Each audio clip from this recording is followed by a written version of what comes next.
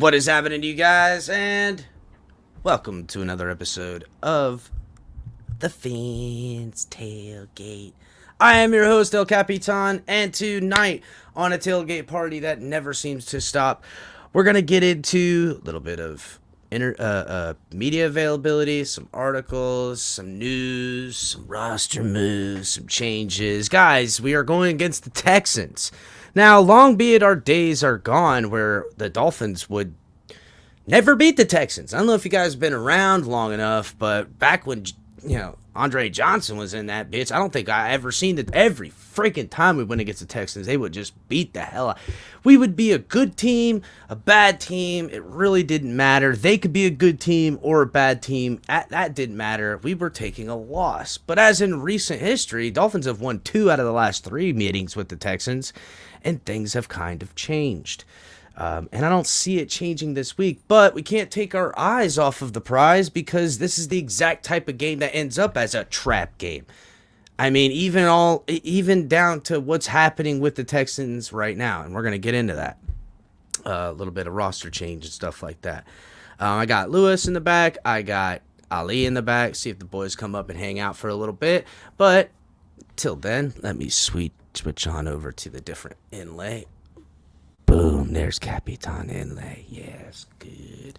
So, hit the like button. Subscribe if you're new. If you're watching on Facebook, Twitch, or Twitter, make the friggin' journey on over. Just take the pilgrimage and just, pack up all your shit from wherever you are and come over to YouTube and get in on the conversation. Hit the like button. Subscribe over here on YouTube. Then you can go back to Facebook, Twitch, and Twitter and mingle and over there with everybody else. So, guys, make sure you're catching all the great content we got around here. You already know Color be creeping around, getting up in this mud. And then you got Ali coming at you on Saturdays. Can't wait for Ali to go down. And then you got me, El Capitan, all the time, anytime, every time. We also got DTA and Lewis going to be doing some stuff here in the future. We'll be working in some stuff. Lewis got the new logo, so does DTA. Gonna be working on some things. DTA wants to do a little recording type thing. Come here directly. Actually, if you're watching DTA, I don't know. I'll have to see. I gotta get with you after the show. We'll work that out. Also, guys, make sure that you are donating to the channel through Cash App and Venmo, the Fins Tailgate. That's the best way to donate. And, guys, we also have links in the description to support the show through Fanatics. New seasons, new gear. Show the world what it means to be a fan in 100% authentic gear. Fanatics. Officially licensed everything.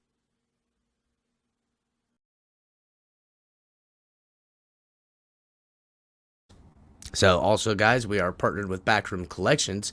Link is in the description. If you use offer code #TFTG, you'll get 10% off all their stuff. Also, guys, we got a link for our stuff. I know it's a little chilly out in this month for some sandals, but not if you in South Florida. You'll be wearing them soon enough. Flags, beanies, because it is getting cold. Got awesome sweaters and everything like that as well. Active gear, kids, get yourself a tumbler, all this stuff. Also, check out the new shirts. we've got in there. It's my DNA, Miami. So, guys, we got some new swag kicking in the back and stuff like that. If you guys reach out to me via the comment section at the end of the video, I could probably turn you on to an offer code to get like 10% off too. So, yeah, guys, thanks for everybody getting in this, What's going on? John, Ruben, salute. Martin, what's happening, buddy? DTA, what's up, buddy? Yeah, I got to get with you after DTA. So, California, what's happening? Scott Jackson. Michael K, I see you.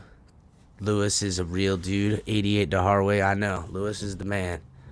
So, let's go ahead and let's pull the boys up here. What's going on, Ali? Lou with the new Rabid Dolphins logo. What's up? Listen, before I start, I just want to send a special shout out to HB, aka Zippa Media, for creating this logo for me. It's absolutely outstanding. I love it. So shout out to Zippa Media, HB, whatever you want to call them. The dude's a real deal. So I appreciate it, man, for sure. And you guys, Cap, everybody. So I appreciate it. Oh, word. Still more to come, as you know, bud. 100%. Yeah. So, I've got. So, listen, you guys know the Texans are making a roster change. So it's not certain, because if you read where it's all coming from, Lovie Smith essentially wouldn't deny or confirm whether or not Davis Mills was going to start today, or David Mills. I can't remember. Is it David Mill or Davis Mills? I don't know. I don't need to remember, because it's not going to be too much longer. They're making a change at quarterback, Lou, and reasons for concern? I'm concerned with his legs, Cap. This season, the run defense has been pretty strong, but mobile quarterbacks are giving us a problem. And I'm not saying that Kyle Allen is a Lamar Jackson, but he does have the escape capability to escape the pocket and make plays with his legs. And actually, it's not like we're dealing with a scrub here. So Kyle Allen, I got his numbers. And he's basically for his career, his completion percentage is 63%. His touchdown to interception ratio is 24-17.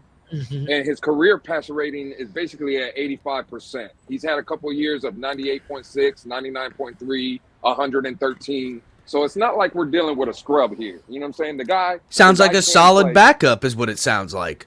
Absolutely, Cap. And again, just his legs in general, that's what scares me the most, because he is a mobile quarterback, and that's what's been giving us problems this season. This could be just really a way, a tactical thing that Texans are trying to do, trying to see if it makes any difference for them. Damn, perfect cue. Tua may have just had a son, but he's going to make the NFL call him daddy. That's a good line, bro. That's an awesome perfect cue. That's a good quote right there, buddy.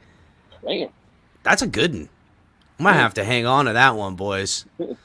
Perfect cue. Thanks for the contribution. Yeah. I'm gonna pin this, actually. That's a good one. I'll have to go out of the other thing. Here we go. I'll star it. All right, go ahead.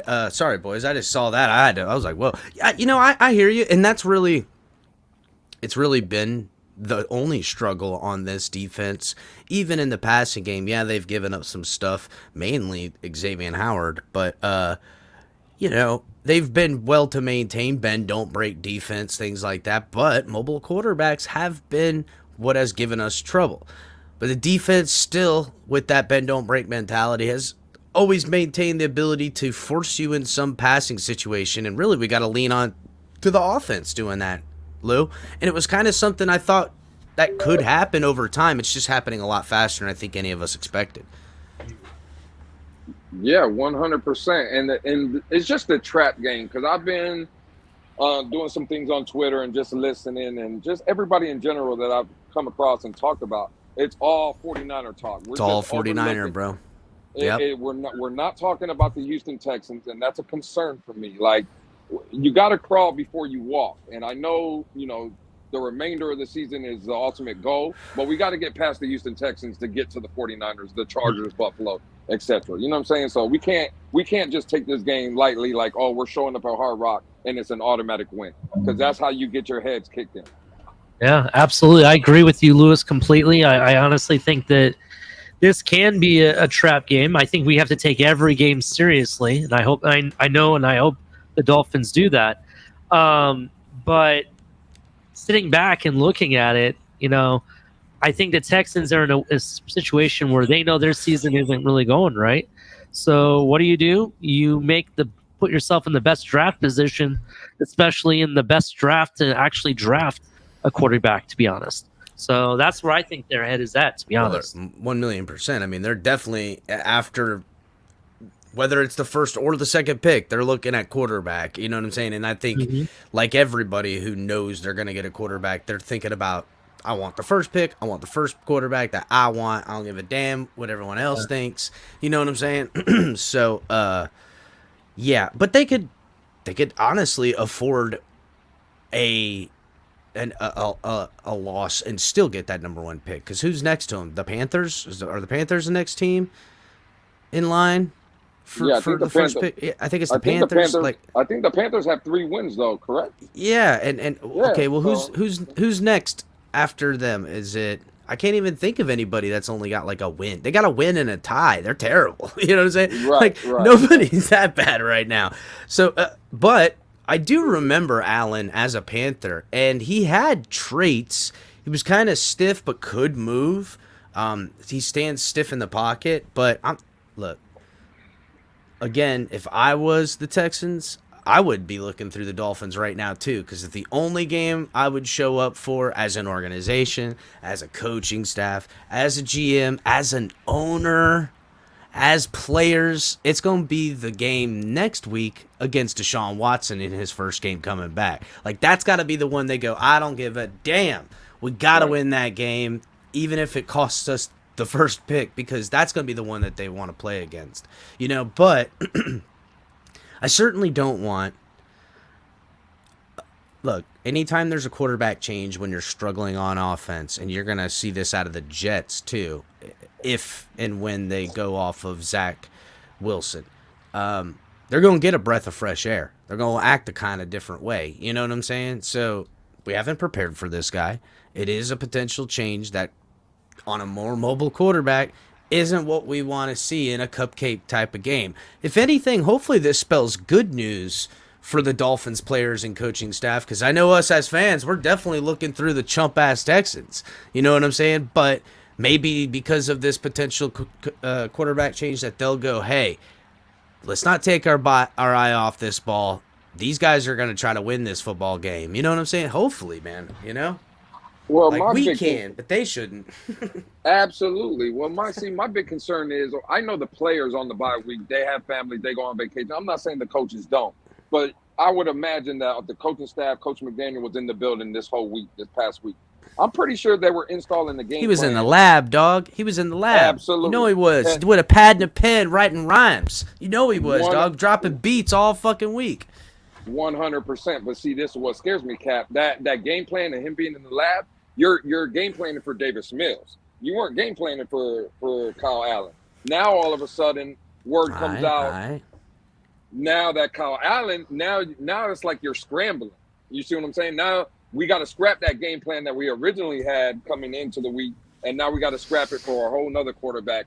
And again, I'm not picking the Houston Texans to beat us, but I would just kind of cautious that it could be a tighter game. It could be a fourth quarter game where we're looking and we're like, damn, why is it so close? So I think the line is set at like 13 points right now. I wonder if this quarterback changes the line one way or the other. That's another indication of things to come too. Vegas don't look all the information, even the good juicy stuff that I don't bring on here that you and I have talked about. The stuff I keep wanting to put out stuff, but you got to kind of hold that stuff close to the vet. Like I keep stuff to myself just because of the betterment of the organization. You know what I'm saying? Like good stuff. You know this. So you got to know those Vegas guys know everything. You know what I'm saying? They know everything. There's a reason why the line moves one way or the other. If Allen comes in and that line starts to shrink, could be something to consider. Could be. I'm not saying that this Dolphins team pound for pound in talent, should just dog walk these fools. They really should. But I agree. A desperate team in a desperate time making a coaching change, and Lovie Smith is a damn good coach. And remember, Dolphins are the second best team in the AFC right now. They're the worst team in the AFC. Wouldn't they love to have that victory for their fan base, for their organization, for their future, for their coach, for their players? Remember that. We are trying to walk in to the fucking playoffs with home field advantage in any shape and form, whether we're the second team in the AFC or the first team in the AFC. That's the goal now. Fuck winning the division, Miami Dolphins fans. It's time to win this bitch outright. It's time to hope that KC drops one at home so we can walk into the playoffs with home field advantage. It's those plans we need. That's the type of shit we used to talk about when Dan was around here. It wasn't if we're going to the playoffs. It was if, damn, can we get home field advantage in Miami and sweat these fools from up north? Because that's the real game plan around these. But not that our team can't, play in the cold, which shit, that most things are friggin' domes these days, Lou. But that's the kind of stuff that we need to be thinking around yonder. And I know I'm jumping the gun a little bit because a lot of those stories get thought of and narratives get pushed once we take care of teams like the Niners, the Chargers. We beat the Niners and Chargers after beating the Texans. I know we're jumping the gun a little bit, but that's the type of trajectory that puts us in those types of talks. You know what I'm saying, Lou? So we don't be fucking up and dropping one to these guys. You know what I'm saying? Don't be dropping one to these guys. You need to go at least 2 and 3 out of these next 3 because a lot of division games are coming up, and you gotta, you know what I'm saying? You can't be playing around. Everybody, you gotta remember now, Dolphins. It ain't we're out there. They coming for our neck now. We sit atop. They want our clout. They want to beat 100%. This team to talk about what they did to one of the best football teams in the NFL. That's what they want. When we didn't win but one game against the Ravens, and it was like the last win other than in recent memory, and I know a lot of new Dolphin fans around these parts, so they don't really know what I'm even talking about, Lou. But we only won one game against the Ravens. And what happened that year, Lewis? Didn't the Ravens win the fucking Super Bowl that year too? I'm pretty sure the Ravens won the Super Bowl that year. We only won one game. Yeah, the Greg Camarillo game. They sure did win the Super Bowl. They win the Super Bowl. So not only did we only get our one win, but we beat the team that beat everybody. So in some way, there's a sliver of that's what fans hang on to, is what I'm saying. So remember the pettiness of the organization and the fan of what they got to sell to their peeps. Beating a Dolphins team like us is enough for Texans fan to go, all right, you know what? Maybe Lovie Smith can get this figured out. 100%. I'm talking about the other shit, boys, ladies and gentlemen. What's up, DTA? I got DTA hanging about. I'm gonna bring him up. What up, DTA? What's cracking? What up, DTA? What's up, guys? Getting into it. Go ahead, Luke. I would just say this, Cap. To your point, we also got to remember if this Houston Texan team is probably real pissed off at the Miami Dolphins for fleecing them with Laramie Tunsil. And they would probably like nothing more to come into Hard Rock Stadium and prove a point that, hey, we gave you all these draft picks that you turned into Bradley Chubb, Tyreek Hill, Jalen Waddle, but we're still going to come in here and beat y'all's ass. They're probably with that mindset of, hey, it was Tua too. And they've done it before. They've had our number. It was everyone. Yep. So they're probably coming in with the mindset, hey, the Dolphins Twitter, Dolphins YouTube, just the Dolphin community in general has been shitting on the Houston Texans since we made that trade. They would probably like nothing more than to come in the Hard Rock Stadium on Sunday and beat the ever-living dog shit out of them. I mean, is there even an existence of fans of Texans out anywhere right now? No, they're not. And I understand. Yep. They're in the doghouse. They don't got nothing to cheer about, creators or people on Twitter or what have you. You know what I'm saying? Like they got nothing to be proud about. But man, oh man, they take a dub against the Dolphins, only second to the Chiefs, And think of where that ends up with the Dolphins at, too. Like, these Dolphins are pretenders. They let a team like this happen to them and stuff like that. Not that I mean, look, I think just as equal, a lot of people be like, damn, Texans caught the Dolphins sleeping, trap game, got them. I don't think it's the thing about the Dolphins. They'll bounce back, and we'll see them against the Niners. I think a lot of people say that, too. But equally as much, the haters on this whole organization, the I told you so's, the people that are getting it from Dolphins Twitter and other creators right now are going to come out with look at this team is fake. It's going to go in a whole other direction. You know what I'm saying? Yeah. So for sure, 100%. Can't sleep through. I'm ready for the Niners too. Believe me, bro. I'm about it. We got a lot of things we're trying to work on for the Niners week, actually. You know what I'm saying? So you know a little bit of it, Lou. So we're trying to do some stuff, but that's gonna be a big game. The stories, all the tentacles of different narratives that are on that Niners week because of all the connections of coaching staff to players, to draft picks and trades. The Niners and the Dolphins have done a lot of business these last couple of years. So, their quarterback is injured. They got, Jimmy Pornstar out there rolling around. He's trying to, go out with a bang or try to stay around these parts. Who knows? They got decisions with that. They got friggin' Bosa. Like, okay, there's a lot of good shit to talk about in that Niners week. I agree. And it's a hell of a lot of things to find to talk about against these Texans, no doubt. But don't let that catch us. We should see this team destroy this football team. Absolutely destroy them. I'm talking, if it's not a 20-point victory, they had to backdoor the touchdown with our third string quarter. Like if in the fourth quarter. In the fourth quarter, we should see Skylar Thompson out there fucking putting dimes on their asses. You know what I'm saying? That's what we should see. I want to see, give me more of Skylar and let Skylar go out there and fucking dime up these fools in the fourth quarter. That's what I want to see. Tua should have this game in hand after the first or second series in the third quarter. That's what should happen. So let's make sure that does happen. You know what I'm saying?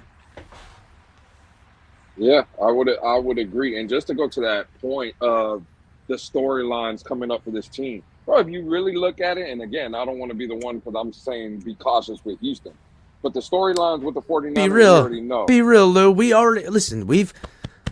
got too much to want to win. I want to win everything. So let's not look through. So let us hear it, Lou. I say it all the time. Like, for me, the playoffs have already started, in my opinion, because now I think you made a great point, Camp. We're not the hunter no more. We're the hunted. Like, they're coming for us. So, like, this Houston game, that's for playoff seeding, in my opinion. You look at the 49ers, that's absolutely. Look at the storyline between Tua and Justin Herbert the following week. Look at, can Tua go into Buffalo and lead the Dolphins against Buffalo in a cold weather game, maybe for a division? Listen, not that I want to drop that game, but dropping a game like that with a Texans loss in that mix hurts so much more. You can't play. You gotta go into business and business. Everybody dancing, everybody having a good time. We've seen the videos. Boys are feeling themselves, and they should. They're fucking on fire, every last one of them. And honestly, as you know, in athletics, when a team is like that, good or bad, they're always dangerous. You know what I'm saying? They're always dangerous as fuck. The energy and the aura. Let me. I don't mean to interrupt you, bro. Because no, get in, DTA. Been waiting. I just love, dude. The entire culture has changed, and it's been progressively changing through every single game. And like I said, seeing a complete team coming off that Cleveland win, that was great. And the way that this team is man, just the way that they're firing on all cylinders, it seems like right now. Like, they're all kind of feeding off each other, and it's just making this team better and better and more dangerous all the time. The only thing that I had as a concern was, I don't want to see any complacency, and I don't want to see any stale or them getting stale off the bye, which this team just happens to do really well with momentum. And, Ali made a good point. My concern was like, hey, I saw kind of like the rust in the Steelers, but that, of course, was a different scenario. Tua had almost 2.5 weeks off. this isn't that. You know, they really only had a week off because they got right back to practicing after that. And even during that bye week, we saw guys like Teron and Tyreek and Tua all practicing and hitting the gym. I like to see that, and I like to see the mentality. It shows me where their head's at, and that their head is you know, where their mind space is right now is they're heading for a championship. That's the end game for them. That's the goal for them. And I can see that by the work that they're putting in. And so I think that alleviates that concern. And like Ali made a good point today is, you know, it's not the same. They only had a week off, like I said. So it obviously relieved some of that concern when he changed the perspective for me on that. But I mean, what do you, in terms of scoring, what do you think we should do? Like, what are the expectations for a team like the Texans? What do you think we should go? So I'll tell you what, if it wasn't coming off a bye and the Dolphins still with momentum, if the bye week was after and it was coming to the Niners the following week, I would feel completely better about this situation. It's coming off the bye against a team that probably going to make change at quarterback. They're rolling. I'm not saying that I feel my boys will get sleepy. I feel like Mike McDaniel has this team coached as such. But you know what I'm saying? They don't have to travel. It's Thanksgiving week.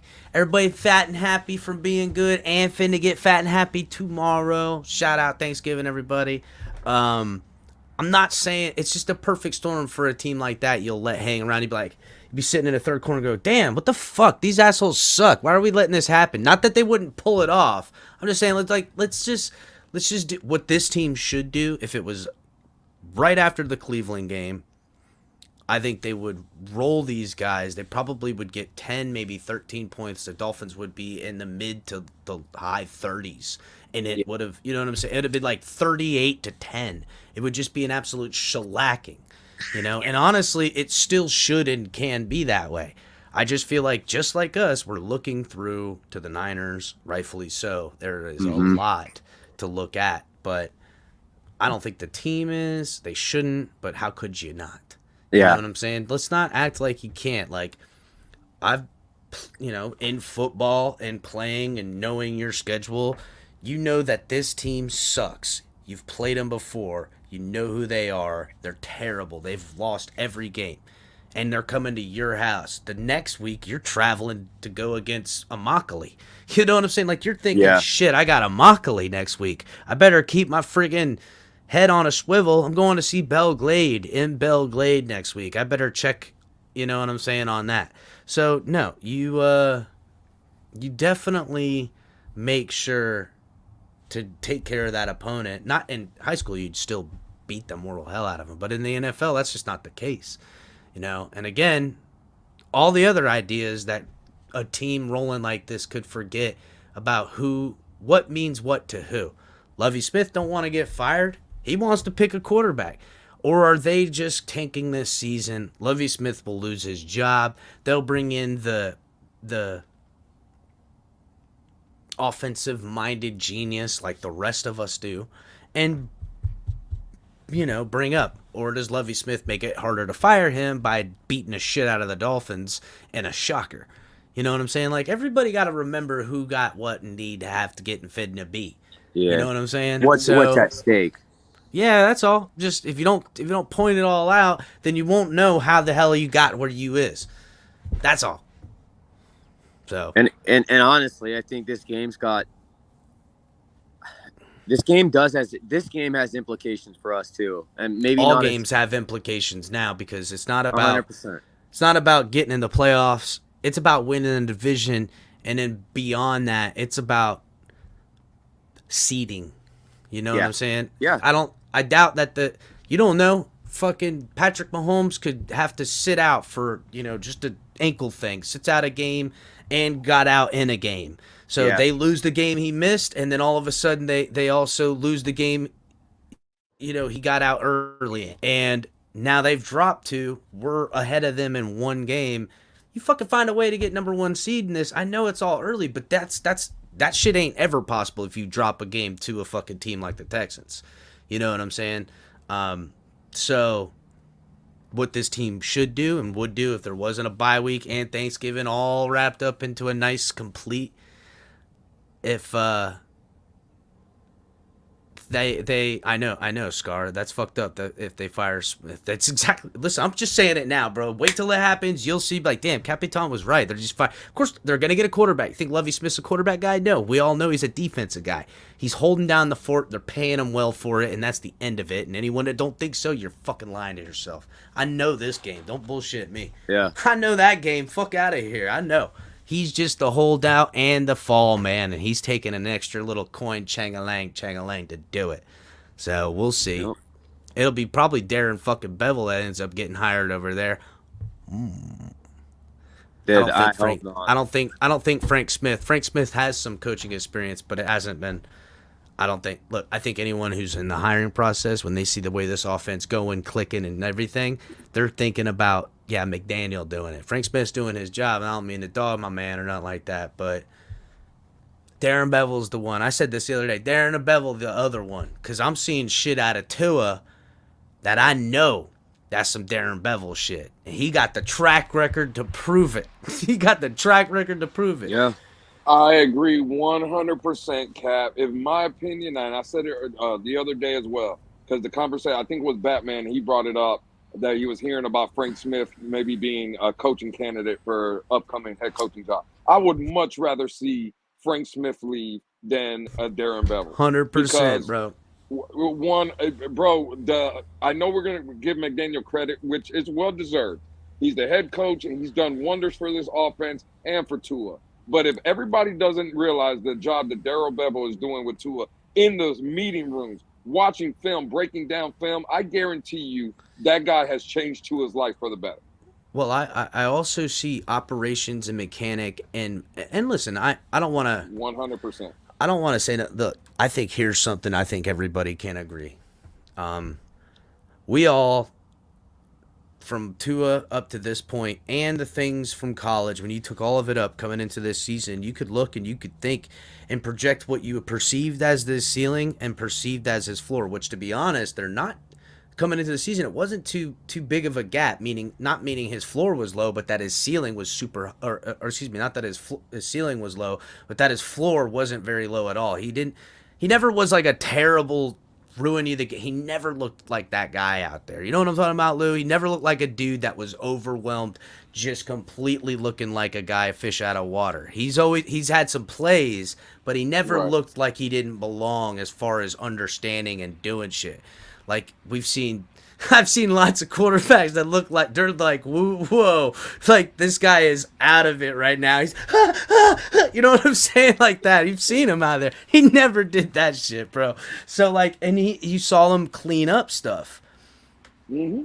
Nobody, his mechanics are sharper, dude. He's even sharpening tools that I thought we were just hoping would happen over time. No, he's mid-season sharpening tools.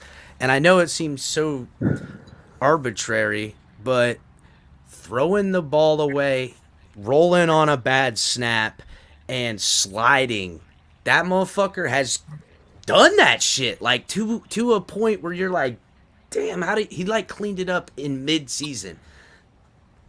That's some good shit.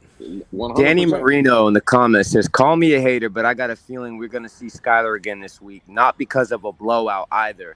Y'all's hero, Tua, is still the same guy he's always been.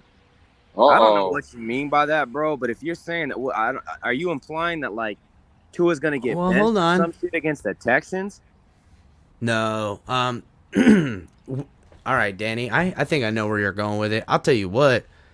Don't put it past the Texans team to try to take a cheap shot at your boy, too. Any motherfucking team. You know what I'm saying? And that's the real. Someone taking a cheap shot at Tua or something like that. I don't ever want to assume players going to play like that, but listen, bro. When you're being beat up every week, week in and week out, and you're getting fucking smacked around, you know, and you're getting run up on, motherfucker might feel some kind of way, and oops, I slipped. You know what I'm saying? Like, maybe. But I don't know. He's trying to say if Tua got hurt. I get you. Yeah, he's going to get hurt. I don't know, Danny Marino, man. I hope not, because I'm not saying I hope that. that's what he's trying to say, because he's not going to get benched. That ain't going to happen. No, he's definitely not going to. No one's benching his ass. Though, Cap. You make a good point. I think if any team's going to take a shot, they'd be the ones that We'll No, take a shot. no, it's the teams that always take the shot on us. So just remember that. Florida teams take the shot on us, and division teams take the shot on us. That's who takes the shot on the 100%. Dolphins. Florida teams Now, and division teams. now, just asking a quick question: has anybody heard what the situation would be for us at backup quarterback? Is Teddy Bridgewater back healthy, or did he show up on the injury report, or what's that looking like? Because I would wonder how the Miami Dolphins would play it if they would dress Skyler or they would dress Teddy if Teddy was ready to come back. So I'm just taking a shot in the dark, and I have the injury report, so I'm gonna pull it up here in a little bit. But Teddy's just still not feeling 100%. You know, like that's I think where they're going with it. Teddy's drifting into the background. So I hear you, Cap. I like where your head's at, Cap. ain't nobody gonna say a damn thing. You'll be the only one talking. They'll be like, "Shut up, Rabbit Dolphin." That's what's gonna happen with that. You can call it out all you want, but Buddy's straight falling into obscurity. So Well, I brought that up the other day, and I kind of got killed for it. But it was just funny to me coming in. you're already getting killed for it. Already getting killed for it. Bro, I said it before the Cleveland game. When I seen a tweet come out saying it was a chronic knee injury, motherfucker, I hadn't heard about no injury all season. And now all of a sudden he has a chronic knee. Like, bullshit. Bitch is smoking the chronic. Don't fucking bullshit me, bro. The fuck out of here. I'm with you, Kat. And again, I'm not going to put words in your mouth, but I'll just say this. I think the organization is kind of moving forward with the idea of Skylar Thompson being backup QB2. And we're just, hey, Teddy, you might be healthy, but we're going to say you have this injury. You know what I'm saying? Or you did have a little flare up and you're still not ready, even if you're telling us you're ready. That's where I think it's going. I think it's easy to say that Teddy knew that probably around in the preseason because Teddy had that body language said something different while Skylar's fucking just all over the place. And he was probably seeing the coaching staff ooh and ah at the young thing. And Teddy's like, oh, I already know what time this is. You know what I'm saying? He's like, I already know what time this is. Especially, like, even his body language when he played, dude, he just ain't look like the same dude. He looks like he's completely checked out.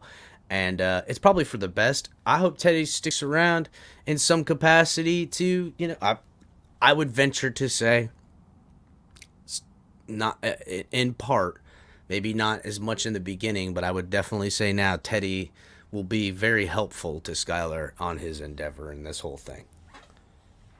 I mean, yeah, I would hope so. I would definitely hope so.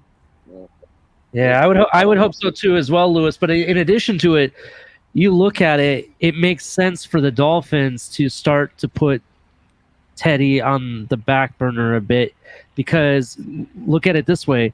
You got Skylar on a 3-year, 4-year contract, right? 4 years. Yep. You got him on the 4 years. Nothing. What do you use Teddy for?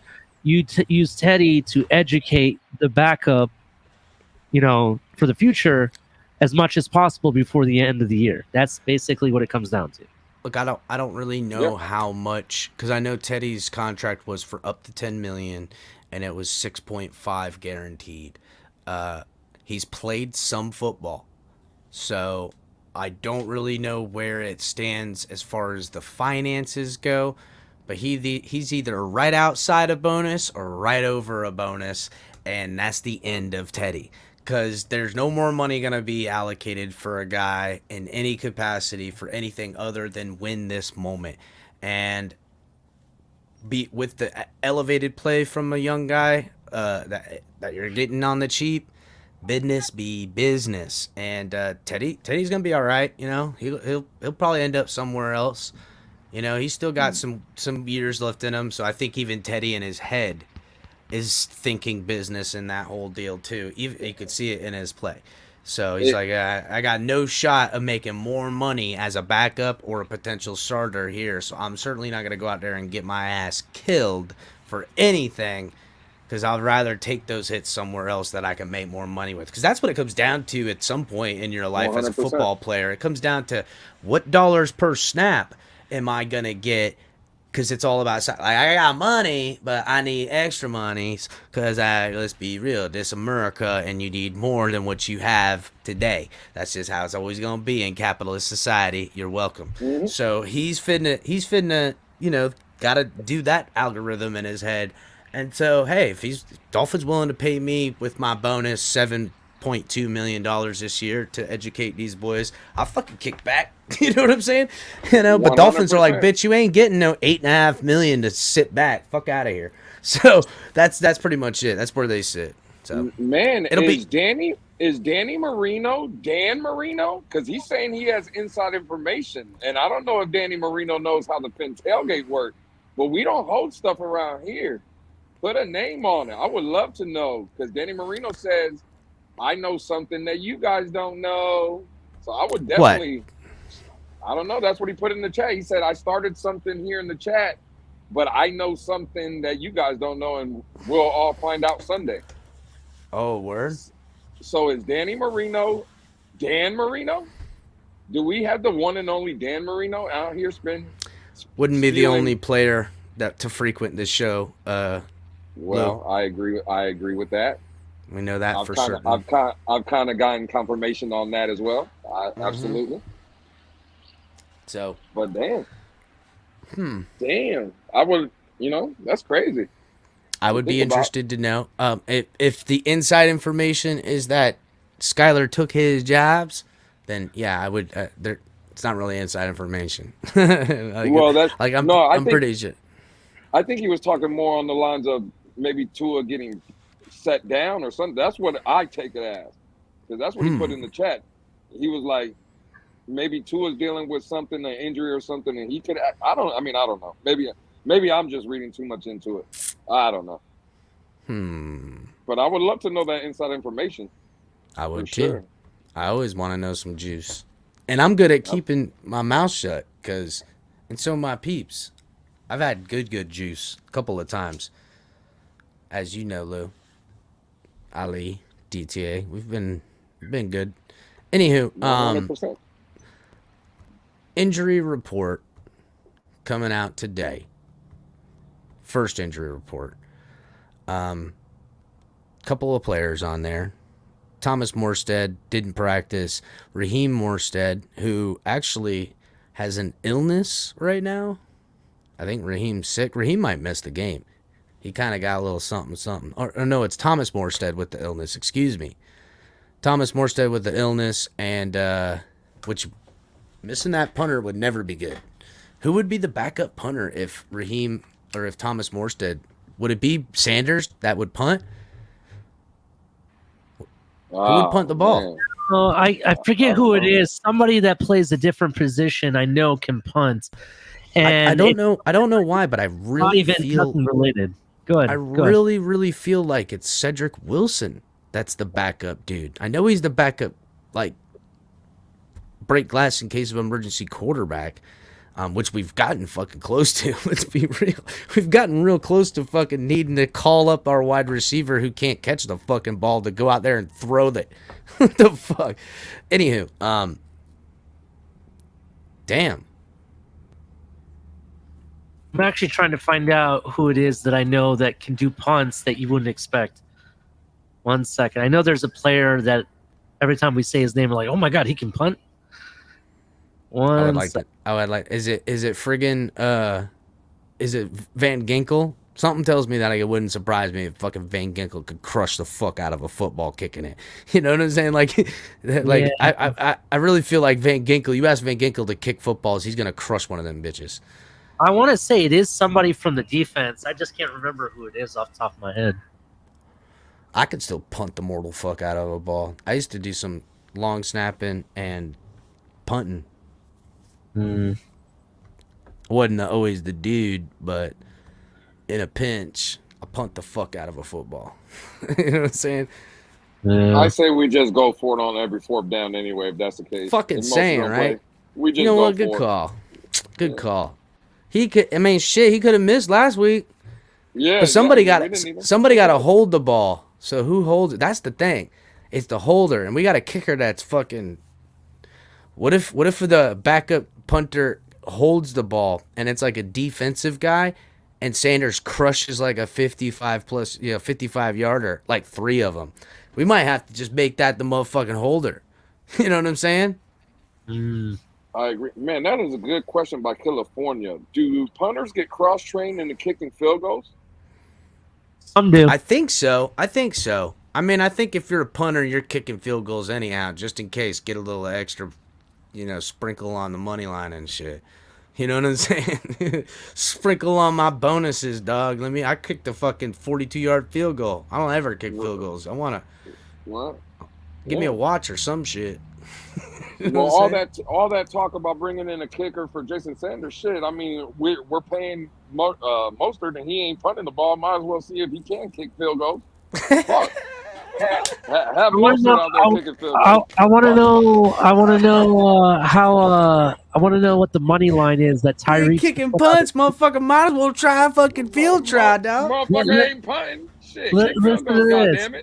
Listen to this. So Tyreek today put out a tweet about the World Cup of Soccer, right?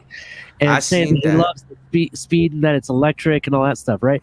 Should have Well, been a soccer player. What's the money line? What's the money line that he puts out a tweet if Morstead is out because of Morstead, or however you say his last name, is out because of illness or whatever? He goes, "No worries, I can punt." Bro, I didn't even think of that, Ali. Yeah, watch that happen. He did play a shit ton of soccer. I bet you he could.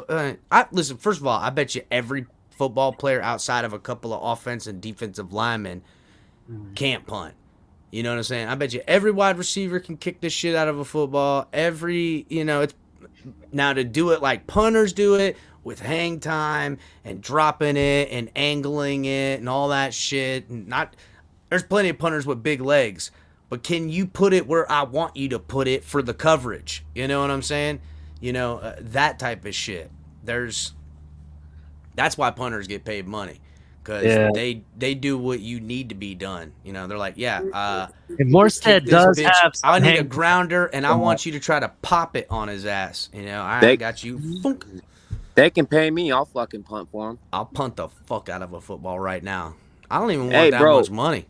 What are we gonna do if Morstead's sick? Because I saw on the thing that he was sick with the illness. Who would take over That's what we're trying to that find out. That's what we're trying to find out, talking about, DTA. DTA. Where you been, dog? Did you just wake up or some shit? Nah, I got into it with Manny. That's another conversation, but With Manny? yeah, Ah, I love Manny. I love him too. He's just too fucking. It's crazy. He's not realistic, and I don't know. love that. I think he must I be like Manny. he must be related to Mike Gesicki or something. He's all in his feelings about that. Oh, he's in his feels about Mike Gesicki? Yeah, Why? I was gonna say love is a strong word. I like Manny. I don't love him. Was he in his feels about Mike Gesicki? Yeah, I Was he like in his I feels like about him Mike too. Gesicki? Bro, because he just doesn't fucking get it. He'll go on. I got into it with I don't know. I think Lewis was around the first time I got into it with him. Everybody on the fucking panel got into it with him that night, bro. He doesn't get it. Like, you could sit there and explain 100 times how the cap works and how contracts work and everything. This kid, he doesn't care, bro. He would rather, if you had a limited amount of funds and you could use it towards putting into the players that players that are going to benefit the team the most, he doesn't give a shit. He'd rather just he basically says, pay Gesicki whatever he wants and keep him around. Fuck everybody else. And that was literally his argument. Is Gesicki the secret weapon to this entire offense? No. Oh.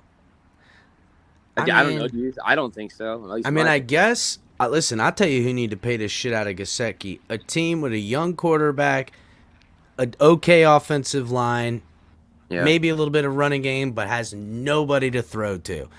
Give that guy Gesicki, and he's going to help him out a lot. He's going to be worth a lot of fucking money, but he ain't going to be worth nothing around here. So that's just being real. You're saying we should have traded him to the Texans then, huh?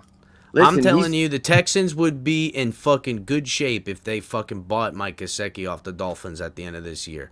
If they worked out a trade to get him, it would be one of the smartest moves the Texans would do. Because that's exactly the type of dude. Big, wide catch radius. He's able to box Texans, if guys you're out. listening, give me He's Damian Pierce and a first-round pick. We got a deal.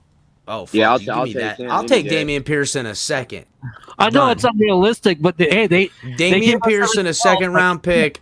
That's Listen, Damian Pierce in a second-round pick and Mike Gesicki is yours, 100%. Texans fans. Because, look, I love Mike Gesicki. I hope he gets paid. Somebody going to pay the fuck out his ass. I just don't think it's going to be the Dolphins. It's just not. And he'll be good. And he'll be great. No, he'll be great. Not good. He'll be great. He'll be he'll really, be great. really good.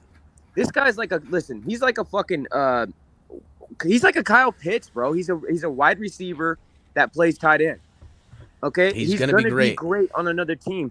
I have no quarrels with him. I don't dislike the guy. In fact, I really like Gesicki, and I would love to have him around, but he just does not fit what we right now. Listen, I don't care what anybody says. I know people this are offense is a timing.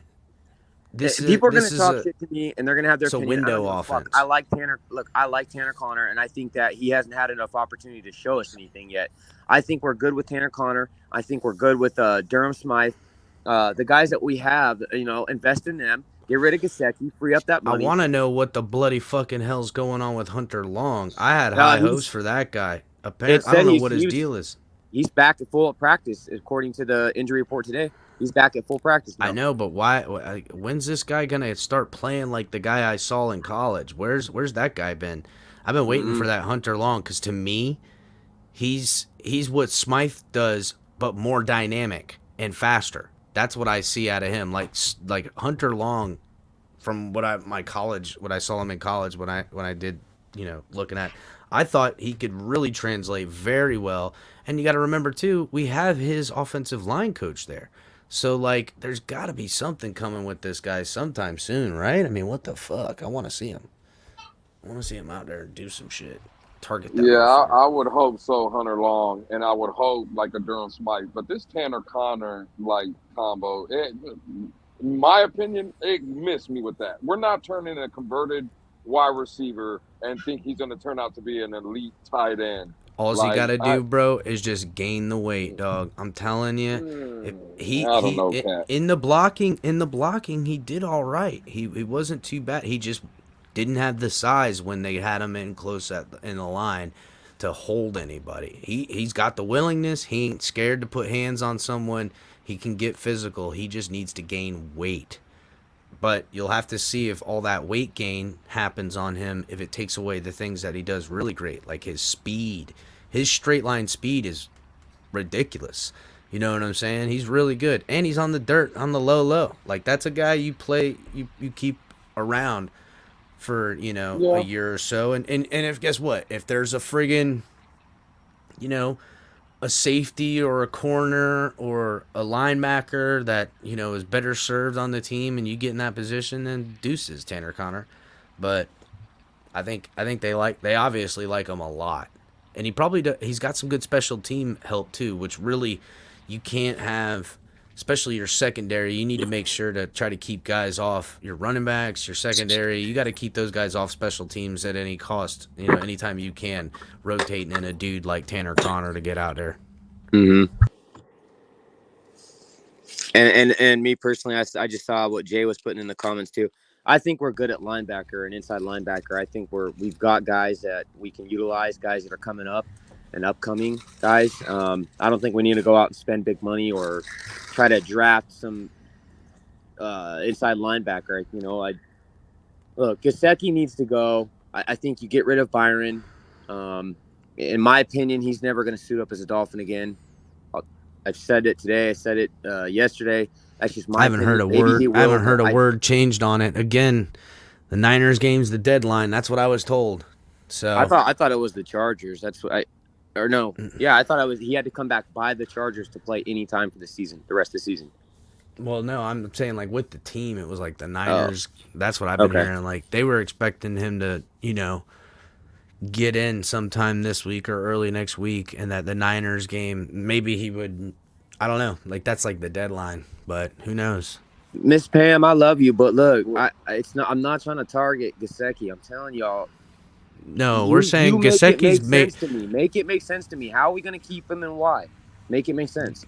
Gesicki. Listen, I'm happy he's here. What's up, Crypto? Let's be real about this, bro. He already said, in a way, he doesn't want to be here. The guy said it in the offseason. He had a freaking Thank you, Ali. podcast on YouTube, sat down with his college buddies, talked about it. Him and his wife built their dream home in New Jersey. He even said it himself. We thought we would be living in our dream home this next season, but we're here. They franchised me or whatever, you know? And he didn't sound like a guy like, yeah, I want to work something out. We'll see what happens. He didn't say that at all. So the guy already wants to be in Jersey, wants to live there, you know, be in their dream house. He don't want to be here. And I don't want him here if he don't want to be here. I don't blame him. If he wants to be somewhere else, then so be it. I don't know how much he doesn't want to be here. I mean, come on, Captain. If you really want to be somewhere, right, then you actually say things like, yeah, I really enjoy my time in Miami. We'll see what happens. You don't say, hey, we thought we're going to be living in Jersey or San Francisco or something. You don't say another city or state, you know, if you really want to be somewhere. You get what I'm saying? No, I agree, but like, facts are facts. A lot of these people's, a lot of their families move where they go. Other families that have, you know, are implanted in places, probably like the Gesicki family, they're staying, living up there. Now, they probably have a guest house at Mike Gesicki's house in Davie or wherever the fuck he's at, you know.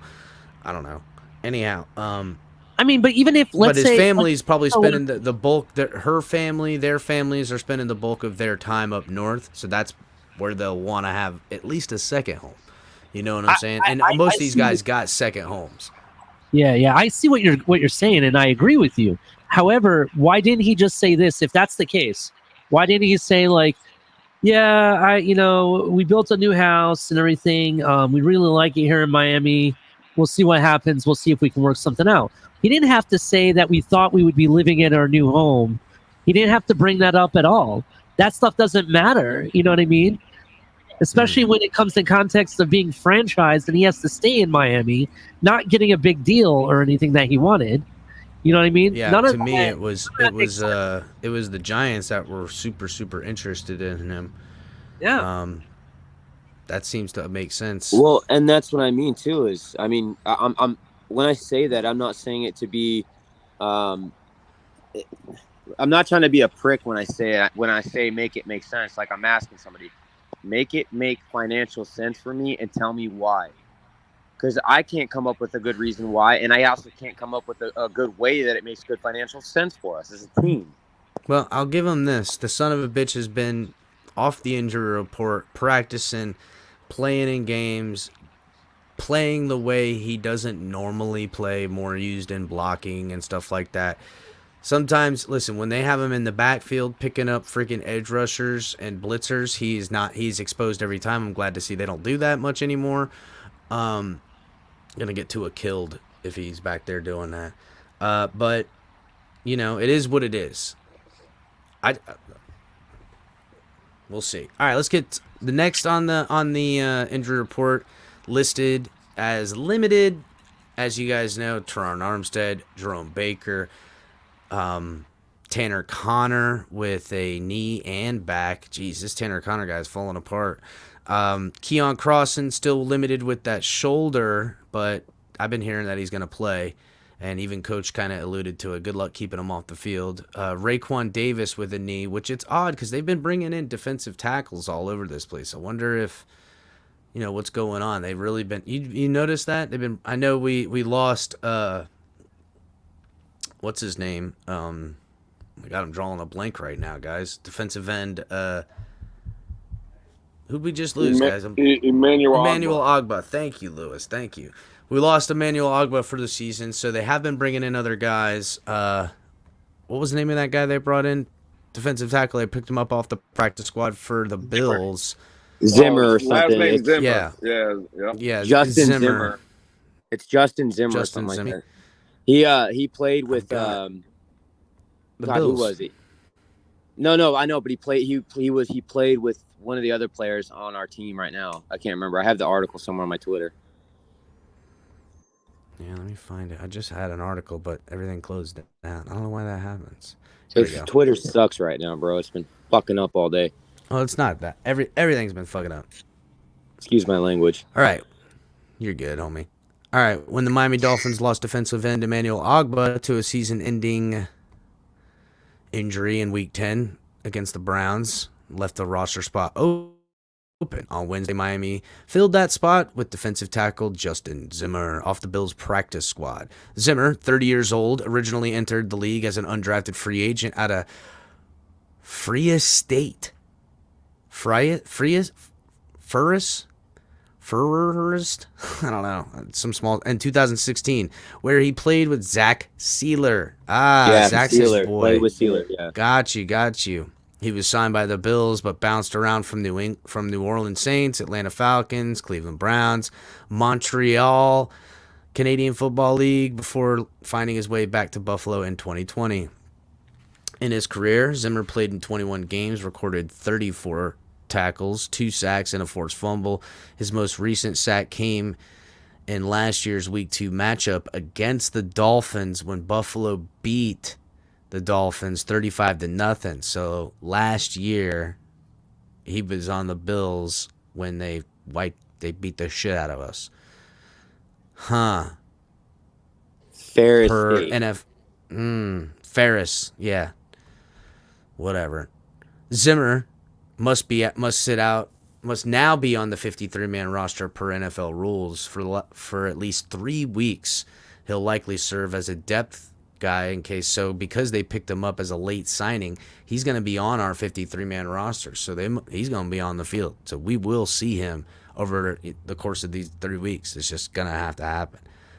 Probably see a lot more of Ingram, but I mean, let's be real, Emmanuel Ogbah goes down, it's going to be Bradley Chubb who's getting the bulk of them snaps coming up here soon, right? I mean, should be anyhow. It's going to be a nice rotation though, with those edge rushers being Phillips, Bradley Chubb, and Ingram. So he was on vet rest today, just so you guys know. Cater Kohu. Like him there, I mean, I like him more. To me, Bradley Chubb's more of like a traditional outside edge rusher. I don't know, playing up because don't we play Ogbah more inside on the edge? He's more defensive end edge player. He has been known to take inside angle on all that stuff, but really, I think we're seeing it happen. This team's changing, from what the ideology is.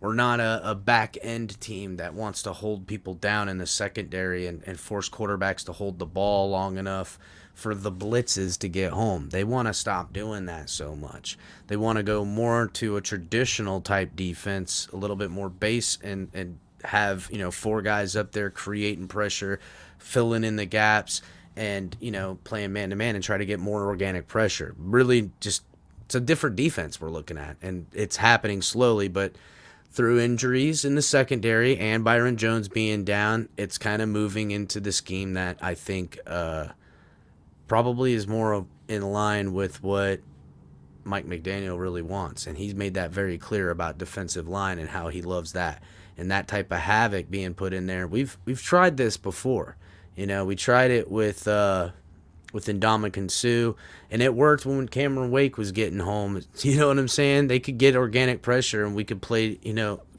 good safety play, picking off footballs, and it kind of works in that aspect. We'll see how it goes, but Could we move? Thank God.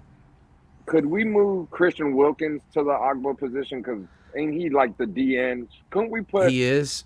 Yes. Couldn't we put Christian Wilkins at Ogbah's spot and just insert Sealer into the middle and give him more snaps? Give him like the Christian Wilkins, put him in that role in the middle. I think everybody would enjoy that, but the reason Zach Sealer does so well is because they rarely have him playing zero tech when there's obvious, wide angles and he's gonna get double teamed. Right. They try to scheme him up where he's playing on the inside of two on the short side of the field where he can find himself on a one-on-one matchup, and if the lineman on the outside is pushing in, he's lean enough and fast enough to win that way. So really what's kind of holding it up is Raekwon Davis, they asked to do a lot with that as this only zero tech they got on there. And I don't know, I kind of thought he'd be a little faster. It seemed like he has more speed, but he's still on the injury report now. I wonder if he's had something nagging. He's still, for a knee injury, he was limited. I wonder if he's just been playing through some stuff, because really I had looked for him to make that jump. They need to, I think they should do a little bit. We don't have anyone else to do it. Christian Wilkins can't do it either. There's no zero tech guy where he can play in the middle and really try to eat that inside double team from guard to center. You know what I'm saying? They really kind of just want the center to play help man in the center.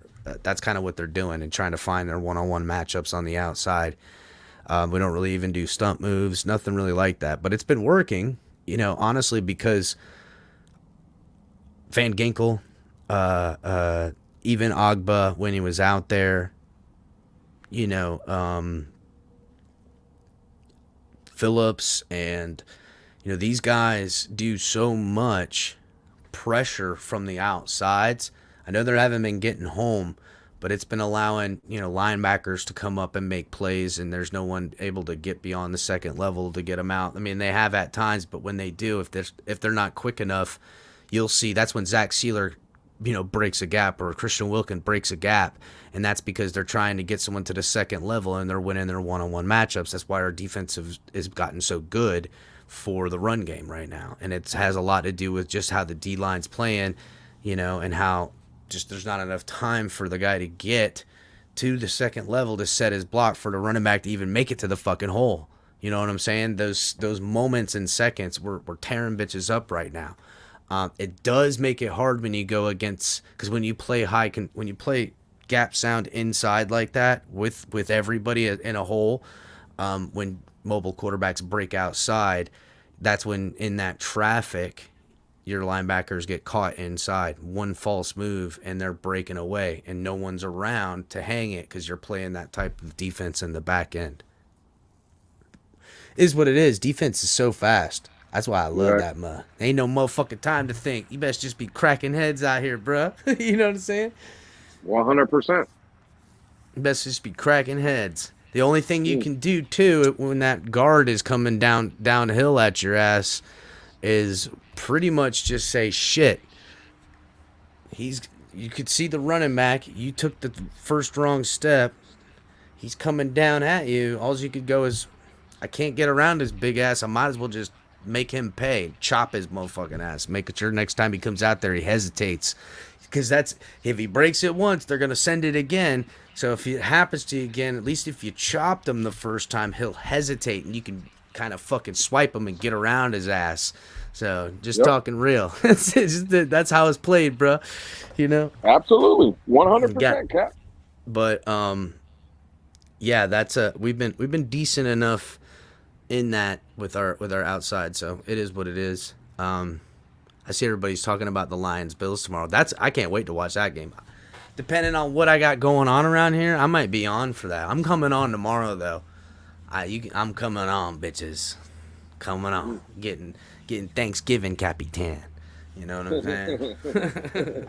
Be up here eating some turkey. Fucking getting down and shit. Might get fucking tryptophan Capitan. Be all fucking falling asleep up here.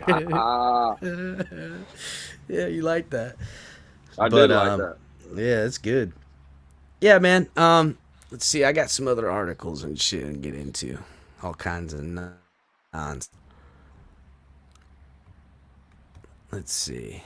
Oh, yeah, I had some videos I wanted to play. Tua had an interview today. I don't know if everybody caught it, but I try to wait to catch all my stuff latest. So I'm going to put that bad boy on right now. Let's get that going.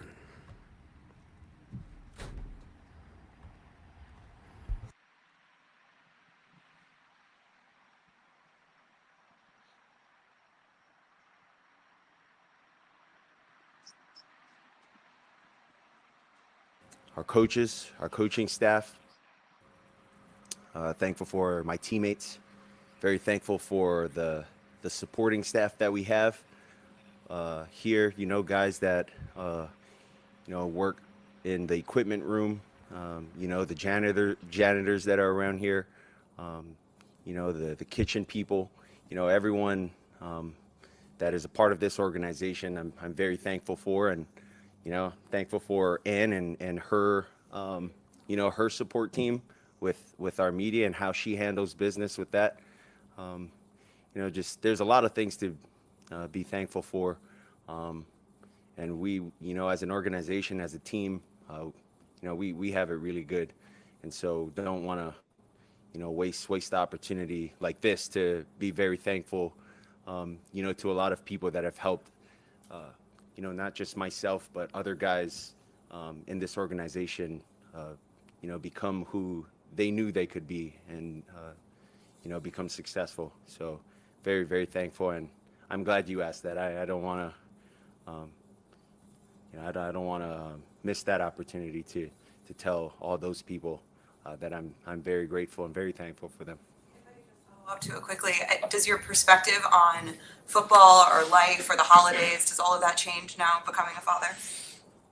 Yeah, it's very unique how having a child impacts how you see things differently in life, and it's like nothing that I've ever experienced. There no playbook for this, because everyone's experience is different, whether you're having a boy first or a girl. I thank my Heavenly Father up above that I got a boy first. Oh man, I don't. I mean, yeah, I think we all think it's good. Excuse me. He looks jazzed. Look at him. He looks like every dad, all in a shock right now. Yeah, I agree. Hey, real quick, look at that logo he's wearing on his shirt. Oh Just yeah. out there. I mean, listen, we all, even the players, they all want the Fire old school logo. But at the same time, you can make this the real logo. You know what I'm saying? You go out and fucking win a friggin' Super Bowl with that logo, I don't give a damn. Everybody gonna be happy as shit about that logo. Not that the old one will lose its luster, but that new one looks way cooler when there's a fucking Lombardi behind it. Yeah, I'd agree. Good point. I don't know what I'd do if I had a girl. It'd be a little harder, I think, because I wouldn't know what to do necessarily. I think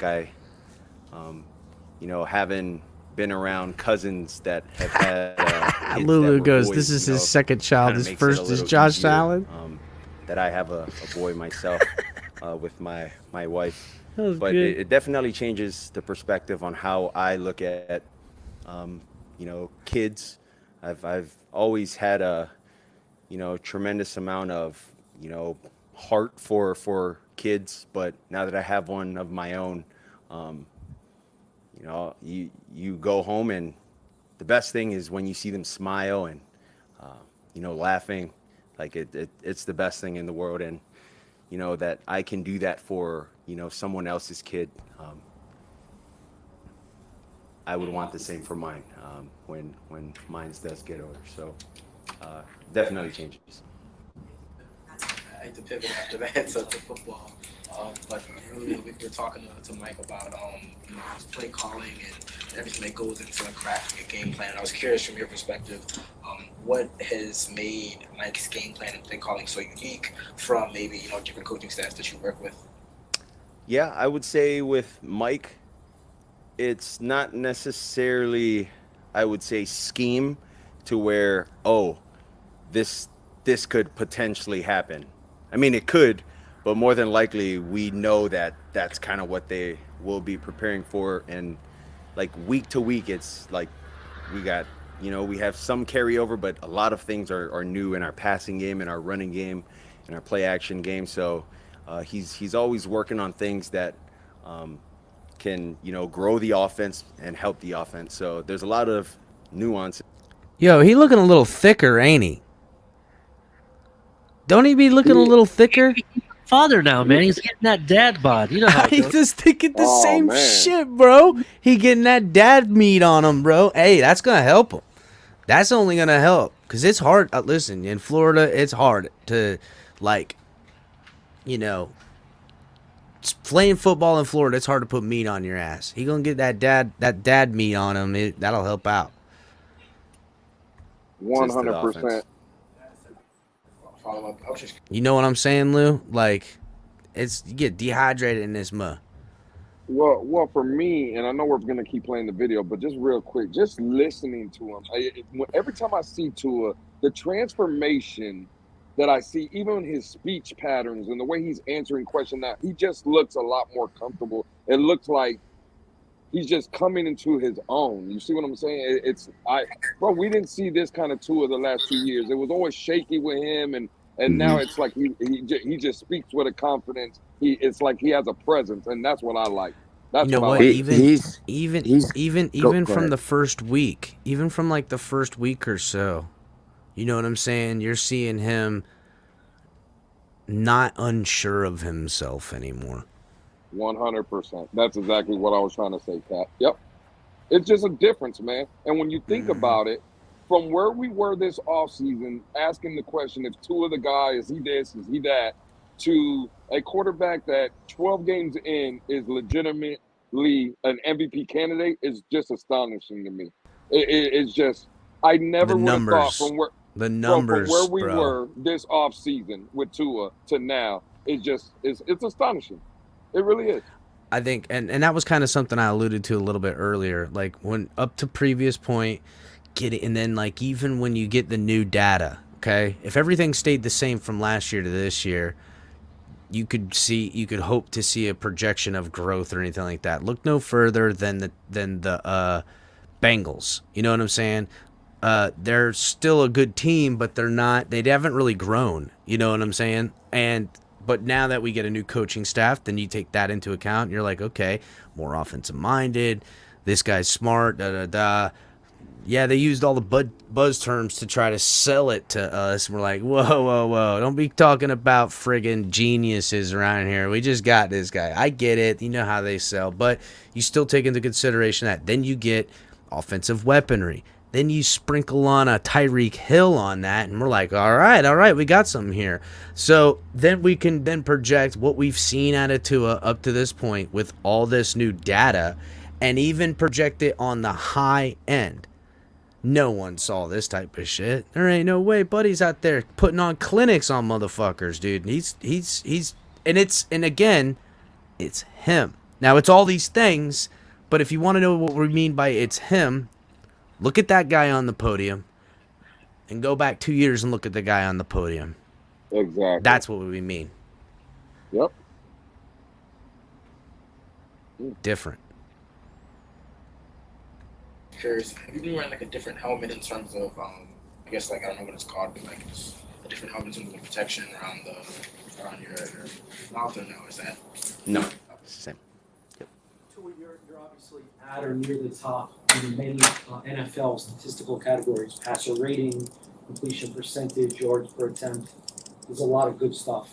I'm wondering, the 13-2 record as a starter in your last 15 starts, how important is that to you in comparison to all the many statistics that there are? I think at the end of the day, as a team, Joe Shad definitely buttered him up with then trying to give him a kind of a weird question to ask somebody. You know what I'm saying? You heard how he did that? That was pretty good by Joe there. Oh, you're leading in all categories, but the one I want to talk to you about is the one I see that isn't measured, but the last. You know what I'm saying? Like, what do you think of all this? Because we see that shit everywhere. You know what I'm saying? You see it all over the place. Oh, Tua's 13-2 in his last 15 starts. And yeah, technically he is. Like, let's be real. But he wants to see what Tua. That's a smart question to ask. We want to win, regardless of, who's at the top of what in their category of position. We just want to come out with wins. And I would say those don't necessarily entail that being a stat that I take as a quarterback stat, because essentially you need the entire team. You need the special teams Oh my to fucking stop there. God. How many times have we argued this, Lou? That stat and this stuff. And what does Tua say? What does he say? Yep. Exactly what everybody was arguing Exactly what's against us with. Right. This is Like- what I'm saying, bro. They argue stuff, and then Tua comes out and says it out his own mouth. But then we're the idiots, we're the haters, we're the morons, we're the guys that don't know what the hell we're talking about. So, hey, listen, I'll take it. I mean, I'm gonna listen. I'm gonna come out with rapid. He's being super humble right now because the last couple of games in this year, I don't want to say Buddy's throwing the team on his back because that's just not it. And he's smart. It's been a team game. It's a team game, people. But what he's talking about is like, hey, let's not even consider what the fuck happened last year. You know what I'm saying? Like, that ain't got shit to do with nothing right now. The losses we have this year, you're not going to put on him, but he was out with injury. Like, what are we doing? Like, he understands the gloating of it, but he don't like that either, and it came right out of his own mouth. 100%. Michael K. Milano won because I don't know if you understand this, but the Dolphins are on a fucking bye week. That's why. Kind of hard to win when you don't play. Oh, Defensive Player of the Week. Oh, listen, Matt Milano's good, but don't be crowing about Defensive Player of the Week against the Browns, bro. Okay, you guys struggled the first half of that football game against a team we freaking brought our other quarterback in to finish.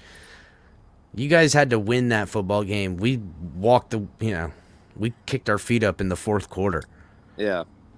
So, don't even try me. Their special teams, our defense to stop their offense, and our offense to go and put points on the board. So collectively, that's a team stat, and I'm very proud that up to this point that we've been able to win 13 games and only lose 2 in a league that's very tough to win games. Coming off a game where we saw Jeff Wilson Jr.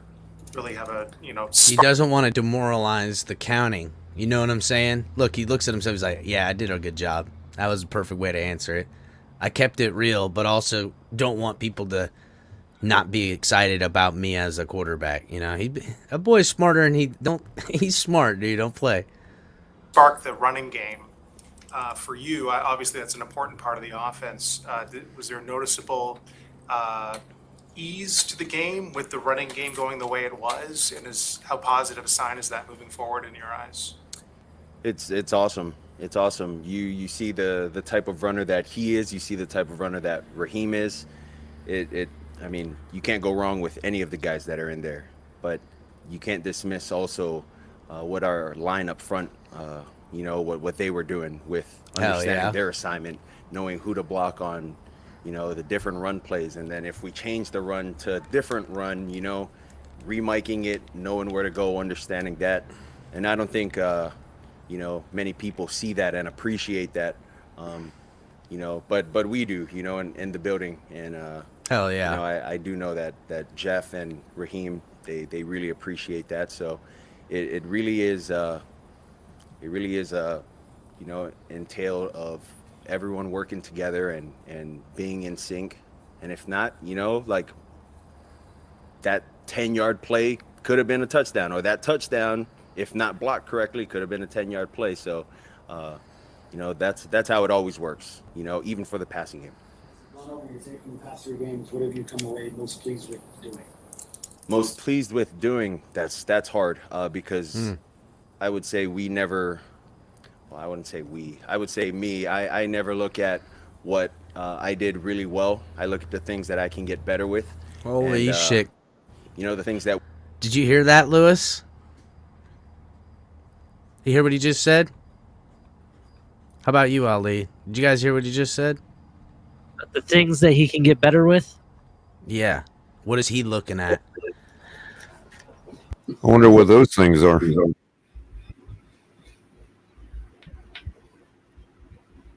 I'm Good just evening, saying. everybody.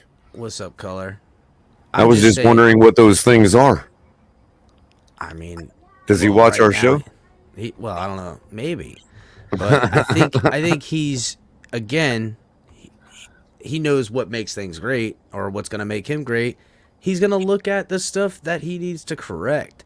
You know, yeah, we want to see the good stuff, everything like that. We want to see how this play worked in the film study and why, you know, this block set and this throw was at perfect timing, just like we practiced. As we got it, did it, can put the practice film here. It was executed perfectly. You can see da-da-da-da. Then when, hey, remember that play that worked perfectly? Well, instead of doing it this way, we want you to, you know, step and stand, let the block go behind you, and you put it back the other way. You know what I'm saying? You just all kinds of stuff. That's what's got to be happening. So let me get this. Do well. Like, let's continue to that and find nuances on how we, you know, can, you know, get those plays in more, but get it in different ways. If that makes sense. Very detail oriented. You know, I would say with you know, I had his family come over to our house, and we had dinner. We watched the movie as well in the theater room, and it like great family. And I think having someone of his personality, where you know, regardless of how cool you guys are, you know, if you're not on top of your stuff, like, he's gonna let you know. You know, that's kind of the relationship that I would say I have with him. Really good, but I know what he expects, and what he expects, I kind of expect that myself as well. No, not MacGruber. Not MacGruber. You guys watch MacGruber? You guys watch? No? Fucking love MacGruber. No, did you guys? Have you watched it? Never the movie. Wait, please, anyone. Raise your hand, watched it? Yeah, have you guys seen MacGruber? Let me know in chat. Have you guys seen the movie MacGruber? Do you guys even know what he's talking about? Movie's hilarious. He's it's like a MacGyver ripoff, secret spy. It's a good one. You watched it? Oh my gosh. All right, well, guys, you got, like, hilarious movie. Got, like, must watch. Like, watch it with your spouse, or, you know, just watch out for the kids. Don't have the kids watch. Yeah, that. It's not a kids movie. It's freaking funny. Funny as hell. So, one thing you have done, I know you don't like to talk about things you've done well, but one thing has been anticipation. And I've seen you kind of throw the ball to guys before they even got out of breaks or MacGruber now trending on Twitter. I'm curious when you felt a level of trust in your offense or playmakers to be able to do that this year. I would say that's what we've been working on the entire OTAs in camp. That's what we've been working on, anticipating it. If you look at our offense, that's really what our offense is based off of. You know, anticipating that, you know, and trusting that guys are going to be in the right spots, that they're going to get to their right depth, the right drop to correlate with how deep they're going in their route, or when they're breaking in, when they're breaking out, when the ball should come out.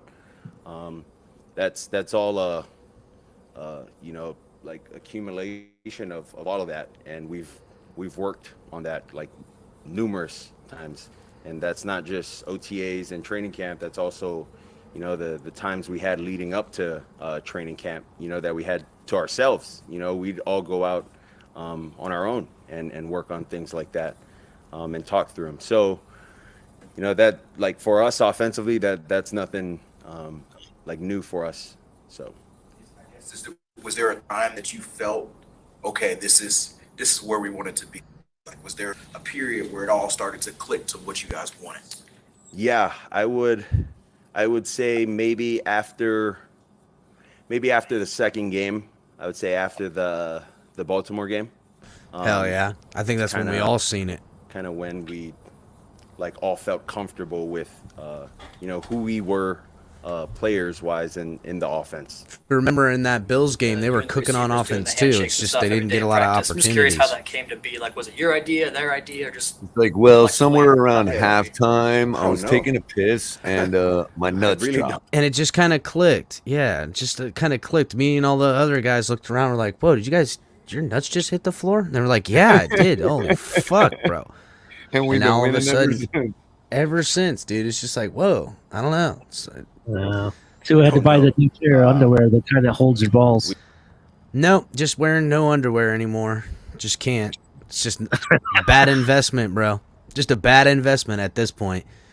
Doing nothing but just, Oh man. Free it ball. back. Yep, got to. No more underwear. Can't. It's a bad investment. I guess. What's up, Alcoa? I'm not even gonna lie to you. I don't know. I'm not even gonna make something up. I was gonna say maybe, but I don't know. Hold on. What was the question? Thanksgiving. I guess, game. It's kind of when we like all felt comfortable with, who we were players wise in the offense. you and the receivers doing the handshakes and stuff every day in practice? I'm just curious how that came to be. Like, was it your idea, their idea, or just collectively how that? Oh, it was Travis Wingfield with how'd you guys get into cool handshake mode and dancing and shit. I got you. Yeah. I'll get him on the phone and ask him about that. I really don't know. I guess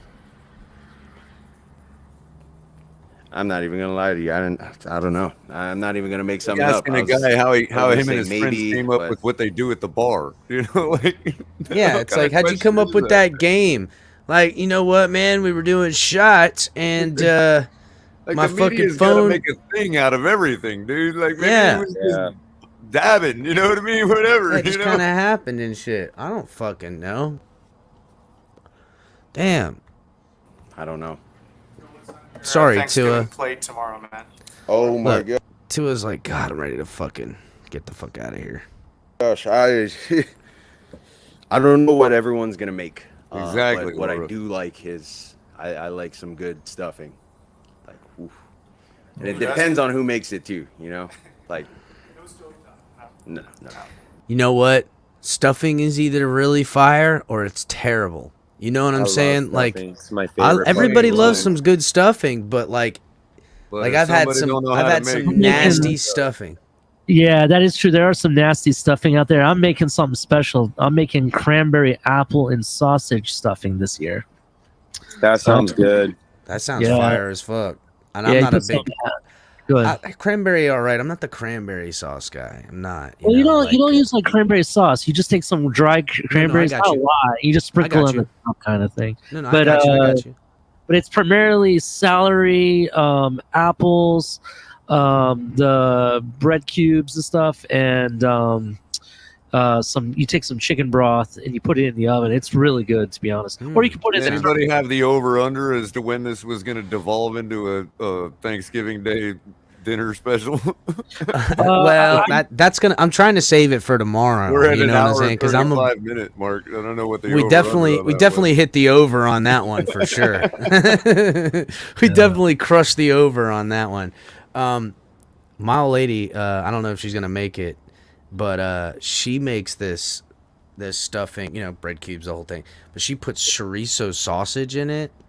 Chorizo sausage, damn. Yeah, Portuguese sausage in it, and she dices it and shit. Fire, bro, fire. I'm It's got a little, kind of slaps you in the mouth a little bit. You're like, ooh, you're just getting into it. So I'll have to try that sometime. That sounds good, actually.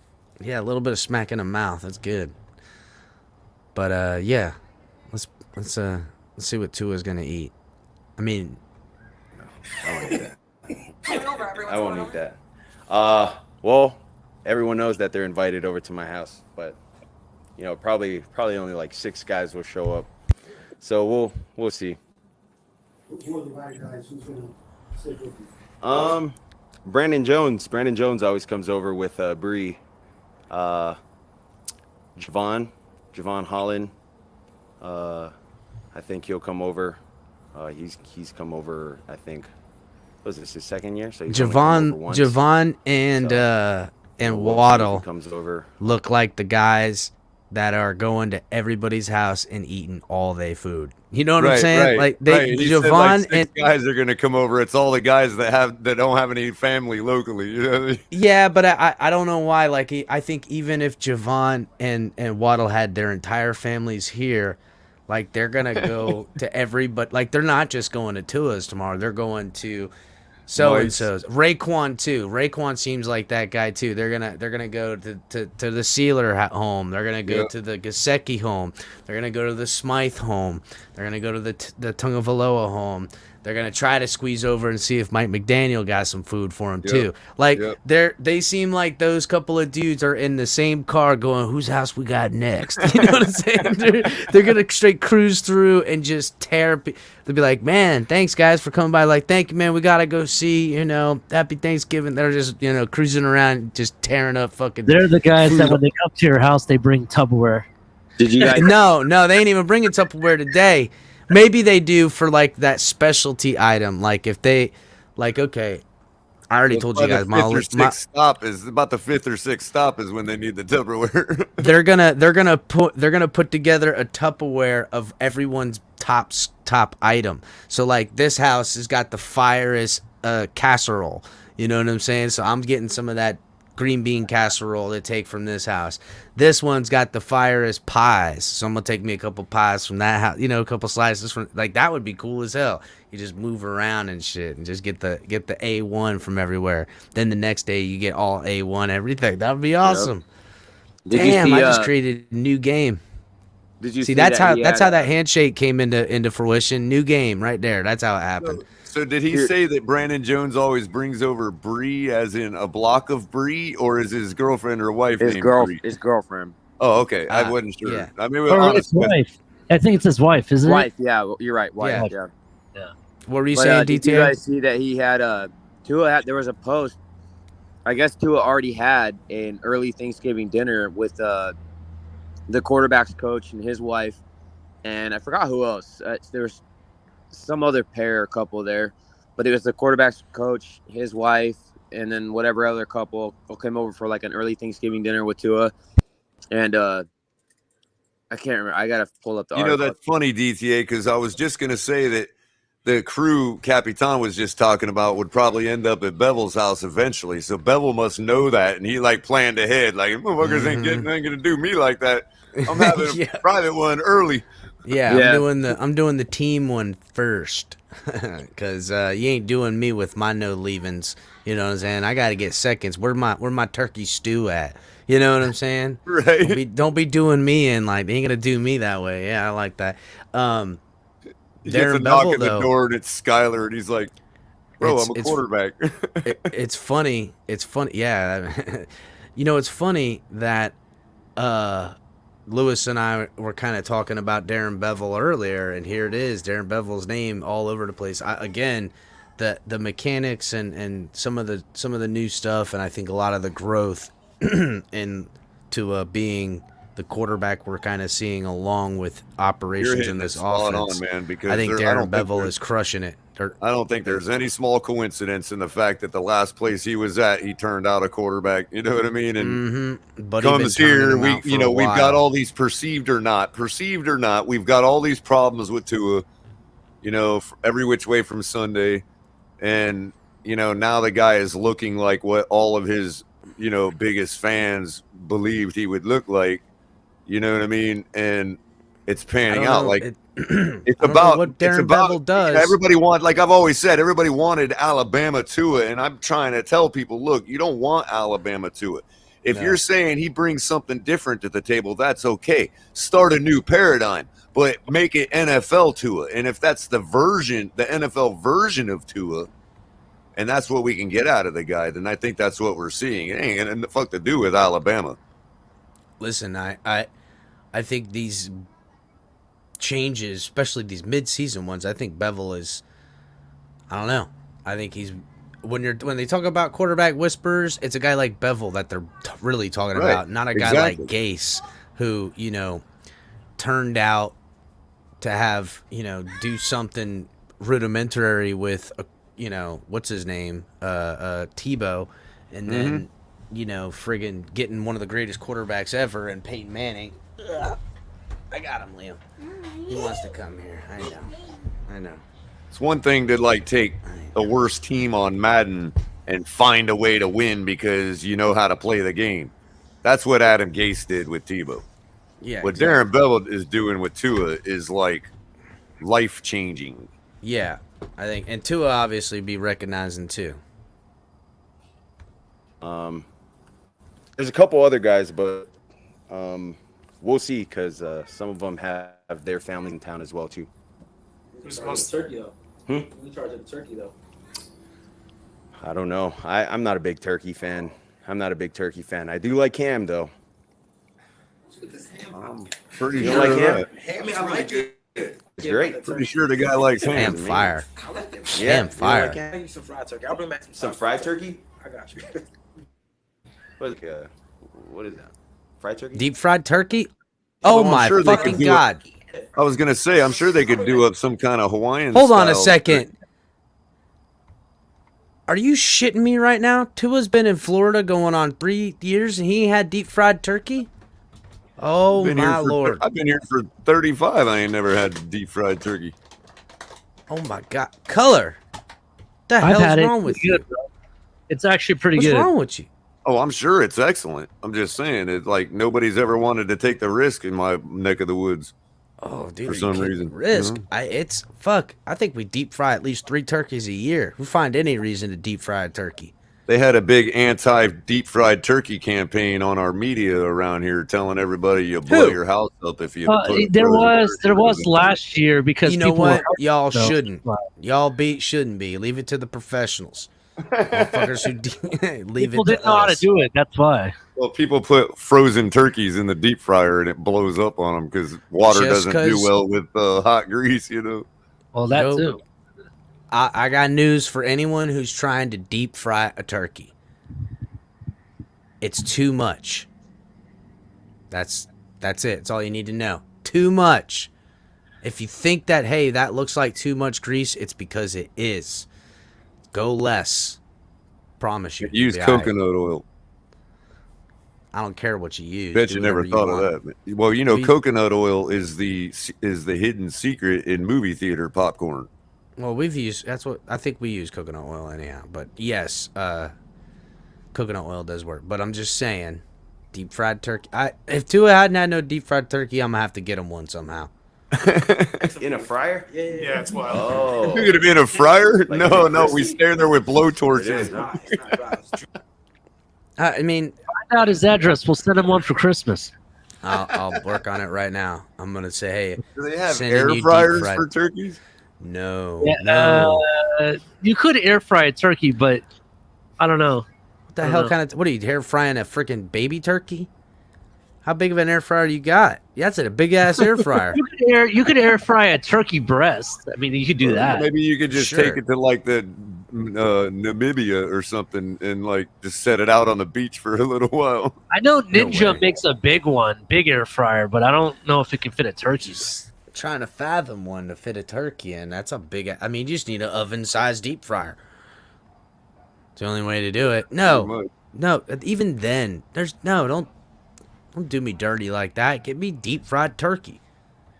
You always camp out in the Mojave Desert put 'em in around the June. You do lose, a lot of the excess stuff on the turkey. That would be more crisp, but it doesn't matter. It's just gone now. Leave it to level noob. Leave it to level 2 noob, you know?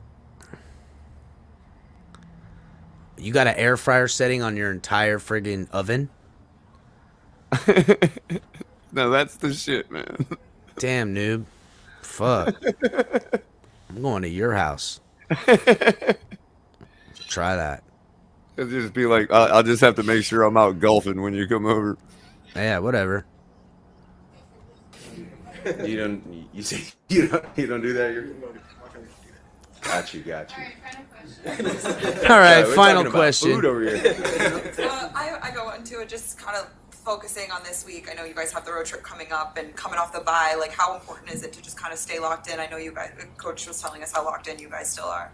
Yeah, it's most definitely really important for us to stay locked in. We understand that we've had a bye, and now Thanksgiving's coming up. Guys have family members coming in town, you know, and you can't, you know, with not doing things that you would normally do on a, you know, weekly basis, where, you know, maybe I'll take this day off because I have, you know, it's Thanksgiving and guys aren't studying. You know, I don't think that's the case for our guys, because I know a lot of our guys were itching to come back. I mean, good. I was itching to come back. I had no idea what to do with myself. That's what I want to hear. I was trying to go to a Panthers game, trying to do You something. could start up an only to it. Well, bitch would be fucking swimming in it right now too. He'd be fucking swimming in it if he had an only Tua. I'm telling you, he'd be like Scrooge McDuck, man. Freaking like literally like he could start blowing out the money out of his mouth and shit. He could start up an only Tuas and just, you know, show movies. Like he'll go to like his DVD collection, his movie collection, and then slide through and be like, "Oh, this is a classic, MacGruber. I love this movie." And then he could go, you know what I'm saying? Then he could go to his, he'd go to his theater room, right? Pop it in, sit back, and then like they'll record him watching the whole movie. Right, with his like little shadow of his head, like Mystery Science Theater, you know? That's exactly fucking right, Mystery Science Theater. I love that show. Fucking everybody did. Who didn't love that show? The little robot that talks shit. Hell yeah. Yeah, the two, they talk shit the whole movie. It was hilarious. Anyhow, and then, that's just one dude with the puppet and his friend. It was fucking hilarious. Anyhow, that's kind of modeled after Beavis and Butthead, if you think about it. You know, and it goes through the whole movie, and you just cut it up to where it's only when he's turning back and talking, and then afterwards he'll do a wrap up of the movie, and that'll be it. It'll be to it. And isn't it usually some like B movie? I mean, like a pretty bad movie. I would say whatever movie he wanted. What's up, Mo? I see you in there, Dougie. What's going on? The Truth, Most. I've been slacking. Kevin, Lulu, what it is? Ron, we'll what's catch happening? him watching highlights of old Jimmy. Dan Marino film, you know. Oh, that would be fucking fire, dude. You know what I'm saying? But yeah, only to us. I would. That's a fucking hit. I'm gonna pitch that idea to Tua when I drop off that deep fried turkey. I know, right? You know, to get my mind off of it. But it's hard because you don't want to go on a hot streak and then, you know, you go through a bye. I almost wish we didn't. Oh my God. Literally everything we were saying about this matchup coming up. But yeah, you know, like games like this, we understand that it's going to be tough. You know, we've looked at the film.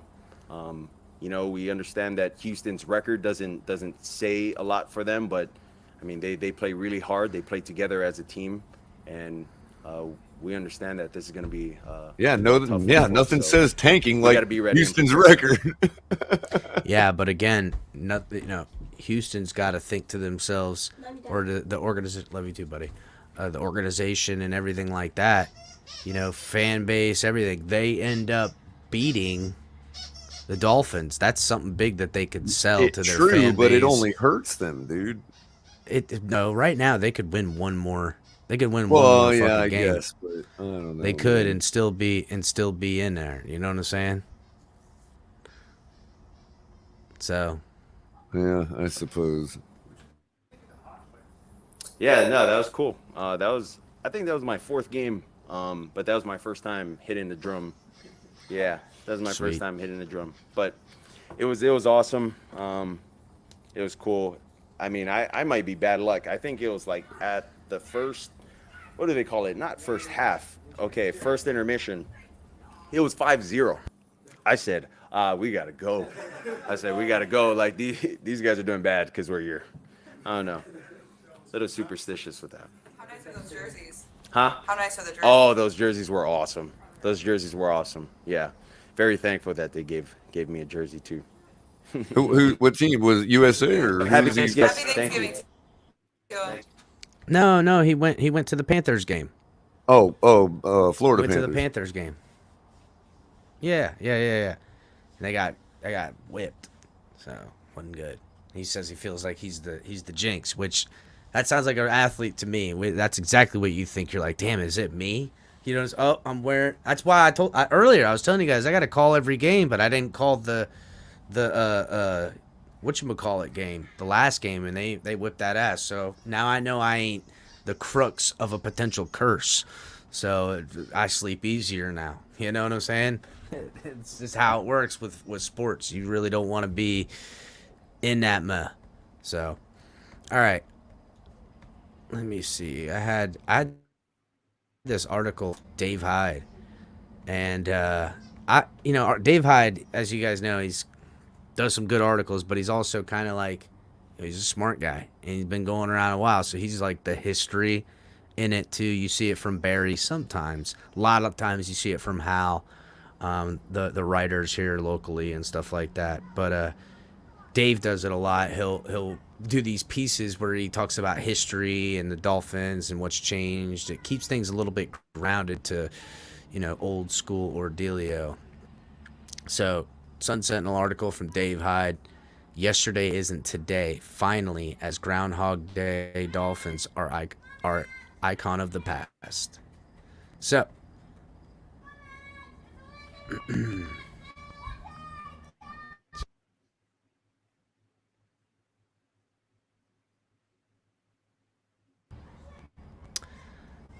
now throw in the phrase box, padlock it, and take 5 miles you were having a offshore and stroke drop it for a into the minute there. ocean. Yeah. No. No. I was the fucking whole What thing happened? froze the fuck up. The whole fucking thing froze up. It's like giving me trouble. Okay. On the last time for the odd slang scene, Groundhog Day. Throw that phrase in the box, padlock it up, take 5 miles offshore, and drop it into the ocean. For most of the past 15 years, I've changed my Twitter icon around this point of the Miami Dolphins season to the one of Bill Murray from Groundhog's Day movie. The movie where he repeats the same day forever because we've repeated the same season for forever.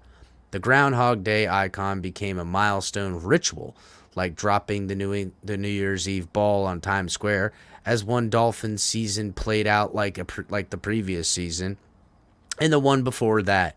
One November game in 2014 as the Dolphins were losing to Buffalo, and another season was leaking. A text popped up on my phone. Getting the Groundhog's Day picture ready, former Dolphins guard Richie Incognito wrote. He knew what everyone knew. We woke up every January within view of 8-8. But, that's what he's talking about, being middling football team. And there's nothing a new coach or a new blueprint could do about it until this year. You can wonder how the Dolphins season will finish. You can see how the rougher schedule ahead, 3 consecutive road games, 2 games in cold weather, and are allowed to rub the scars of yesterday's pain. Jesus, God, dude, this is always so hard to read this asshole when he does this. But this year isn't those years, and this team isn't those teams. For most of the 20 years, they were the Dolphins, the Dead Fins. Now, they're the greatest show on surf. They're not just winning, something this franchise has done little for the past 2 decades. They're entertaining, and they're not. And I'm not just talking about Coach Mike McDaniel breaking the humor barrier for football coaches like Chuck Yeager, breaking the sound barrier for pilots. See what I'm saying? This is what Dave Hyde does. Like, who the fuck knows Chuck Yeager? You know what I'm saying? Like, why do you got to throw that in there, Dave Hyde? Making it hard on a brother. They have a top-rated quarterback in Tua Tagovailoa and the leader in yards in Tyreek Hill, with Jalen Waddle ranked 5th. They have 9 players with over 40 yards this year, having eight all last season and 4 in 2020. They came back from a 21-point down and 6 feet under at Baltimore. They've scored at least 30 straight points in the past 3 games. Sure, it's against teams like Detroit, Chicago, and Cleveland, 3 of the defensive dredges of the league, but you know who hasn't put up 30 straight points in 3 consecutive games? Every other team. Kansas City and Buffalo are working on consecutive games with over 30 points, so they have a chance to stretch it to 3 games in a row this weekend. So what? The Dolphins, 7-3, should stretch it to 4 consecutive games against the league's worst team, with Houston Texans coming to town, 8-1. Quick aside, there is no more perfect example of the circle of life than what has happened in South Florida with the Dolphins' ascent to fundum this season. The Heat, a shot from the NBA Finals last year, are struggling. The Panthers, a top regular season team, are struggling. It's like there's a cap on how much fun this market is allowed to have. That's a pretty good little quick side note from him. Damn, why you gotta say it, Dave? Shut the hell up. Now you just whammied us, bro. Did you hear what he just said there? Damn it. Part of this season's fun, of course, is watching New England become the Dolphins. Hell yeah. Oh, they're 6-4, but for years they've yawned at making the playoffs, collecting Super Bowl rings, and their beat writers wrote best-selling books like Dolphins writers wrote about the next coach to be hired. Shots fired. Damn, right? Look in their media. Yeah. Damn, Dave Hyde sounds a little fucking pissy on that one. My dad. All right.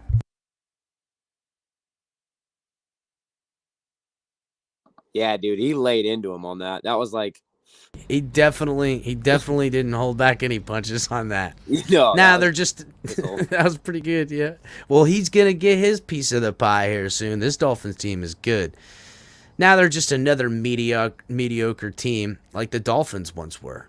Their fans are refreshing tankathon.com this season, just like I didn't know that, and it's highlighted. Their fans are refreshing tankathon.com this season. I didn't realize that was a real .com. I guess so. Just like the Dolphins fans have for years, to check the draft order for some to inject hope. That's another tradition gone for Dolphins fans. We're reliving Groundhog's Day season for me. For all those mediocre years as the Dolphins kept reliving their 8-8 season, I wonder why, if they had a relive a year, it couldn't have been Dan Marino's magical 1984 season. Yeah, that was an electric year.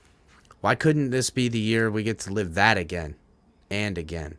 Now look, if it's not the 1984 again, it's close to as it's going to be for a while for these Dolphins. Their offense looks electric.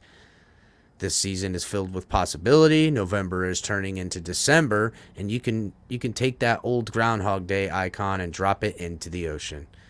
There's a new one going up. It's Bill Murray waking up on a new day saying something different. All right. So that's what he's referring to, I guess, every year. And, I mean, listen. You know, I have been getting a lot more of a 1984 feel than a 72 feel, man. Since we started kind of really putting up the numbers, man. I mean, I'm not trying to compare to Marino. Just the offensive production is ridiculous, dude. I'd have to agree with you, Kohler. That's the Marx brothers with now Tyreek and Waddle. I mean, what are we talking about here? Yeah, I mean, almost makes you wonder how much of that was Marino back then, man. Damn. Well, I don't know about that, but because I see Marino do it forever when, you know.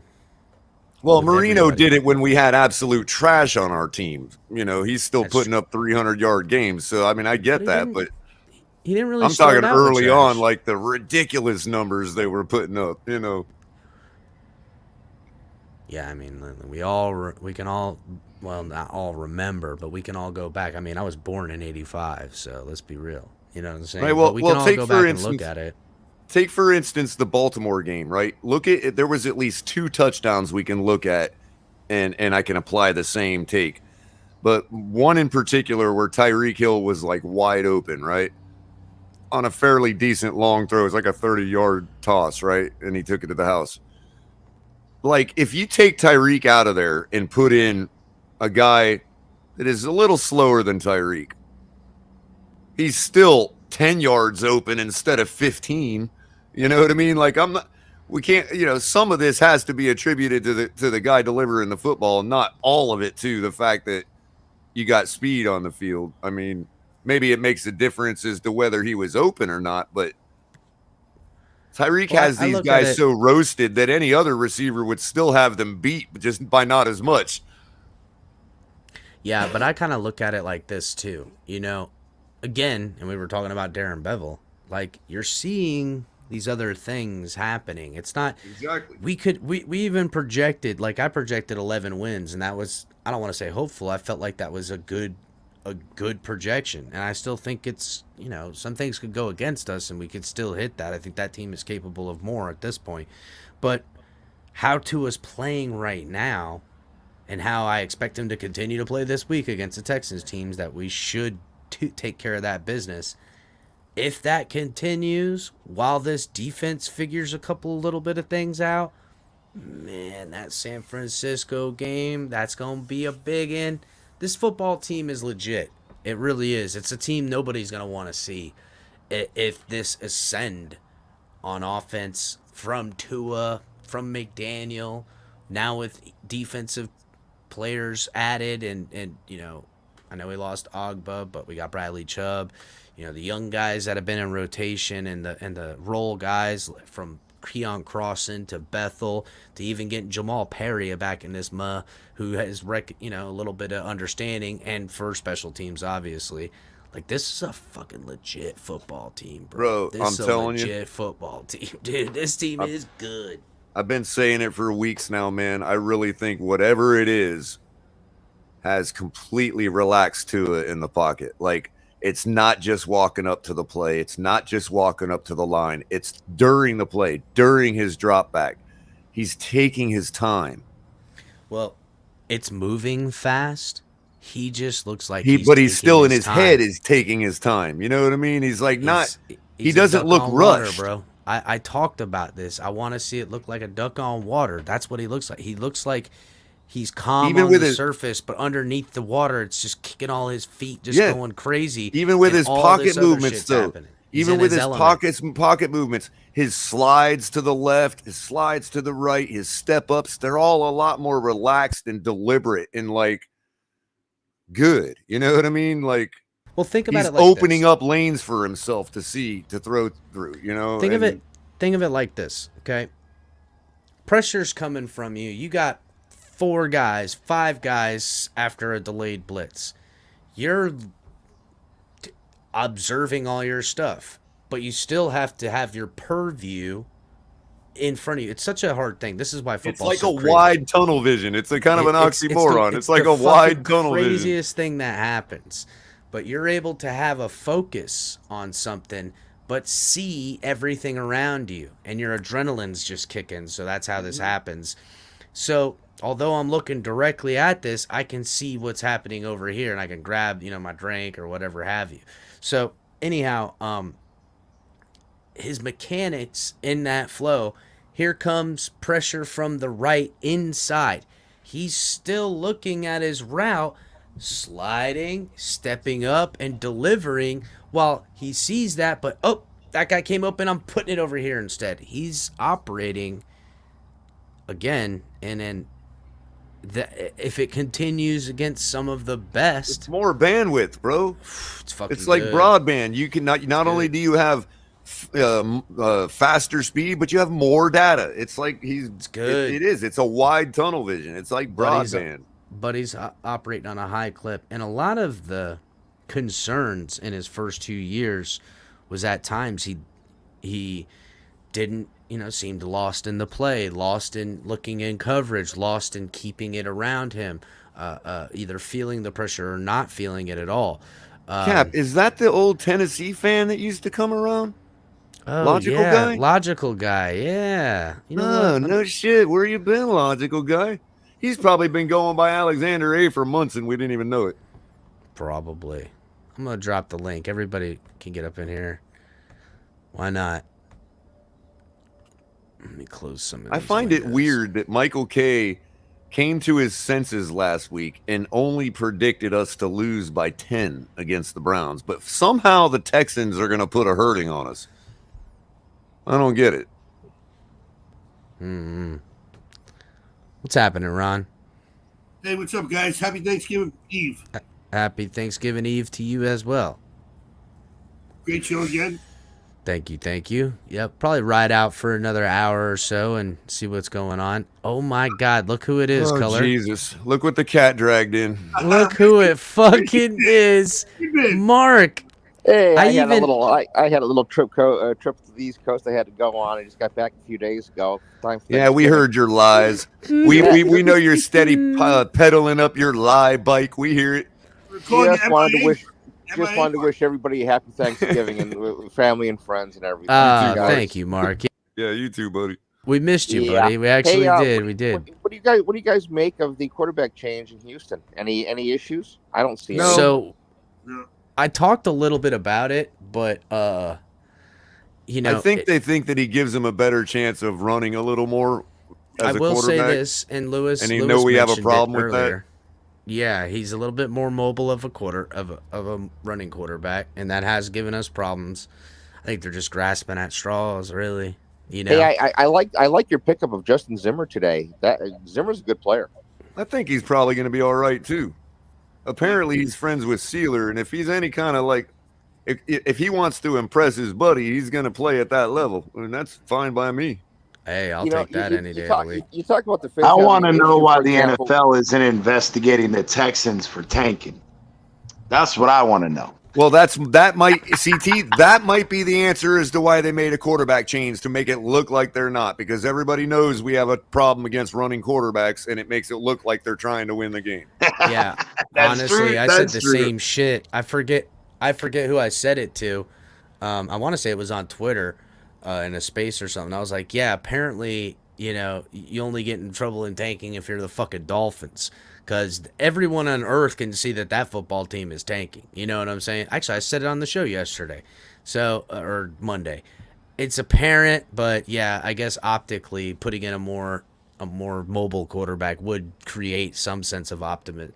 And again, Guys, who would you I said it who would you rather earlier. not be than a Jets fan right now. You start off the season having your best year in about 200 years, and then all of a sudden you lose your running back, you lose your best offensive lineman, your quarterback that you chose to take ahead of all the other quarterbacks minus Trevor Lawrence, just absolutely is horrible. I think You put him on actually, the bench. Mark, I think I would actually be comfortable right now if I was a I Jets think fan. if I was a Jets fan, I'd feel better that my Yeah, coach- because at least you know that somebody's thinking upstairs. You know what I mean? Like, okay, even if it all gets burned to the ground right now, we're not going down that road of making that huge mistake. And even if, I kind of believe in Mike White myself. If the guy was I've given a seen Mike long-term White- chance, I think he'd be all right. You know, I think he'd be better than what they got. That's for Well, I mean, damn how sure. bad can you be? You know, when you blow the second pick in the draft, that takes years to recover from. And Mike White is an average quarterback, So Mark, at best, with a relatively weak arm, and he may have like a 1 week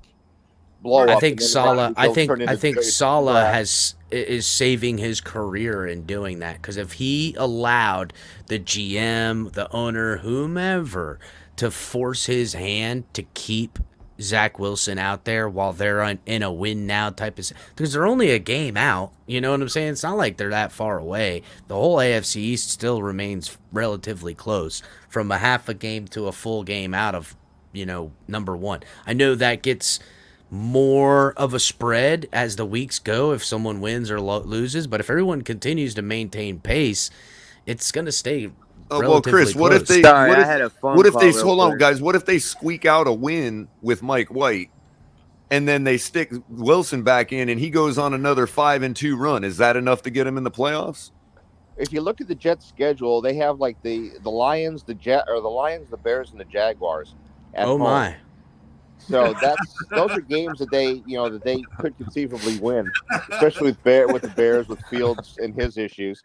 But they still got to play at the Vikings, at the Seahawks, at the Dolphins, and at the Bills. Well, Mark, my question really was, if they squeak out a win with Mike White, put Wilson back in, do they get in with 2 more losses? Because Mike, because in all honesty, they were 5-2 with Zach Wilson on the field. So I just want to say I'm back, guys. I had a phone call. I apologize. Is 2 more losses enough to knock them out of playoff contention? I guess is what the real question is. I mean, you kind of look, you kind of look things over, and they're in serious trouble. Coach, when we look at the Patriots schedule, holy shit, Mark's here. He's alive. Yeah, Mark's here. They have a really brutal schedule. Also, they still have to deal with the Bengals. They still have to deal with the Dolphins. They still have the Bills twice. They got the Vikings. Yeah. So where you been, Mark? The Raiders. So they got a brutal schedule. Well, the Raiders aren't. Speaking they got a brutal schedule coming up. of which, they can't end up in the tie with the Jets because they win a tiebreaker with the Jets. Mark, where have you been, bro? Caller, Jets were not 5-2 with Zach Wilson, by the way. No, that's a big lie. All right, I was just going off. Yeah, but Flacco, I saw TD's thing too. Where have you been, Mark? Like, I really want to know. Unfortunately, an East Coast sales trip before the holidays. Okay, and so it had nothing to do with like the. Mark, do you sell insurance? You don't have the internet on the East Coast, huh, Mark? Hey, no, I have my phone, but then my phone is being used for business purposes, and anybody that watches Lieutenant, hey Mark, anybody that watches Lieutenant Joe Kenda knows you're pedaling up your lie bike right now, man. Well, that's fine. I love Lieutenant.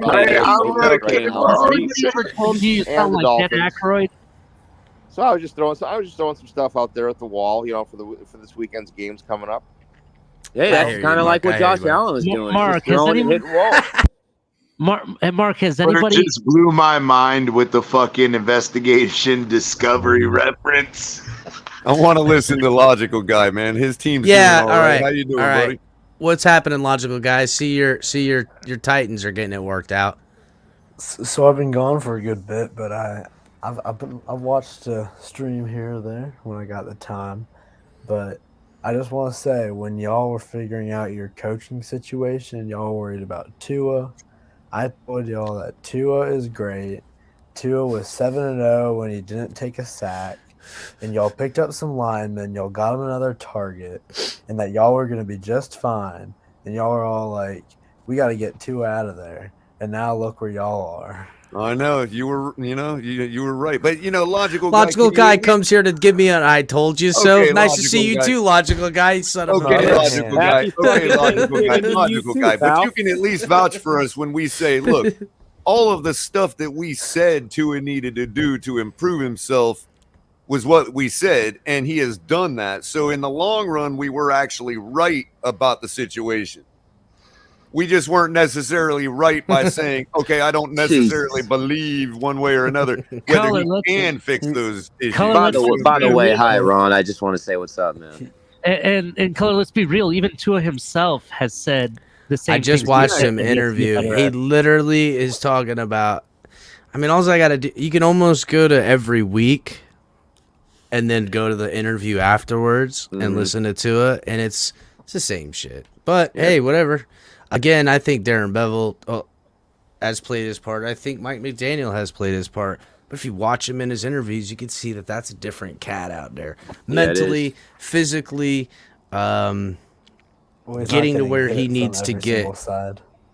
Yeah, but that's part of it, too. I think, again, as much as that hurt him and hurt his abilities, that's the only way to get better at anything. You got to make your bones, dog. That's why he's doing it the way he is. If everything was a perfect freaking atmosphere, you wouldn't see a progression. You'd see a regression.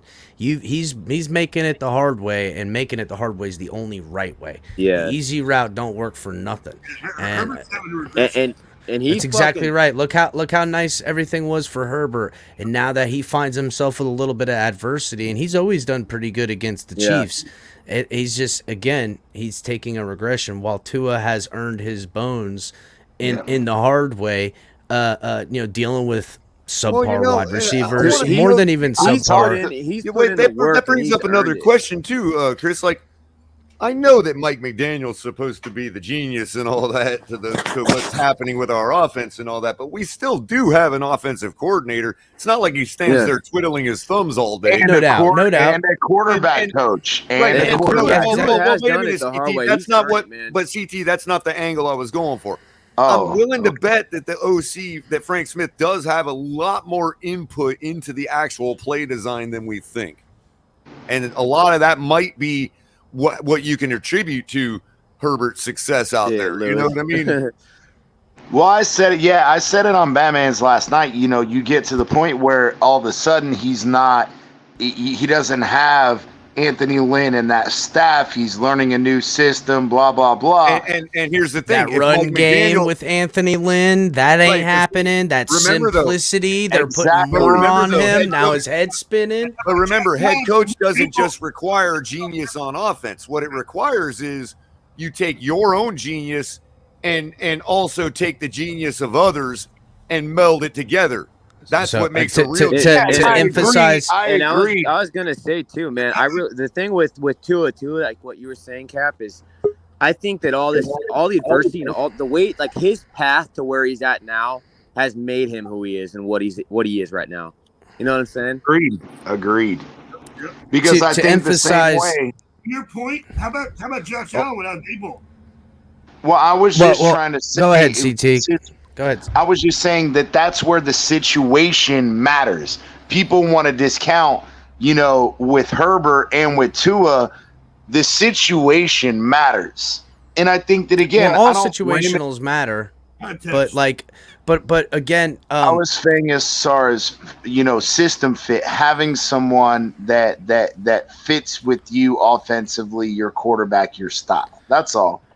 Well, I would hope that every friggin' offensive coordinator, coaching, whatever, would have the ideology to fit what they have. Then again, you can't tailor make everything for everyone. This guy, look at what's his name? Chase Edmonds, inside zone scheme run guy. Came here, tried to make a more outside zone. He just couldn't get it. The complicities, for whatever reason, that ball spinning the other way.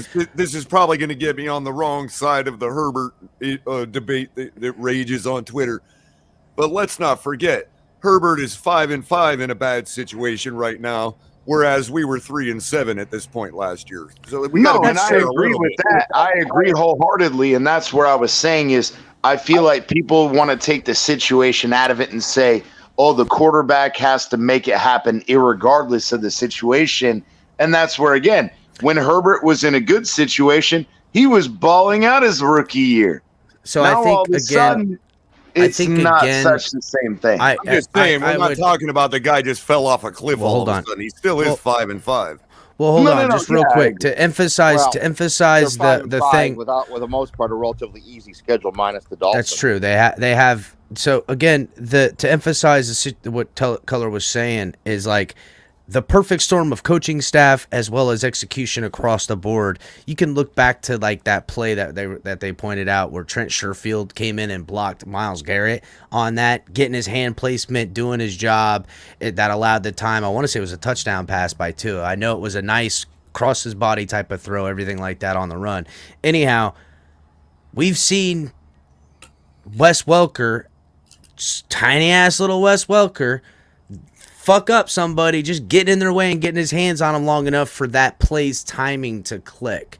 And so from down to the position coach to the execution around communication on these coaching staffs, offensively and defensively, from top to bottom, the vision is right, the execution is right, the timing is right, and the way it's being coached and learned is putting this product. You can see guys are confident. Guys are into their stuff. They feel it how it's happening. So this whole fucking team looking legit as fuck. We continue on and not sleep on a walk-through opponent this week and fine-tune some shit and get ready for the real West Coast test that's coming up. What's up, Mo? What's going on? Lewis, I see you made it back on. What's going on, boys? Sir. CT up here, as you guys see, Logical Guy came up here to keep some receipts, apparently. We see, I miss you, Logical Guy. I'm glad you came on here. And yes, you were right, and we get that. But again, as far as how assessment is made, and Tua just said he's not looking at all the stuff he did good. It's looking at all the stuff he did bad and how he can get better. It's that type of attitude is why we find him. He already knew what he could do good. That's why we find him on a incline, and also you find him where we perceive to be, damn, he continues to play like this, we're going to be in good shape. He's thinking, damn, if I can play better than this, we're going to win shit. Well, and that's what I like is to that be honest with you, it's the relaxation difference that I see. And also, I mean, there was a serious question about, average depth of target, stuff like that, and he is just absolutely smashing it. I mean, smashing it.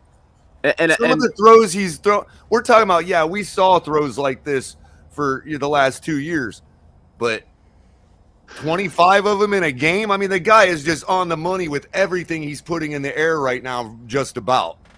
But everyone's where they need to be. I appreciate too, Cap, is like what you just pointed out. I like how well he's playing, yet he's still out there saying, "Nah, man, I can be better, and I'm gonna get better." Like, just imagine what his ceiling could where be. he needs to be at, bro. It's right where he needs to be at. Someone had an interesting putting stat on there in the some comments weight too. They said that Justin Herbert was 20-22, that he's never had a winning record. I didn't know that. No, he has. Yeah, he hasn't. It hasn't. Listen, he's put up padded numbers and good stats in that offense. They've struggled on defense. They continue to struggle in defense. But again, Justin Herbert looks exactly like I thought he was going to be until I see otherwise. A guy that, I don't know, he tends to falter every time. And I can go into every reason why. It's apparent. It's apparent, Mo. He's obviously a guy that. Listen, when he was on a good team, that Oregon team was good. Teams were there long enough. Everything should have been going good for him, and he fell apart. It just seems like again and again. There's a pattern here. You know what it reminds me of in baseball? Clayton Kershaw.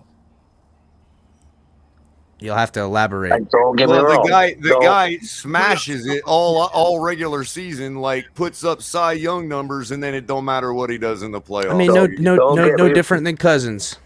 Don't get me wrong. He plays like he looks like Tarzan, plays like Jane. You know what's up, Lewis? Is that a good one though, Clayton Kershaw? You know Clayton Kershaw. That's Cap. Yes, sir. He's actually friends with Matt Stafford, like childhood friends. I like El Capi. Oh, yeah, I know you're talking about. Go ahead, CT. You like what? I was saying I love what Cap had said, and this is something I brought up multiple times. Is Darrell Bevel and having his influence on Tua, and whether it's quarterback coach, offense coordinator, Mike McDaniel. I don't think that the other guys get enough credit. Everybody wants to talk about Mike McDaniels, but damn. You got to think about, and you brought up Wes Welker too. It's the same thing on defense with Patrick Surtain and Sam Madison in the cornerback room. Good eye. We can look at Cater Kohu and anticipate the type of coaching he's getting. You know what I'm saying? And that could be in direct correlation to Bethel and Crossan, who are guys that have been in the league but haven't played up to this level. And to be honest with you, and that's where I was saying I don't want to give all of the credit.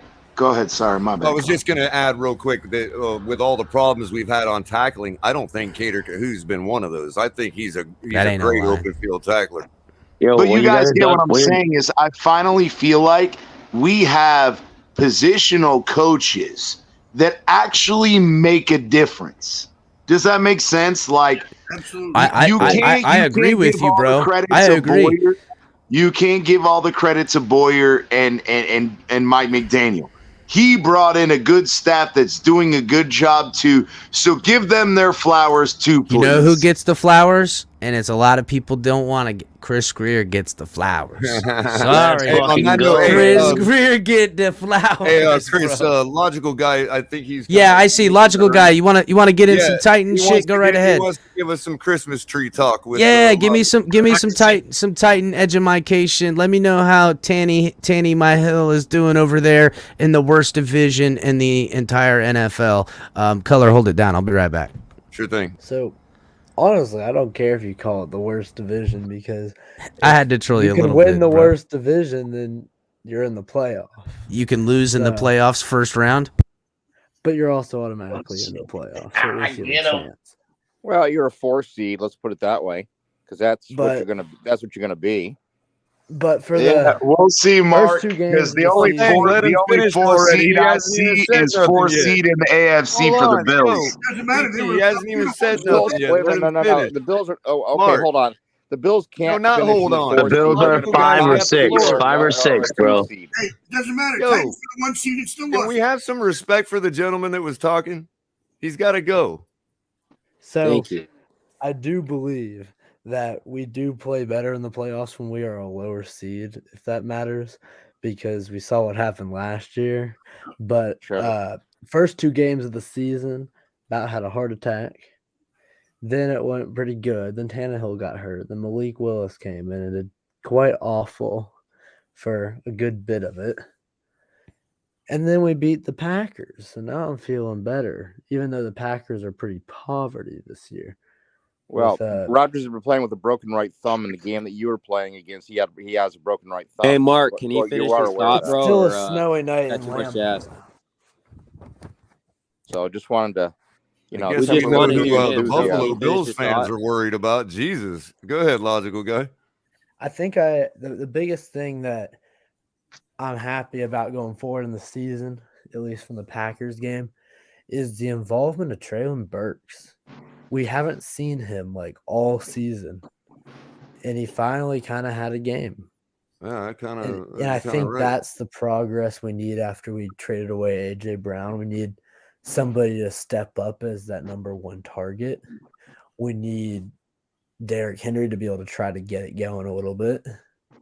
Y'all got to get your tight ends involved more too, man. Tannehill used to use that as a staple we quite got a bit. That was a security blanket. That was his fucking Linus blanket right there, Color. His tight ends. He loved his tight ends. Well, you know who else loves tight ends? Vrabel. Because he can put them in and they can be blockers for Derrick Henry, or they can go out and get those 10-yard routes. That's true. Yeah, but then you got that like little lob pass that Henry does at the goal. Like, how do you defeat that? Because the thing is, I love that because you have to respect Derrick Henry at the run game on the 2-yard line.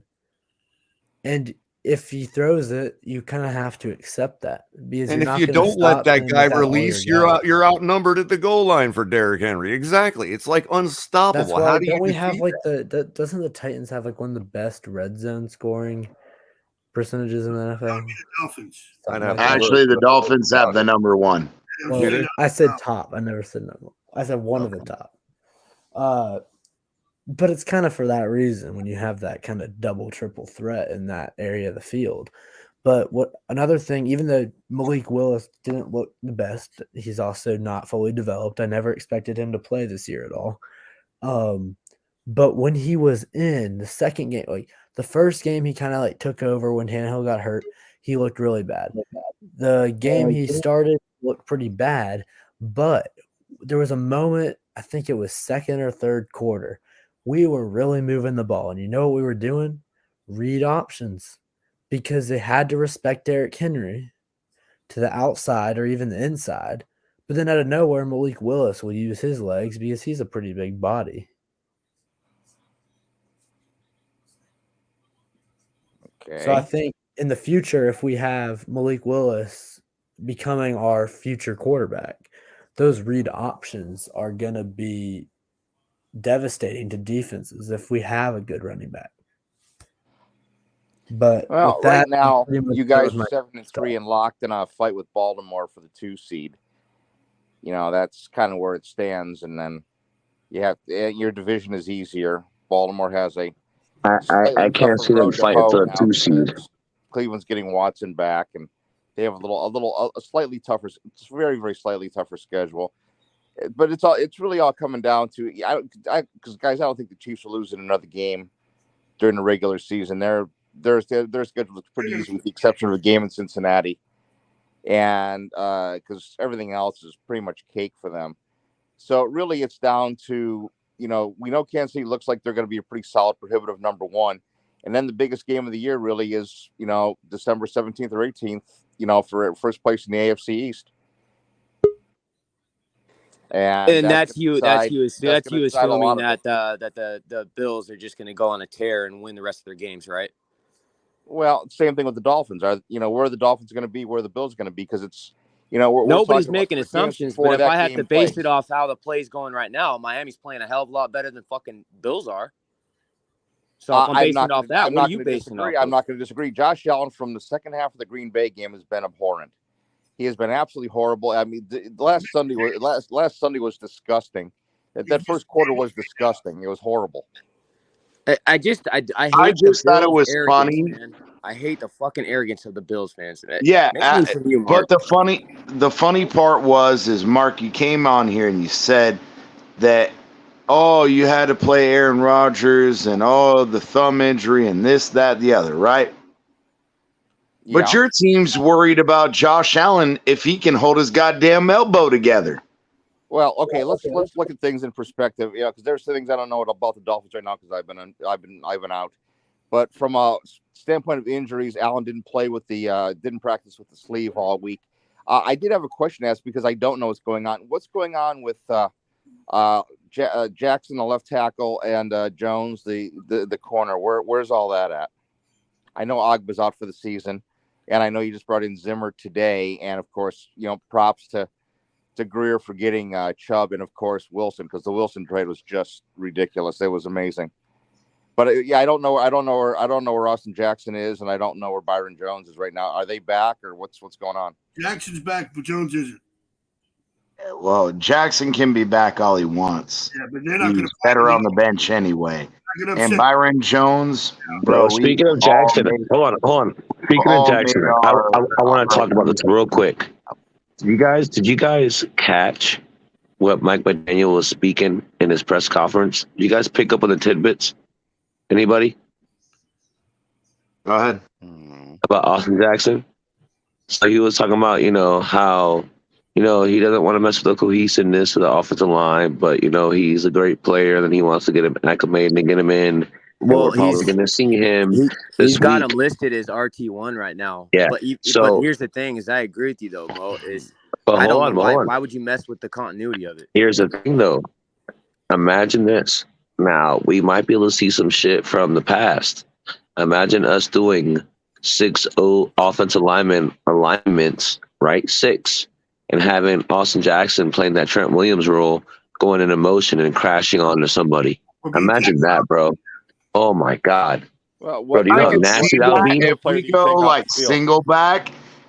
single back, and we bring in an extra offensive lineman, Austin Jackson absolutely should come off the bench first. But it doesn't change the fact that irregardless, as a top 5, he's not part of the top 5. Period. I'm sorry.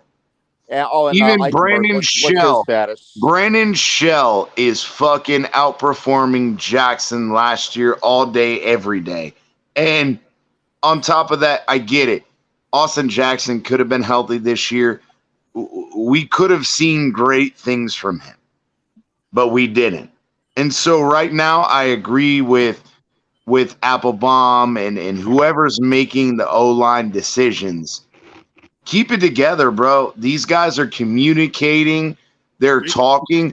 Hey, the last 3 weeks since Robert Jones came in, no sex. We're not getting, I'm not even talking about that. I'm saying, you guys remember how often I bitched about seeing us getting beat on fucking stunts over and over and over again? Oh, wait. Robert Jones is in there. Brandon Shell is in there. We're not getting beat on fucking stunts anymore. These guys are communicating with each other. Why fuck with that? It's good. Let's leave it there. Let's let them gel, and let's see what we have. If you want to make changes, do it in the off season, not 10 games into the season. Agreed. That's all. And I think McDaniel's right there with you because he said that. Yeah, why fix something that's not broken? Or it just got fixed. Yeah, but if it is fixed, why fucking try to fix it when it's not broken? Yep.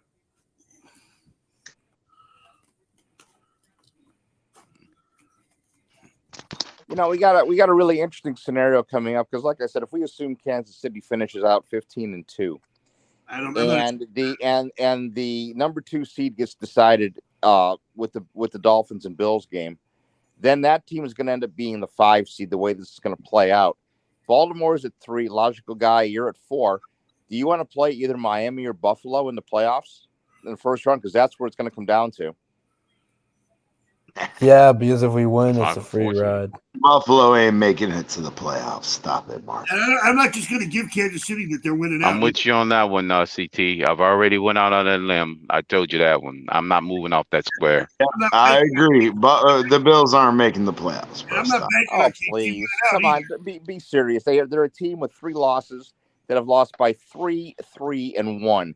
Yeah, and they also have a quarterback now that has a LCL injury in his elbow, and you don't know what the fuck's going to happen when he's having neurological issues, when he's having spasms neurologically. Bro, all it takes is one more goddamn hit, and your quarterback won't play the rest of the year, and he'd probably be lucky if he gets injured this late in the year. He won't even play next year. And we could say the same thing for one more concussion on Tua. Yeah. The fucking ignorant. He's ignorant. Play the fucking play the GIF. By the way, guys, Ombudsman Color here, culling out the stats for you as always. Miami is currently ranked 6th in red zone percentage at 67.6. And the Tennessee Titans are 2nd with 74.1. Currently holding the top spot is the Cincinnati Bengals with 75% even. Yeah, I see Chase is going to play this. The Bengals are number 1? Actually, it may have changed this week. But I didn't know that. Without Chase? Chase is back this week. Yeah, CT, we probably dropped a smidgen just because we didn't play a game and a bunch of teams They played a bunch of games without him. Well, it could have been 1 or 2 weeks ago. But I mean, I wouldn't expect Cincinnati to hold that spot. 6th ranked in that category is still something to be proud of. You know what I mean? Yeah. But I know at one point, because Batman brought it up on his show, he pulled up the NFL or whatever. We were number 1 in red zone efficiency. We scored 80% of the time we scored touchdowns, and 20% of the time we went for field goals, and I'm not even going to go on the field goal aspect. And you know what changed when he went for so many I think that counts the numbers. That counts too if you miss field goals. That probably skewed the numbers too the last few games when he went for it on 4th down like 3 straight times in the red zone. Right. Yeah, that's right, Ron. But I just think that, again, the red zone efficiency we've had is so much better than years past, where, it's iconic. Sperano and him and his goddamn fist pump for the goddamn field goal. And now all of a sudden we're like, fuck the field goal. Sanders can't even make one. Let's get the goddamn touchdown. To Lewis's point earlier, we got Morstead that's got an illness right now, but fuck it. Let's just go for it on 4th down from now on. Fuck it. You know what I'm saying? No, we didn't use his ass last week either. I'm saying, fuck it. Let this offense go. Cook away. Hey, Sanders actually did pump for us a couple times when what's his name was hurt. So thank you. Yeah, you're right. See, I thought Sanders had punted before. Yeah, maybe he'd be better served as what's a his punter. name? Matt Turk. He had that growing injury or hamstring. It was Matt Hawk. Matt Hawk. Sorry, Matt Turk. I remember. Same shit, yeah. He played. He punted for us for 2 games. He punted for us for 2 games. Where is Matt Hawk? Because I remember the Bills went and got a rapist instead. He ain't in the league no more. I'm sure of it. He ain't in the league. No, he's in Indianapolis. No, he's in the Colts, guys. Pay attention. Hey, CT, we're tied with Buffalo at 3rd for 21 receiving touchdowns in the red zone, or receiving touchdowns. And that's given that we played 3 games without our starting quarterback. Mm-hmm. And they have 1 more rushing touchdown than we do.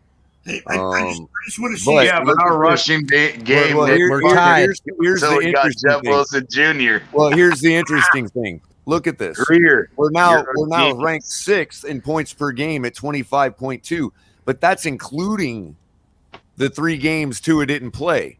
I'm going to be doing the math shortly on what the games Tua just played start to finish, where our points per game are at, because I'm sure it comes a little closer to where Kansas City's at here. But yeah, and I also think that, again, just like I said, but that's encouraging. 25.2, even though we've been through what we've been through with the 3 games. Not just that color, but all games that didn't even have the starting quarterback in 2 of those games. Right, that's what I'm saying. That's what I'm saying. And it's on top of, like I said, if you want to extrapolate, you want to bring out, we had Jeff Wilson Jr. 2 weeks ago. Our fucking running game looks completely different. And that running game opens up the passing game, which fucking makes Tua more effective. And kind of to your point. Kind of to your point. Think about all the plays that went to Chase Edmonds. Third down efficiency. What's that? Fucking is that killed third down us. Efficiency? How many plays did Chase Edmonds kill a whole fucking drive because it's on first, second, or third down when his number was called? Yep. He killed us. Hey, Color, what is that third down numbers you're looking at now? No, this right here is interesting because remember, again, 3 games played without our starting quarterback. And if you're talking about quantity of red zone touchdowns, we're 5th with 23, and Buffalo is 11th with 20. Yep. But I was just trying to say that for them only leading us by 1 rushing touchdown in the red zone, when we didn't have a running game other than Mostert until Jeff Wilson Jr. came in, I'm sorry, how many of those changes the whole complexion of the season? Like, how many of those touchdowns were rushing touchdowns that were from Josh Allen? That's a good question there. How many of those? I'm going to look it up right now. Go back to third down. Well, all I got to do is this.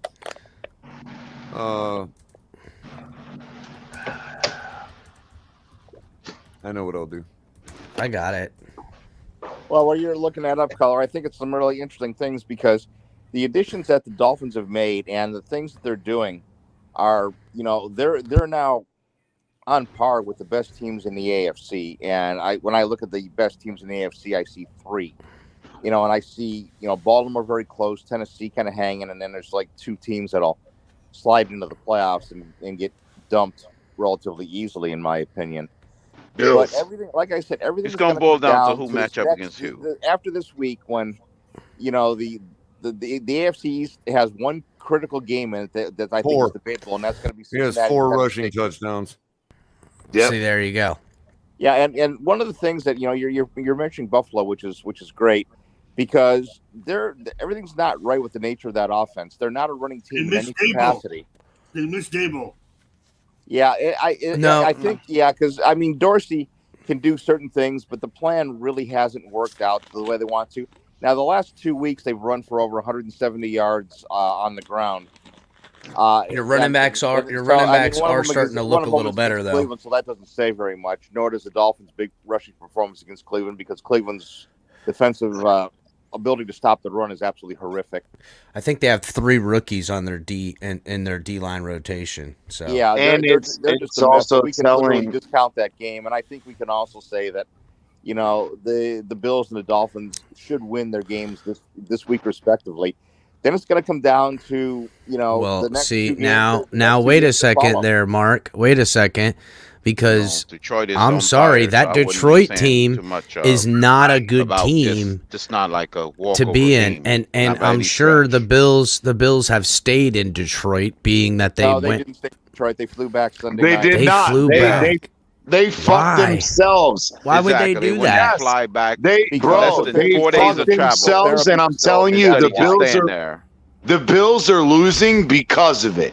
That is training staff. That's coaching staff. Total yards per play, rushing or passing. Total yards per play. We're tied with Buffalo at second, and Kansas City's first. But look how only by 0.1. Only by 0.1. But two respectively, only a half a yard down is the Detroit Lions.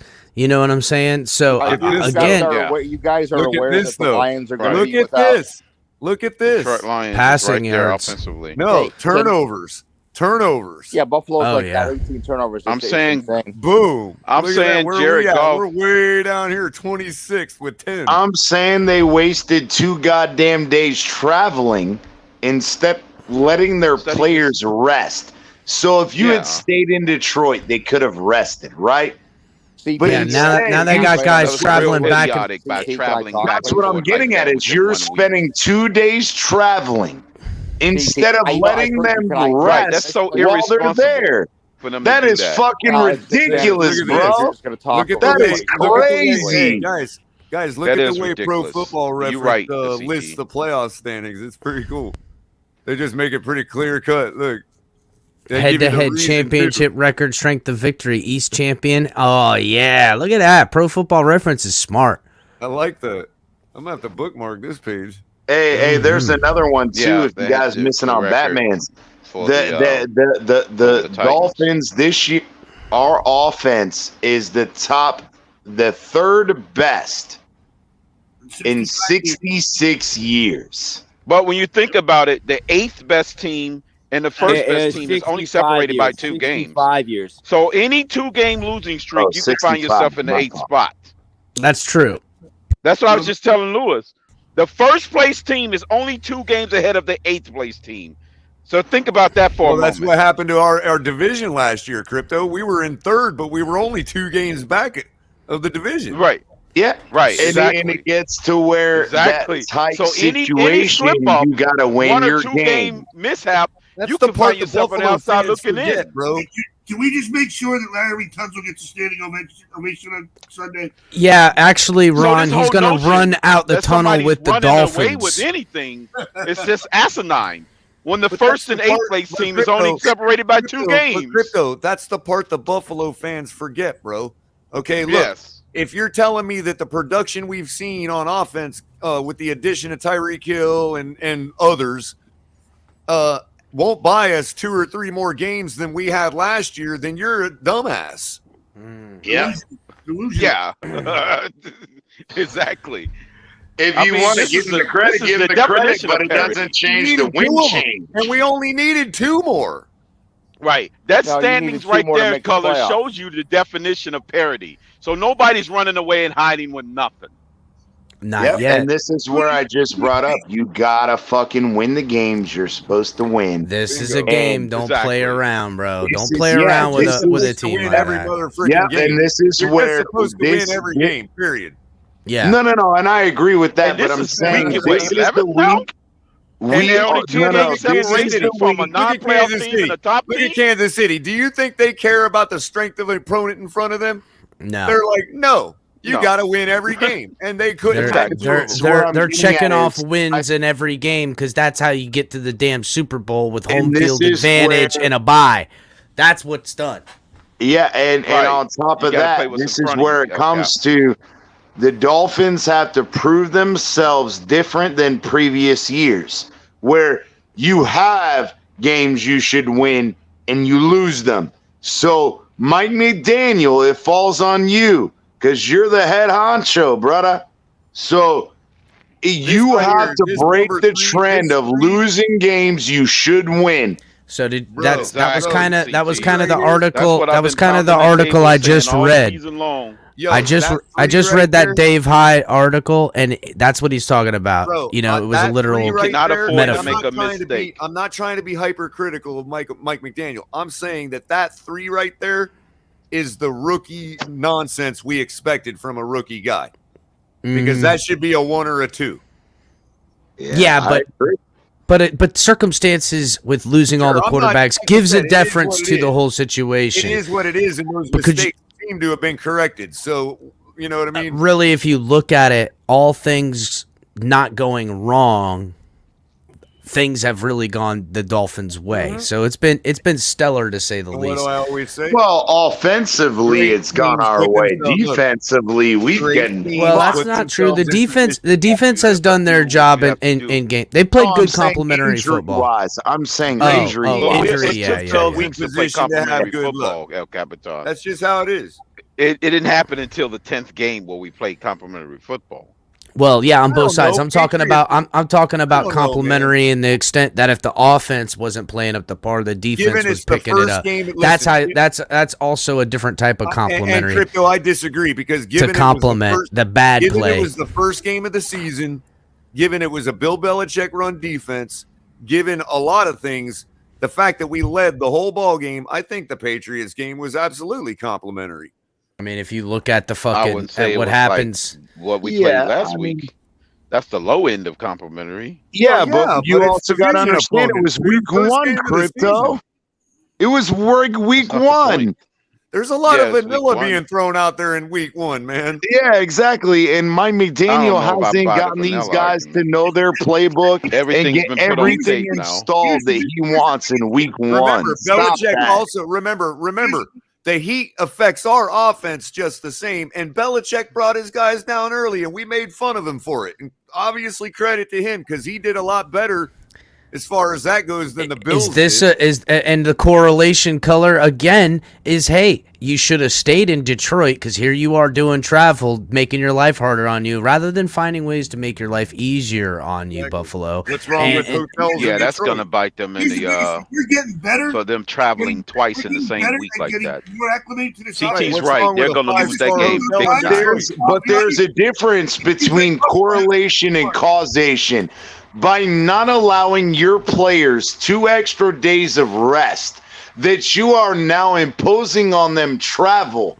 That Mhm. is Even that's though- causation. That's not correlation. That's just called ego. That's It is And it they're is gonna a pay a short price flight. for it. Listen, it isn't a really long flight. Let's be real. It's probably But it's still a in flight. travel at You all. still have to. You still have 2 to or break 3 barometric hours. pressure. That's and right. have to That's freaking that's go my through the point. freaking- The you full also got to take on. And it They still got to takes pack on toll up. on They the got to body. get ready to go.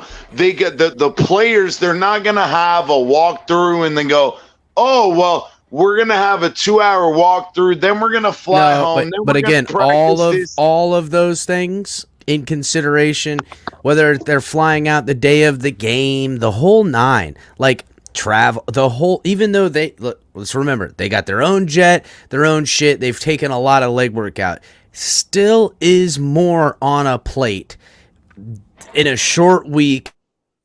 Then not. Coming home Then after not. a blizzard Hey, with wait a minute. displacement, I agree. all of those I things, agree. all of those things. I agree, but I think it's every bit as much as playing a tough team like the Browns probably took something out of them too. I mean, let's not let's be Listen, real. it wasn't like y'all handled the Browns the way the Dolphins handled the Browns. Here's the best thing. Let 'em know, You guys are aware it was 28. It was 28-10 in the fourth quarter. Here's the best thing to look at right now. We are getting better as the season goes forward. We're getting more acclimated to this offense, and Buffalo and all these other teams have question marks. Well, we're getting Well, Josh Allen's got a that boo travel boo in his schedule in his play with himself suspect arm. for them to get on So the plane, travel. He done fucking pulled the quagmire from that Family flight, I Guy would when say he being in found air out that there traffic was control, porn on the internet. I'm sure they went up to at least 31,000 and a half feet. I'm sure that was the cruising altitude inbound and from Toronto Center into freaking Cleveland Center. I'm sure that was the altitude they was flying at. That's barometric pressure that they have to deal with coming in and out of the clouds. So that's a toll on the body right then and there. So I mean, I agree to a degree, but these guys are elite. Air athletes. sickness. I'm Now not- what? Well, if you want to think about air sickness, that's a whole different. I'm saying barometric pressure. New York to Cleveland or New York to Detroit had any effect on the Lions? Actually, because they had a longer travel distance to go back from their game than Buffalo did. Yeah, but Detroit wasn't. No, I agree that may be true, Mark, but you have to take into account when you're traveling, that whole day is lost, bro. That's what I'm getting Not at. only that, Mark, they're traveling back. They traveled back from New York on a Sunday night and stayed there. They didn't travel back on a Sunday afternoon to travel back again on a Thursday afternoon. Was back in Buffalo before Detroit was actually in Detroit. Okay, so Buffalo was back in Buffalo on Sunday, right? Correct. They're flying back to Detroit on Thursday, right? No, they flew back to Detroit this afternoon. So today, so again, they wasted So what the fuck? 2 fucking So they flew days. on Sunday, then 2 went days back of on travel Wednesday. unnecessarily. But El The Capitan, fuck? What a wait. waste. They wasted 2 of those days, and Thursday, obviously tomorrow, Turkey Day. Happy Turkey Day to everybody. But tomorrow's a wash too, bro. So they lost 3 days on a short week doing this traveling bullshit, bro. Just wait a second. It's not the same as Detroit flying from New York home and staying there, though. Like, so they're flying on a Sunday, then they're flying on a Wednesday. I'm going to ask you guys a question that you guys haven't brought up yet. The reason they went back to Buffalo is because of the physical therapy. Because you don't, where are you going to do physical therapy in Detroit? Oh, I gotta imagine. I gotta imagine that Buffalo's not no. fucking. As a professional, I'm ending that goddamn bullshit ass narrative. I'm sure the therapist Bro, went there with him, right? Not only that, but you cannot discount, just like every goddamn team in the country, if somebody has an injury, they're gonna go find the best of the best, right? So, okay. Say they need physical therapy. Well, number one, if they need physical therapy, then they shouldn't be on the team. But number two, by the way. if they're trying to get recovery treatment, they're not fucking playing in a Thursday night game anyhow if they're getting any recovery treatment. Let's be real. Well, not even that. The whole point is. Bro, I mean, who's on your football team? Deshaun Watson? What you talking about, bro? Their medical staff is coming, bro. Their medical staff is coming. Stop that bullshit, bro. Yeah, dude. That ain't why they went back. They fly I'll tell you with what, them. Probably why they went back home. That's excuses why Bills lose tomorrow. That's an excuse. A better reason is that so the teams can go home to their families in Buffalo. If they didn't bring them with them, because remember, there was a fucking blizzard there. So not only did you send them back, but you sent them back to a blizzard. The aftermath. Anyhow, maybe just because it was the holiday weekend, so they can have their turkey night on Tuesday or Wednesday, and then go to the flight or something like that. Maybe that's why they sent them back. But I don't think they were worried about physical therapy. If it wasn't a holiday, chances are they probably would have stayed there. So remember, now these guys are flying back and forth on Sunday and Wednesday. They got to squeeze in a holiday there. How much are you guys really preparing for the Lions? Exactly. From a preparation standpoint, they played the game last week on the visitor sidelines. You know what, Mark? You're right, bro. I think I'm going to give Master Twerk what he wants, okay? I'm going to tell you, Mark, you finally convinced me, bro. I'm now a Buffalo Bills fan. You did it. No. You did it. Yay. All that nonsense you say all the time, it just converted me, bro. What I'm saying, I might as well change my logo. He's gonna change his name to Bill's Commentary. I might as well. Yeah, I might as well change my name to BC, which is the last time you guys won a championship. God damn. Mark, what you're missing is they had a home game that was uprooted. Color coming in hot. That was fucking good. That was clutch, bro. That was good. I mean, you forget that was supposed to be a home game. The last game they played. Mo was locking and loading. Mo was like, "I got. Do I got to go somewhere?" That shit was so funny. That shit was hilarious, bro. Yeah. Well, we're gonna see what everything looks like, and like I said, in a month, because we're all watching. Because just know, in a month you're gonna be the game fucking on, fourth and ain't seed no in one the at work. AFC. And if you're not cooking turkey. Okay. Let me. You'll be the fifth, Mark. You'll be the fifth. Commentator. Oh yeah, let him know, DT. He'll be a fifth. You'll be the fifth, bro. You'll be the fifth. They're either going to be 2 or 5. That's what I just said. 5. No, some idiot said 4, and some plead the fifth. Some idiot. That idiot is me, motherfucker. And you want to call me an idiot? You're the one that believing that Josh Allen is going to lead y'all team to anywhere, bro. He doesn't know if his elbow can fucking stay together. Bro, he has fucking neurological issues. I'm thinking Buffalo will be the 7th He can't even beat his fucking meat right now. You're gonna tell me he can throw a fucking football fine? Exactly. Let him know, DTA. I think Buffalo makes it in as the 7th seed, and they will be 3rd in the AFC East. That impending narrative, that color, put in, and we talked about. It's going to be the reality. Well, if that's the reality, if y'all are the 7th seed, you're playing Kansas City. Who's going to be the 2nd seed? No, Kansas Because City Miami's going to be number 1. Oh, okay. You just reminded me of Miami's going to be number 1. So you playing Kansas City the first round in Kansas City, and you're going to get your ass whooped. Stop it, Mark. Stop it. This is how y'all show Miami's not going to be the number 1 seed because Kansas City's not going to lose another game the rest of the regular Kansas season. City's going to lose another That game. means the Dolphins are going to be. That means the Dolphins can't get the 15-2. That means Buffalo's not going to get the Kansas 15-2. City's not winning out. That's bullshit. The Chiefs Kansas are going City to win will out. drop. The only game that they're going to have any. Look at their schedule. Have you? I think looked at I Chiefs' think schedule? the Raiders. I think the Raiders. Josh Allen, Patrick Mahomes will take ICD. Instead of running your mouth, look at the fucking schedule. I think the Raiders might get one spoiler alert type of deal. You know how the Raiders if I wanted do. any fucking lip out of you, I'd rattle my zipper. And I don't know if that same type of thing happens also with the Broncos. But I see another loss. I see him only dropping 2 more. Okay, look at KC's schedule. You tell me what I know. He is, bro. Stop it, Mark. God damn, bro. I'm telling the Raiders. They play the Raiders twice, I think. If memory serves, I think the Raiders will take look at one. The schedule. You have a computer. Look it up. Why don't you tell me the schedule? Crazy, bro. Why don't you tell me the schedule, dog? I ain't looking it up. That's a lot of work. Hey, guys, you telling me I'm a dumbass, bro? Hey, you're the dumbass. What is it? Check it out, guys. Those are going to be the goddamn thing this year. This is Stop. how you show receipts right here. Okay. Oh, Color's got it. If you want to talk, tell me. This is my $5. Look, hold on, Mark. This is my $5 bet. I was not able to get full 4-team order because they had already shut down the bets by the time I went to do it. But I still got the first 2, the essence of my prediction, in the exact order. Top 2 AFC East teams. Dolphins. It's too bad you're first, gonna lose that, Patriots Color, because second at plus $2,000, $5 to win 100.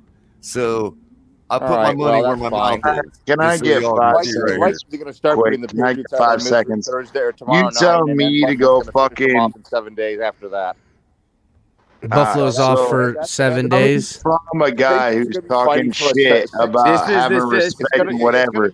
When the guy fucking talks shit to women, trying to fucking pussy out women, and then when you want to talk to men, you want to act like a goddamn when did fool. that happen? Stop it. Bro, he does it all the time, bro. The thing is with Mark, too, is it doesn't matter, dude. He's just one of those fucking, people call us delusional fans, but you motherfuckers are so condescending and arrogant. It's makes me want to fucking vomit, bro. I don't know why you guys ride on Josh Allen and fucking the Bills like they're goddamn. Yes, G, I may be guilty of licking the brownie spoon every once in a while. I want to see if it's going to make me throw up.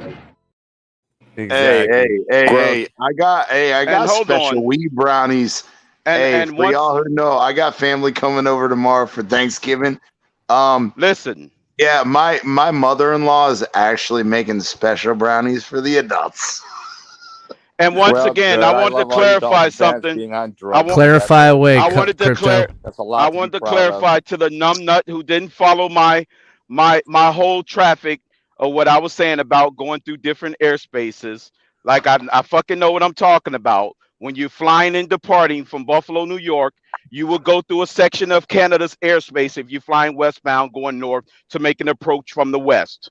That's the approach that you're going to go through. So you're going to get handed off in Canada airspace temporarily to come back into freaking Cleveland Center's airspace, who has jurisdiction in Class A airspace. So I know what the fuck I'm talking about. I've been an air traffic controller for over 10 years. So I know what the fuck I'm talking about.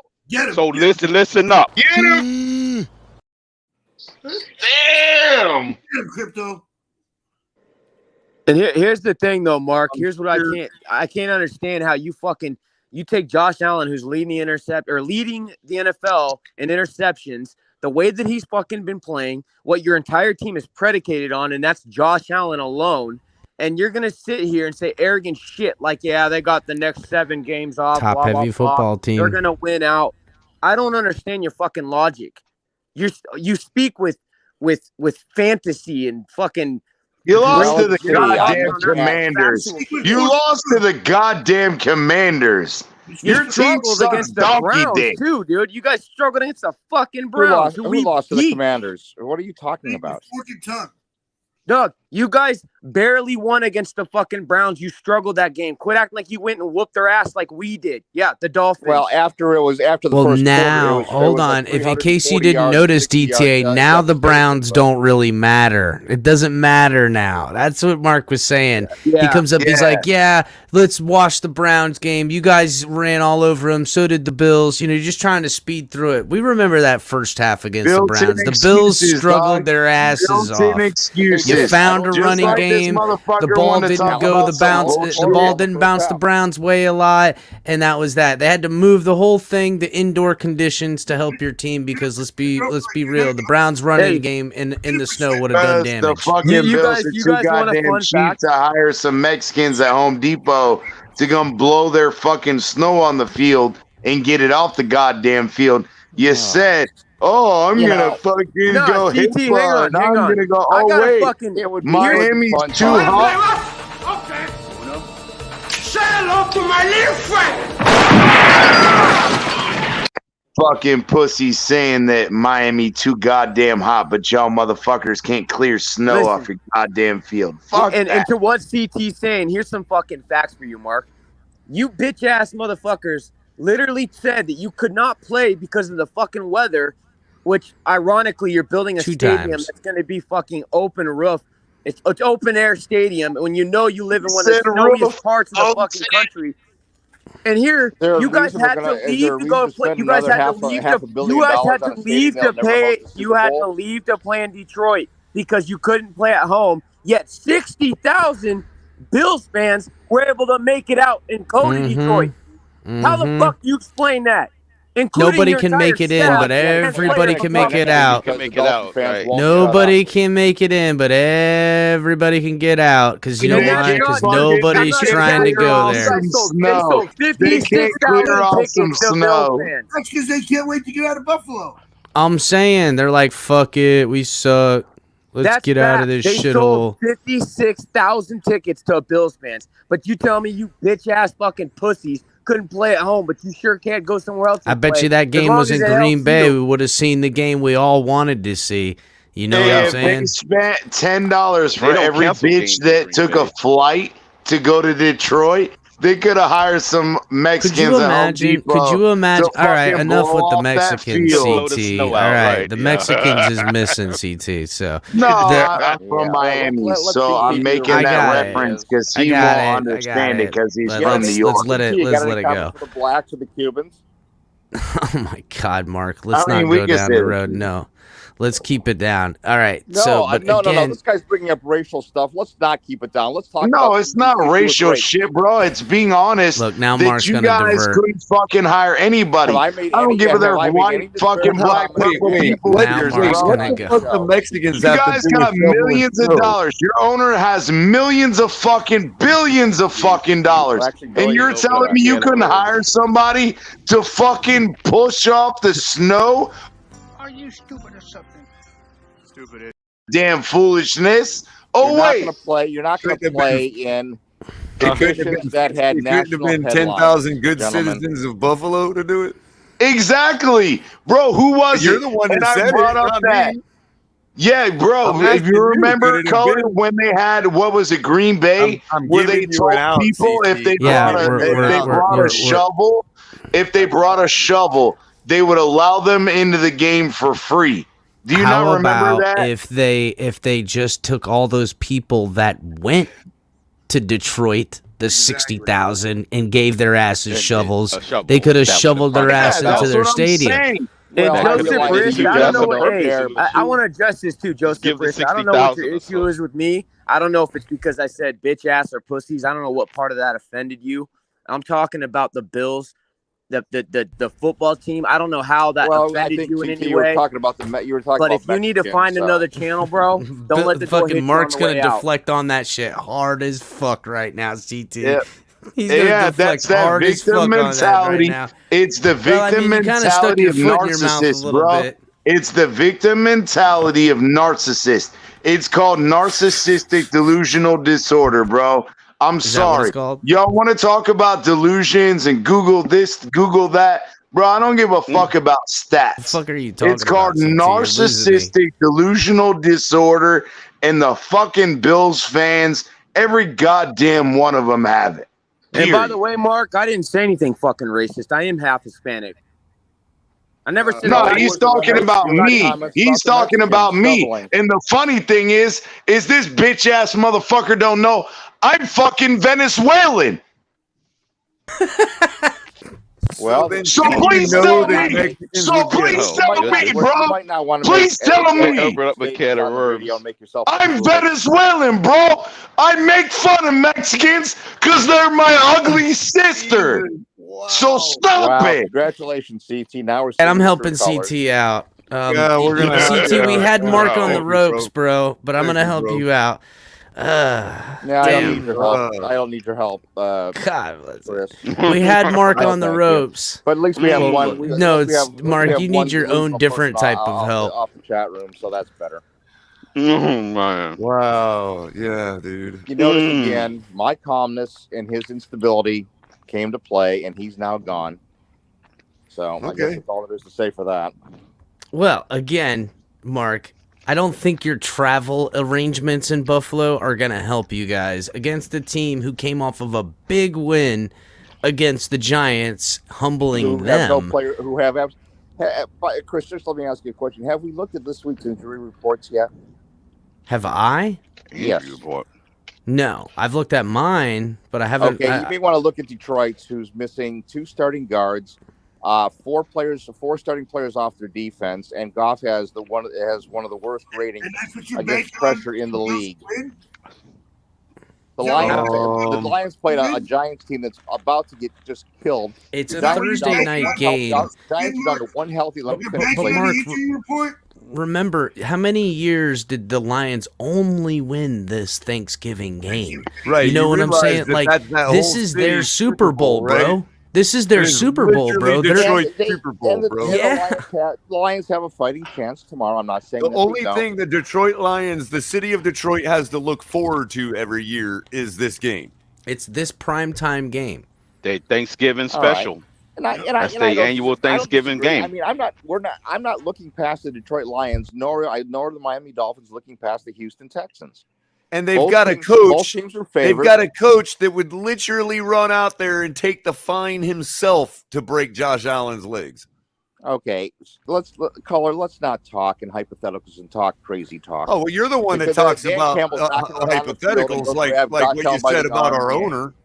I mean, Mark, don't act like everyone else is up here about talking in riddles when it's literally what you're doing, bro. You literally talking fucking riddles, dude. What am I saying? Okay, please, you're making statements. Please state what I'm saying that's a riddle. I would really love to hear that. You guys can laugh and you can giggle and you can do all your stuff. I love you, buddy, but come on, bro. Let's just talk a little bit. Let's just talk a little bit of football here. We didn't need your permission. I'm out of here. Anyhow, yeah, all right. You know what? You guys should walk. Go Buffalo. Whatever, dude. What you fucking the fuck? Guard schmard. Damn. I mean, you can just talk and laugh and joke. I was just trying to talk football, but if you don't want to talk football, then you guys can go back to talking. Mike, what's up, buddy? We tried, but you're gonna poo-poo on everyone. Hold on, everybody. Hold on, everybody. Let's welcome Michael K up here, and also EM as well. But you might want to let EM. You might want to let Michael K cook. You were spot on with the offensive What's line, up, by the way, EM? That's my guy. EM? Salute on me. Salute, gentlemen. Salute. Happy Thanksgiving, everybody, man. Happy Thanksgiving. Ready to dive into some turkey. Go ahead, Mike. Hey, don't forget that Got the pineapple already roasted. Yeah, go. Let's welcome Michael K, other Buffalo Bills fan. Welcome, Michael K. Hello. Can we get rid of one of these Buffalo fans for? No, I want to let Michael go. Let's let him go. Go ahead, Mike. I vote to keep Michael K. I just want to say that you guys have no idea how bad it was here in Buffalo. You know, you can say bring your shovels and shit. The Bills have done that for years. There's still people that can't get out of their neighborhoods because they can't clear the snow. But 65,000 made it. You know what, Mike? Mike, I've lived in Florida my whole life. In your defense, I have photos, bro. I have all the photos, and I know how deep it is. It's it looks like a nightmare.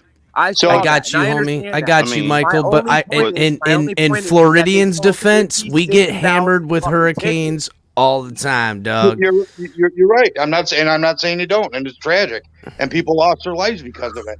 Yeah, but for you guys to say that the Bills couldn't play, the Bills had nothing to do with it. Why'd you fly back to that? I'm saying you guys listen, Michael K. I saw how bad it was, bro. But you guys sold 56,000 tickets. That's 56,000 Bills fans that were able to come, and including all of the staff and including the team. You're right. I don't understand the logic. If you can bring, let's call it an even 60,000 people over to Detroit, yet you guys couldn't stay there and play the game. All right. Well, let me tell you how they got there. Through Canada. So then I live in North Buffalo. I live in North Buffalo. I got 18 inches. So let me ask you this. Could they have driven up to Canada and then driven back into Buffalo? No, you drive then through how Canada. could they have driven up to Canada? Could Cleveland have flown Unless the southern route was around through Canada, making a, going from Cleveland to Detroit to then through Canada and got into Buffalo too? Cleveland, no, they couldn't get to the stadium. There's still streets that haven't been plowed yet. People are getting shit delivered by snowmobile. Dude, it's 77 inches of snow. That's 6 foot. What is it? 6 foot. Yeah. It's 6.5 feet of snow. I'll be honest, that's not what I thought you were going to come up here and say, Michael K. Hey, real talk, real quick. Go ahead, Ian. I thought he was going to lay no the mark. disrespect. No disrespect. But who gives a fuck? I mean, really, bro. That's a Buffalo. I don't give a damn about what's going on in Buffalo. They should have forfeited the game. Yep, that's right. Yeah, exactly. You can't defend your house. You can't go rent someone else's. Nobody gives a damn about what's going on in Buffalo, bro. Okay, but I do want to hear. I do want to hear what Michael K has to say to Mark. I do want to hear that. That's what I thought. He's just a fucking idiot. And I very, very seldom swear unless I'm at work, because that's what truck drivers do. But he's an absolute idiot. He talks down to everybody. He's condescending. He knows. You know what? The best thing he said was, "I've been away and I couldn't. I've been away and I couldn't be up. So what's going on with the Dolphins? But yet he knows everything else that's going on with the rest of the league. So how could he know everything else that's going on except with the Dolphins? Because it's not about who you know. It's about who you blow. He just because I was on the Dolphins panel. That's the reason why I asked the question. I don't even know why they let that man up on these panels, bro. Man, that's a good one, DTA. He just hops from panel to panel spewing nonsense. I don't even know why they even give him any light. I really don't. Now here's the other thing. These guys are saying 2 days of travel.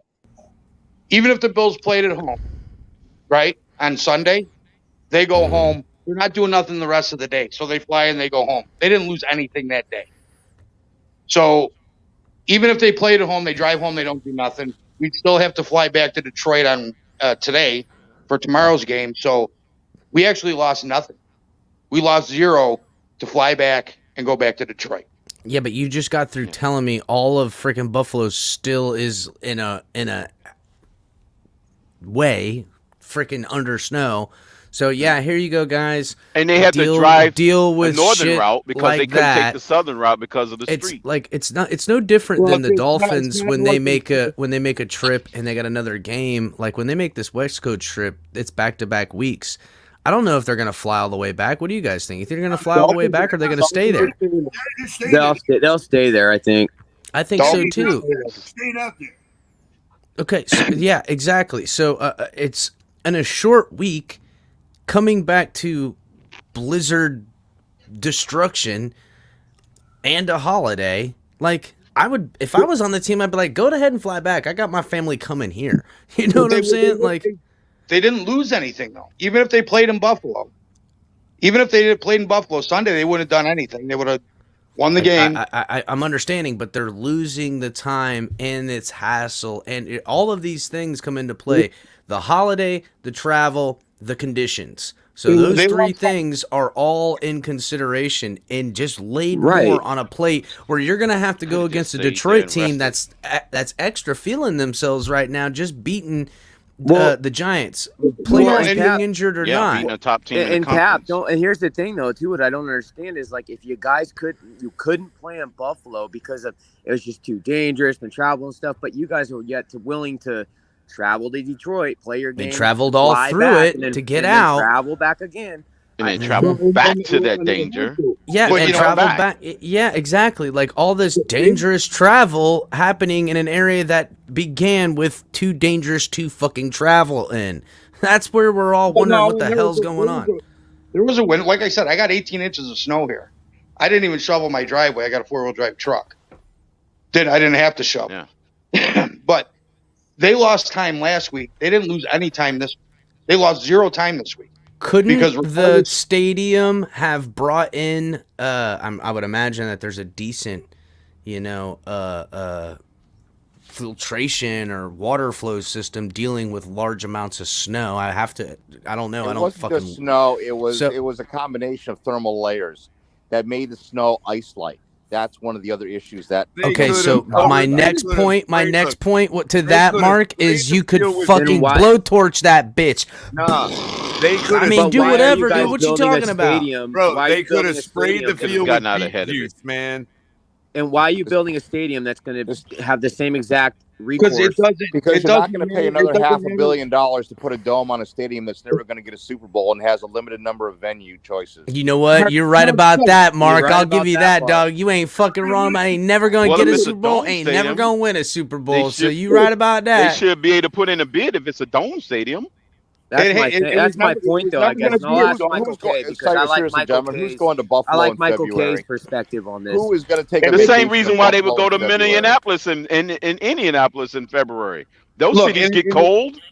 We wouldn't build a dome. A dome wouldn't have mattered anyways because people couldn't get there.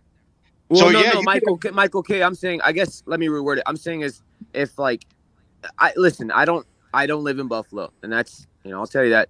Thank God. But if you're gonna build a stadium and you guys want to avoid this, wouldn't it be like I just don't understand the logic in building another open air stadium? Yeah, that's what GTA is talking about. You're like, yeah, it's very rare. It's very rare. It's very rare. They've got retractable roofs. Mark, I asked Michael K.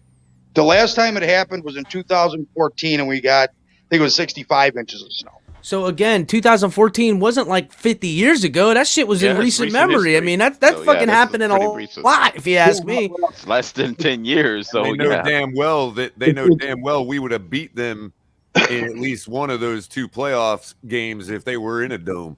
Forget about it. It's only happened twice. They've only had to relocate a game twice because the Bills organization does pay people $20 an hour to come shovel. They get like 10,000 guys. And in point of fact, the Dolphins were talking about moving their game earlier in the season with the hurricane. So there are ways to lower the freezing point. How the fuck does talking about a game equate to moving a game? It's not the team and Chris, the Bills didn't move the game. The NFL moved the game. Thank you. Again, proving another point that the NFL has been showing favoritism to these Bills. A lot of motherfuckers picking them. Vegas got a lot of money riding on it. A lot of people have their foot in their mouth. NFL all over it. So just remember who's getting a little bit of nookie. Who's giving a little bit of nookie around this motherfucker, dog, to put this shit in play. I don't want to know what the fuck's going on. Well, hold on. What if Ian would have hit South Miami or got all the way up into Tampa, which it did get into Tampa. But we've played it in Jacksonville before. We've kept it in state. We've kept it in state. We can't keep it in state because we don't have another stadium in the state. Well, coulda, woulda, shoulda. Yeah, you do. You got oh my God! No, the other 2 teams play in New Jersey. Now your stadium's in the same state almost. What's that? Yeah, but they physically located in New Jersey. Yeah, No, what we've done in the past. You want to know what the Dolphins have done in the past? We've switched our away game to a home game and a home game to away game, and then had to readjust gave up where our our fucking bye. bye Took our week bye and on fuck week our 2. whole deal up. That's happened to us, Yeah. and that's how they do us. It did our quarterback like that. It did our rookie quarterback like that, and that's how we had to start our shit from behind the 8 ball. While you guys get to conveniently be moved to a fucking dome for your convenience. It's bullshit and it's favoritism and it's take fucked our up. bye in like the first week of the season and didn't Now, get if y'all another would have one. had to move your fucking bye around and you'd have had to take They your already bye played the week bye. during How this are they gonna storm, move- How can they move a Huh? bye? We They already already have. they could have said, "Fuck that bro. fucking They Detroit did. game," and that's your bye week now. That's what they could have done. They could have said, "Now you get your bye week for the storm. Handle your business." Or they could have, gave the game, made it a home game for Cleveland. They could have said, "Cleveland, it's a home game now." No, they find the most. Crapitan, I agree with you on one point.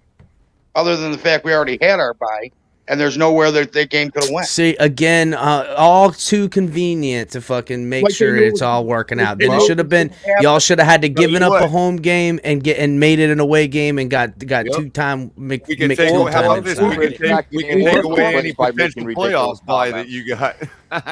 We did lose it, but the whole point is just because, do you think that Miami fans would have traveled and bought 56,000 tickets in less than 24 hours? I've been to a Jacksonville moved Dolphins game, and yeah, we traveled the same way. Yeah, an hour. Well, it's actually it's like a 4.5 hour drive from Miami to Jacksonville, so it's a straight shot. But still, Chris, where would you have played the game? Let me just ask you that question. where would I have played the game? In Cleveland. Couldn't play in Buffalo On the football because the fans field. couldn't get there. In The Cleveland. stadium was On the football unplayable. field. And it Syracuse? was deemed by the Syracuse? city of Buffalo and the state of New York that it was unhealthy and unwise. Well, fucking fix your whack ass infrastructure up in that shithole. Then I don't know what to tell you, dog. Figure your own shit out. I can't solve Buffalo's fucking problems from Florida. No, you can't comment on Buffalo because you don't have any actual information. You just have Thank your fuck. own attitude. Coming from Mark, who Yeah, doesn't live in fuck. Buffalo. Fuck. Coming from Mark, who doesn't live in Like Buffalo, mind you. clickbait bullshit. Coming from Mark, who doesn't live there. A Buffalo City employee was killed today because he got ran over with a high lift.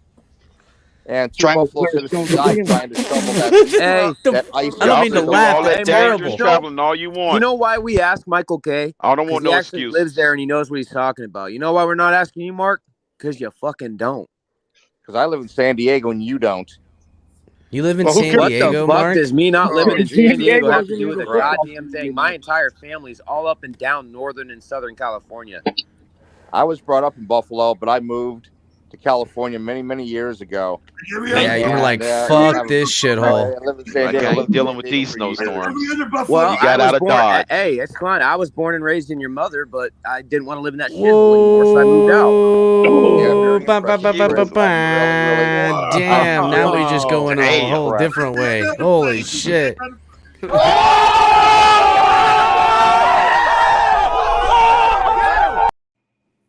Oh, that one was good. Yes, I organize commentary to him because he just loses it. So On that note, I'm gonna sip me some eggnog. On that note, I'm actually Oh, very Lord. calm. I'm enjoying a Three Musketeers Damn. bar and having a cigarette.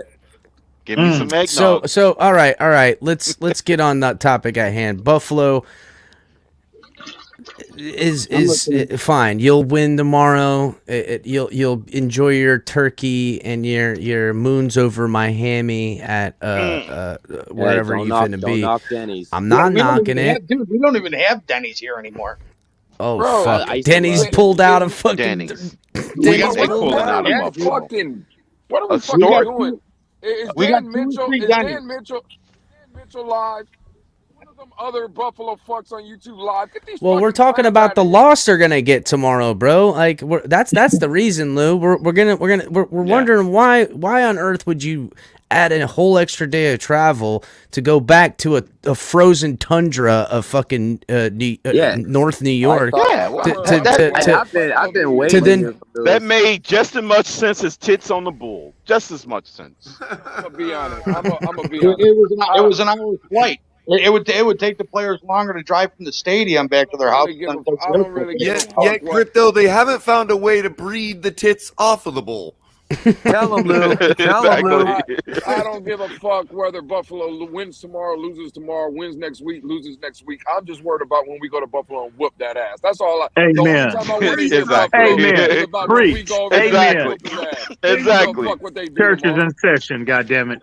Well, I gotta find some. I gotta find something to get on. It's hard to keep people's attention in this Texans week, I'm sure bro. we can find. It's time to pass the tithes and offering tray around. Cap, I'm sure we could find something else to talk about. I mean, right now, there's a couple of things. There's a couple of things out there in the ether. That's for damn sure. I don't know. I'm just saying. I mean, I can think of a few things I'd much rather talk about than talk about anything Buffalo related, bro. The Buffalo related? Damn, yeah. Damn. Let's talk Damn. about getting a standing ovation on Sunday. Y'all want to talk politics now or what? EM coming in like a thief in the night. Yeah. Hey man, hey bro, I'm just coming in. Hey, I finally got a break, and I finally got a break away from the fam and everything. And hey man, I'm just coming in peace, man. I just want to chop it up about the Dolphins, bro, about our team, man. You know, are you deep frying a turkey? EM, it's time to break What are we bread. trying to talk about with this game? Look at this, bro. Like we're 85.7% to win it. Look at it. Look, 13.5-point favorites. Damn. At minus 800. Yeah, taking the Dolphins on the money line is minus 800 on this one. Cap, you frying a turkey tomorrow, bro? Yeah, we bake and fry one. So there's that's probably what's about up. there's probably about four turkeys getting cooked between the family around yonder. So we got this week's game analysis is, hey, don't beat ourselves. That's about it. That's pretty much it. Don't sleep on the team, and we should be fine. What were you saying, EM? Nah, man, I was gonna say, bro, we grilling the whole hog tomorrow. It's like all of my family is down here, so we grilling the whole hog. I'm gonna smoke a turkey, a turkey, and we gonna do it real big tomorrow, man. I can't freaking wait. Smart move. When you got the whole fan dam coming, you gotta get a hog. Got to, because you know. You got to. Turkey, smoking a turkey is good. Everybody get a little turkey because it's Thanksgiving, but we're gonna have plenty of that hog. Yeah. Oh yeah. And Joseph Rist, I know he brought up Damian Pierce, but we've been talking about him, bro. We know he's the truth. He's a good running back, but he's all we got to worry about. That's it. Well, it's a tune-up game, bro. I mean, listen. No, I know, and I agree. That's a 100%. tune-up I game. agree. The only thing I said that it seemed to not sit right with some is I said if, and it's a big if, bro. I already know, like, we ain't gonna lose, but if there was some weird logical reason why we would lose in La La Land, it'd be because a trap of that game right here. It's a trap game. It'll be it. Say no trap game. Well, just wait now. There's It would be if things are going wrong for the Dolphins, it's because of the trap game, because it's coming off the bye week and it's Thanksgiving. It's also they've made a change at quarterback. There's nothing to get on, and also Damian Pierce is good. And I know that's where you were going, DTA. Yeah. If he can get going. Now, listen, I don't expect it to happen. Our defensive, stopping the run game, but look, a little bit more mobile quarterback, a little bit more stuff. If we find ourselves in the third quarter in some form of a dogfight, it'll be those reasons that we're all thinking at and seeing.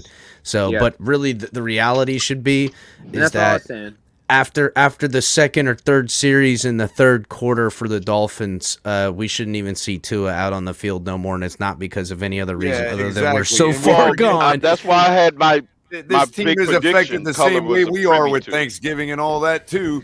They're That's not true. coming off a bye week, and there's a reason they've only won one goddamn ball game. People, come on. Color was already privy to my color. You was already privy to my prediction earlier, right?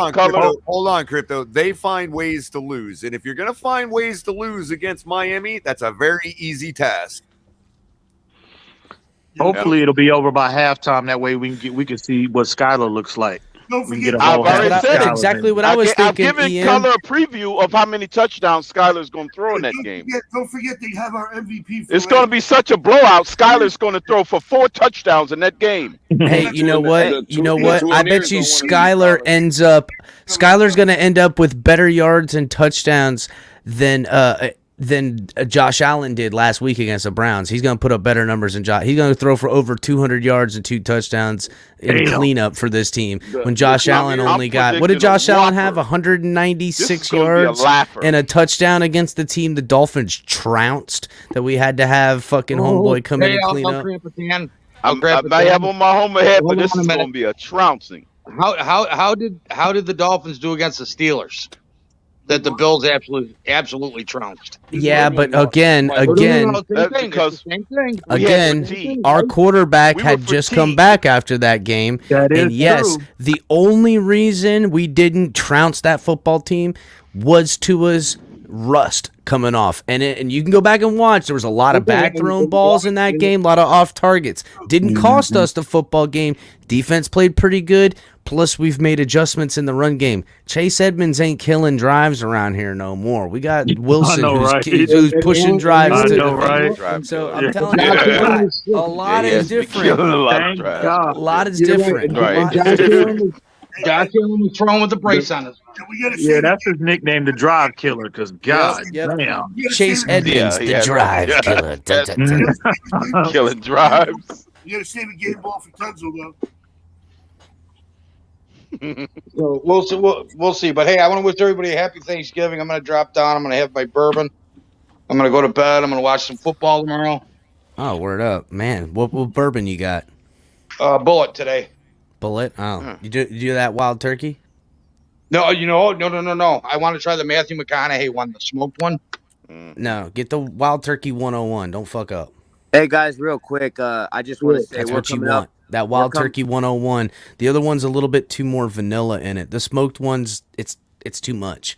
And so the Matthew is McConaughey one's too much. You're not going to be shoveling no snow, man? Nah, dude, I don't know. We got it. I had it on a clean palate, so maybe it wasn't the best time to try it. But the regular wild turkey's got too much vanilla in it for me. The 101, man, it's just fire, bro. Hey guys, real quick, I just wanted to say something real fast. I know we're coming up on we're about 3 hours and 40 minutes in. I know we got Thanksgiving tomorrow.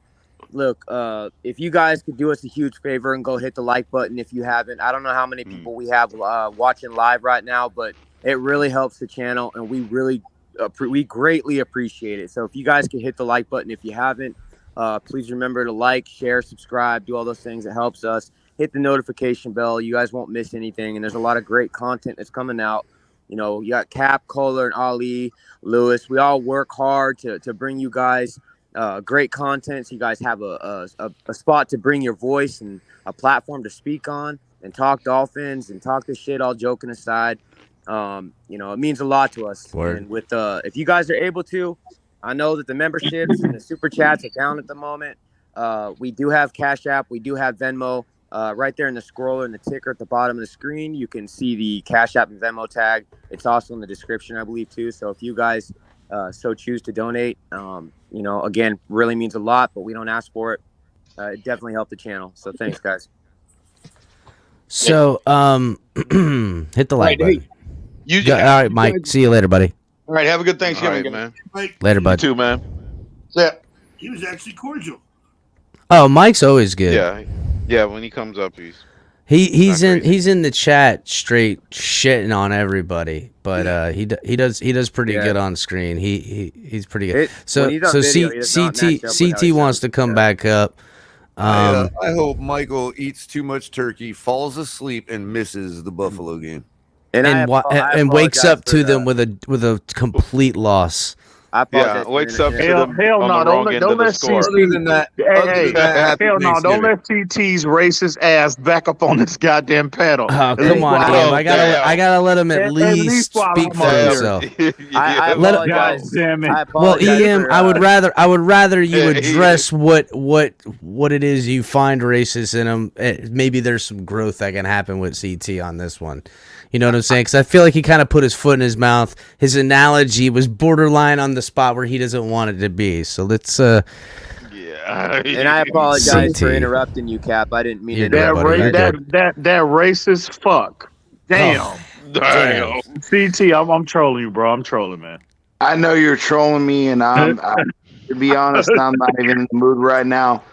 I'm about to do something I don't want to do, but I'm just going to leave it at that. So, I didn't appreciate that, the way that things were handled in that situation, and I'm just going to leave it at that, bro, because I'm not going to call a motherfucker out of here. So, it just is what it is. Hey, man. Hey, you got something on your chest, man. Just, hey. A lot, we in life, man, a lot of times, it's best to just get it off and talk about it and engage, and hopefully we can, all parties can move on and be better individuals as a result of it. That's something that needs to be handled privately. So, if it's something you believe to need to private handlings, then maybe that might be the route to go. I understand where Ian was coming from. I love all of y'all, bro. Listen, we can all argue. We can get fucking upset. Color DTA, El Cap, bro. We don't always have to agree. We're going to have arguments. It is what it is. We have difference of opinion at times.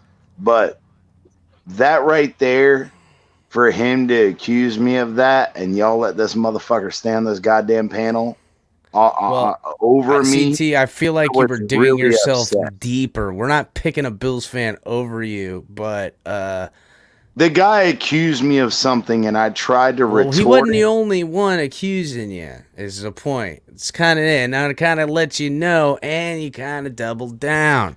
That's when I decided to help you from yourself. So, no, because you don't have to help me from myself. I'm Venezuelan. Sorry, but I gotta help South me American. help myself. Help me help you. So that's what I gotta do.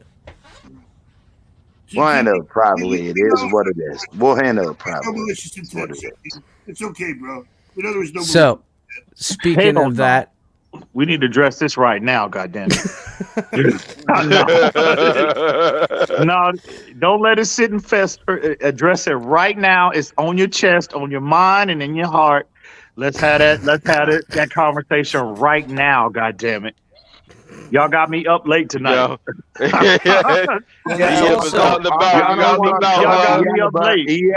soon as that comes out, I gotta call out your boy. So I don't want to do that publicly. We'll talk about it privately. My boy. Ah, shit. My boy. Who, I think I hang on, Cap. Boy, my boy. Who? Put a name on it. Who? I'm gonna go ahead and mute myself.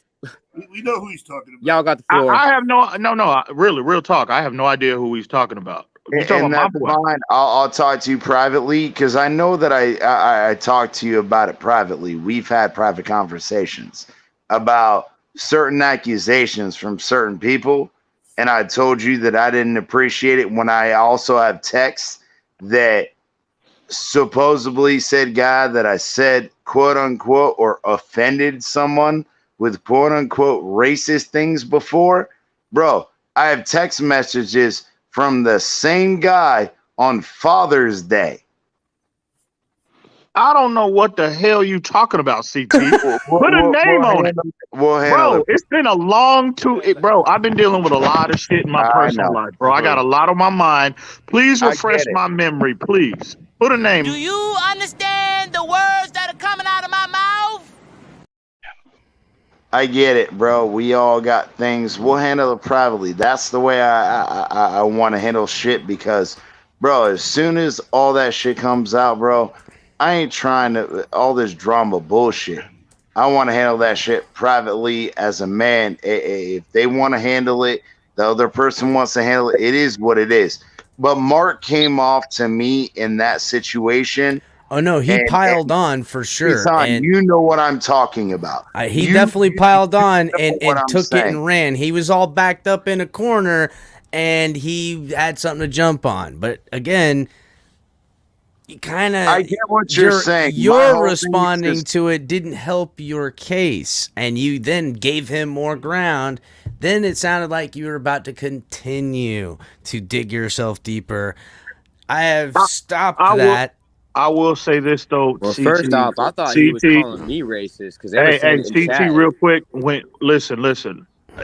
I'm not accusing you of anything. I know you personally. I really don't believe that you're a racist. However, when you make comments like that, hire some quote unquote Mexicans. First off, you better be glad my wife didn't hear you say no shit like that. First off, second of all, bro, that comes off real. I mean, you can't be saying shit like, especially publicly, And bro. please You can't- understand But that. I think Yeah, that nobody again, perceives nobody that wants way. to- People They get know also they might not know you make personally. Come on, man. That is CT, can I just say to It's EM's a point, joke. we And all that's may where, know again, we all may know where your heart is privately, but the thing of it is that to El Capitan's defense, like we have a large audience. We don't want people. We cannot be seen to condone a comment that could be misconstrued in a way that easily could be misconstrued because not everybody knows you privately. You see There's what I'm a saying? And you say that around the right ones. that too, EM. And you say that shit around the right ones in Texas, bro. That'll get your wig split quick, bro. That'll get you up out of Florida here don't quick, play that bro. shit either because there's a lot of Hispanic people, really? and then you start calling. Yeah, not that I'm not. I think we all understand But the I am vision you're talking Hispanic, about. and that's where the difference I got is. that. There's You don't no sound difference. like it, That's- though. I gotta be it honest. doesn't- You don't sound Hispanic to me. Venezuelan versus Mexico. That's where I think that just now like you y'all the are racist, EM. Now you the racist. I agree, but I'm just saying it don't sound you don't sound Hispanic to me. That's all I said, bro.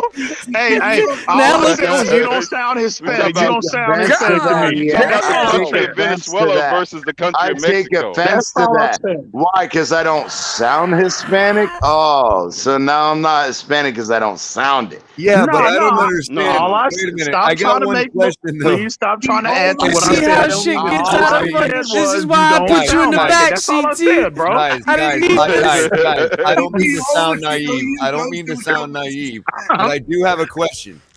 Why is it okay for a Venezuelan to make fun of a Mexican but not a white guy making fun of a Mexican? I don't Because my wife is Whoa, white. and whoa, every time whoa! That's an Fucking, interesting we ain't question, never. too. No, That's it.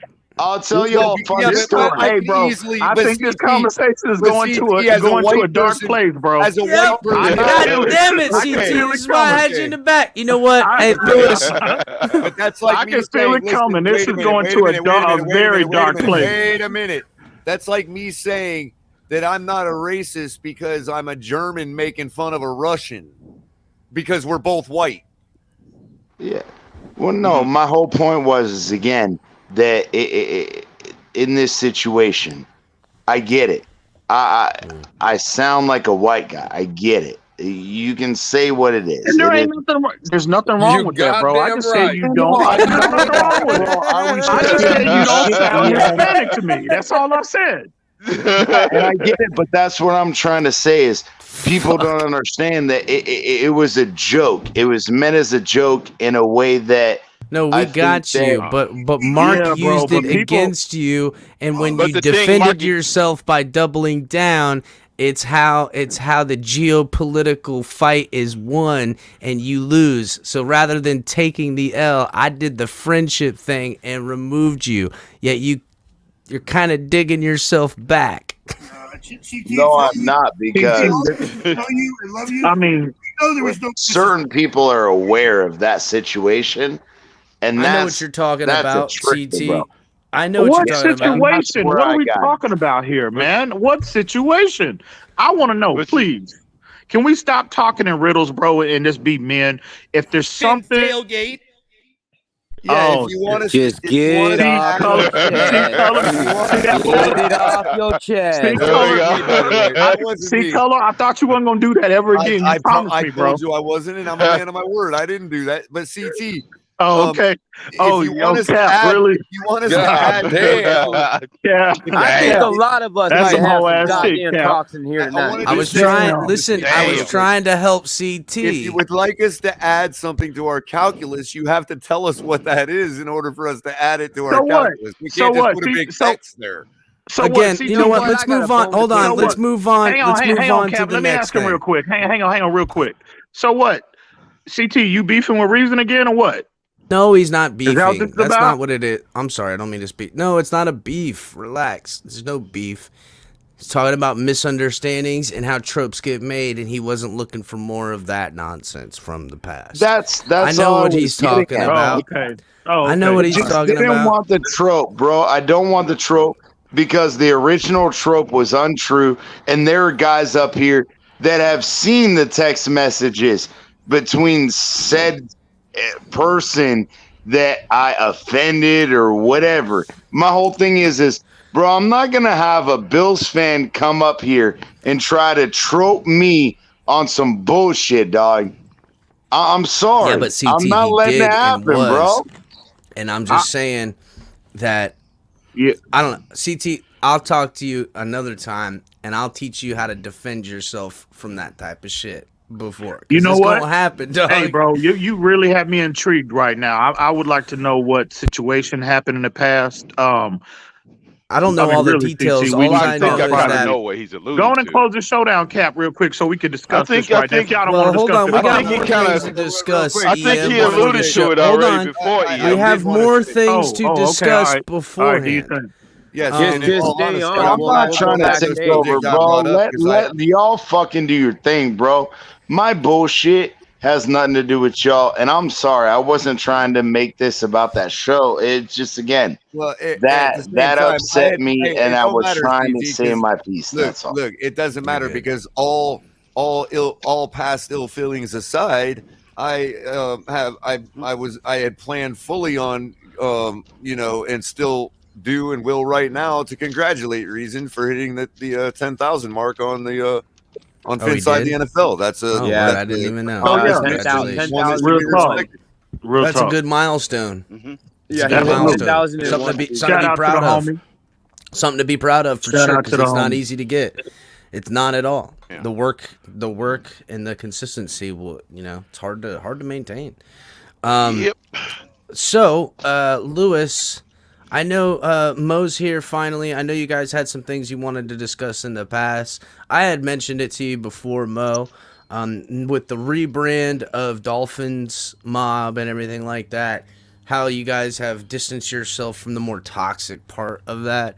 So, I don't know, before I close this bitch down in the next umpteenth minutes, maybe Lewis and Mo wanted to say some things. Rebrand. Wow, I wasn't aware of that. Mo, Look at the. you know what? I didn't even pay attention, bro. See, look. Wow. Mo, what's up with that, bro? It's Mo, you there? Yeah, he's here. I think he's there. Mo. Yeah, that's why I haven't really been saying that because it looks like Mo fell asleep. But yeah, I'm willing to talk. I'm not, I ain't got no hair on my tongue. So, but I'm not. Is he I'm not talking gonna or just- is he just not? I don't No, know. he's on Mo, mute. He probably went to sleep. oh, that sucks. It Is is. it that It or is is it getting that he late. doesn't want to talk about it? Mm-hmm. Well, I mean, I don't know. Again, I'm not a bully. I'm not going to sit out here and just talk just to talk without no one listening. Like when I talk, I want to get my point across, and I just want a certain guy, Mo, to understand where I feel and what I'm coming from, and where like me and him are just going to stand. But it is what it is. We'll have a conversation for another time, I guess. Shame. Oh, Shame. Okay. What the hell is going on in these YouTube Okay, streets, let's bro? days of our Golly, lives. man. This is a Actually, soap that's opera a edition of the Twitter What the hell thing. is going on in these streets, man? I mean, That's a- I It's guess your I've been fault, away. EM. No, yeah, I know. It is your fault. GM is your fault. Yeah, it's always my fault. But man, I guess I've Bringing been all away this too energy. long. I guess That was I've been actually away a too Twitter long thing. because That was a damn. Twitter thing, EM. It's a Twitter thing. Yeah, Man. EM. You're not Yeah, here long EM. enough to keep us unified, EM. Man, It's your fault. listen. I don't know what the hell is going on in these streets, bro. I mean, I've been away for a minute. I've been trying to stay away, bro. But damn, every time I pop up, it's You like can't fucking hide, EM. You know what you did, you son EM, of a bitch. it's nothing but EM, now Nothing you but know drama. in your absence, EM, nobody was here to pick up the pieces. You know this already. No Damn, one was man, here to this pick is- up the pieces. bro. This is Dan, did he just fall out? yeah, he No, did. I put him backstage. I'm trying to see if maybe if I bring him in and out, maybe it'll wake him up. I guess he fell out. I don't know. Yeah, listen, again, it is what it is. You know, there'll be a time and place for that. You know, it is what it is. Well, I had I gotta go find me some before. cinnamon. I gotta go find me some cinnamon sticks. I'm out. I had cinnamon sticks. What did you got you off guard? What the fuck? The fuck is cinnamon sticks, dog? I'm just saying. For like your drink or something, you put a My couple drink, cinnamon. Yeah. What is that? Use What it is for that a called? straw. I use never it for heard a that, straw. but I know that you can put the cinnamon sticks in for like. Let me reach out to Mo privately. God damn it, y'all got me all hyped up, bro. I wanted to see it show. Hang on. Hey, do your thing, Ian. Well, the one thing I will say for Mo, at least he, you know, branded off from the fuck boys he used to run with. You know. Oh yeah, a lot of fuckboy in that whole thing. I don't get it though. Wasn't it always Dolphins? Because I remember that logo and it being Dolphins mob. Or am I? Bro, all they did was kill each other. A bunch of hoes hanging out together. That's what hoes do. They kill each other. Well, I mean, like, what was the rebrand though? I don't know what it was, Lewis, because I don't. It wasn't. I didn't hear about the rebrand. Always was. I don't know. Well, you know, on these rebrand. Twitter streets, Damn. and you know, even on some of these YouTube streets, motherfuckers be moving all different kinds of way. As Lou and everybody knows, yeah. Well, you know, Ian. Don't be That's really news to me, bullshit, bro. bro. Man, I don't know. I don't know nothing. I bet you stay in my don't. own lane. I bet you Look don't at Ian. know. I stay in my own lane. I don't bother nobody. Ian trying to play like he's innocent. All I know is that look, Ian, you are not innocent. I don't bother nobody. You're I stay in my own as lane. well. Again, you know, it is what it is, you know, and I get it. There's people, there's the I told you so's in society and in the world. Everybody wants to be right. There's trolling on all sides from everybody, in every which way. But there's also like there's a concerted effort to look to be the victors in this fight, when the reality is there's really no victor in that fight. This is an organization with teams and fans. The victors are us winning on Sundays. All this other bullshit, you know. I'm gonna have to be honest with you, Ian. When you come around, I'm like that bartender in the saloon in like the Wild West. I like shrink below the counter and shit. You know what I mean? Just put myself on. Not me. Not me. I picture Kohler with like a. I picture Kohler with like a handlebar mustache, and he's got the rag inside the glass, and he's over there. Yeah, just like cleaning the glass and cleaning shit. the whiskey out, the last bit of whiskey out of the Wow. I really don't even know how to respond to that, bro. Oh man. But just flip a coin on the counter, take your bottle of bourbon, and get the freaking heck out, man. I'm just kidding, bro. I'm just trolling you, man. Well, he's there instigating it one too, as you know. But hey, you don't know nothing either, dog. Ron, we couldn't hear what you said. You was like super quiet. Yeah, Ron, where were you at? I just don't get any of the fighting stuff. We're all the same Dolphin community. We're all here for the same reason. We want to see the Dolphins win. Yeah, Ron, but let me stop you right there, because it's more of the inside of it than the outside perspective. When you hop on a panel and you just come for the 2-3 hours and you talk Dolphin football is one thing. But when you start getting in these back channels, and again, I'll address Mo when he's available to talk. But the hoes that he runs with, like, don't send goons to do a job that you want to do yourself. You know what I'm saying? Right. Don't send these people, goons, whatever the fuck you want. Fuck boys is what I call them, because they won't bust a fucking grape if they see me in fucking person. And I've been in certain arenas or realms where those motherfuckers have been around and they're running scared, happy-go-lucky. But then they'll turn around and they'll threaten people, talking about, if we see you, we got guns for your mouth, and if we see you, we're fucking up. And they'll talk real tough to your fucking wife and bullshit, But again, that conversation is just for later. But Ron, I would just caution you that when you get in these back channels and you really know what's going on, that's when you see the fuckery. It's not up here on a 4-hour panel show. Certainly where people are coming back and doing exactly, when things, you know, everybody's like happy-go-lucky. everybody gets their logo or their shows, and there's, hey, Ron, he goes on these other shows. You know what I'm saying? Like, you're expected to be seen like a motherfucker, like in some weird way. On Twitter, you ain't catching nobody. On YouTube, you at least can catch their ass, and it's recorded, so there's kind of this implication that if you lose a battle in this way, because it's still some kind of even battle, a keyboard battle, and you being able to spam and all that other shit, that ain't fucking, like, where's the 1v1 at, dog? Like, you a punk. You know what I'm saying? And it's just a little different. So, like, how they operate. Even on Facebook, like, you see Facebook, someone will put something, someone will come in and troll. People might, one or two might go back at that person, but for the most part, like, eventually in that conversation, like, this motherfucker's trolling me. You know what I'm saying? Like, you figure it out. On all this other shit, it don't stop. Like, that guy trolls you, he's like, oh, it caught me trolling, all right, deuces. No, they're like, now I'm never gonna stop with, I guess it's like internet bullying. It's the most lamest shit of all time. It's irritating beyond belief. It's not gonna make. I mean, I guess maybe some people get really super affected, but it'll fucking infuriate the hell out of you. It'll test your patience, and it's some of the more.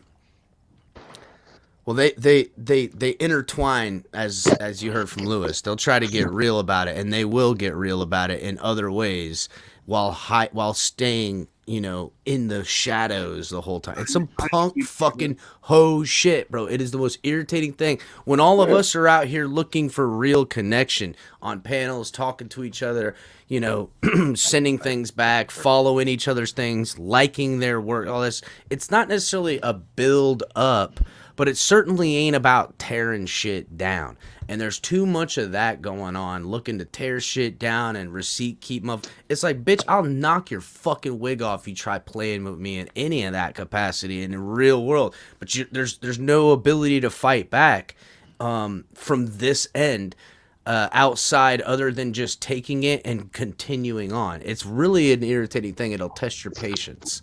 So to me, it's just a little disheartening that we can't just, you know, all be fans of the Dolphins and agree upon that and let everybody have their own space, their own channel, and just, you know.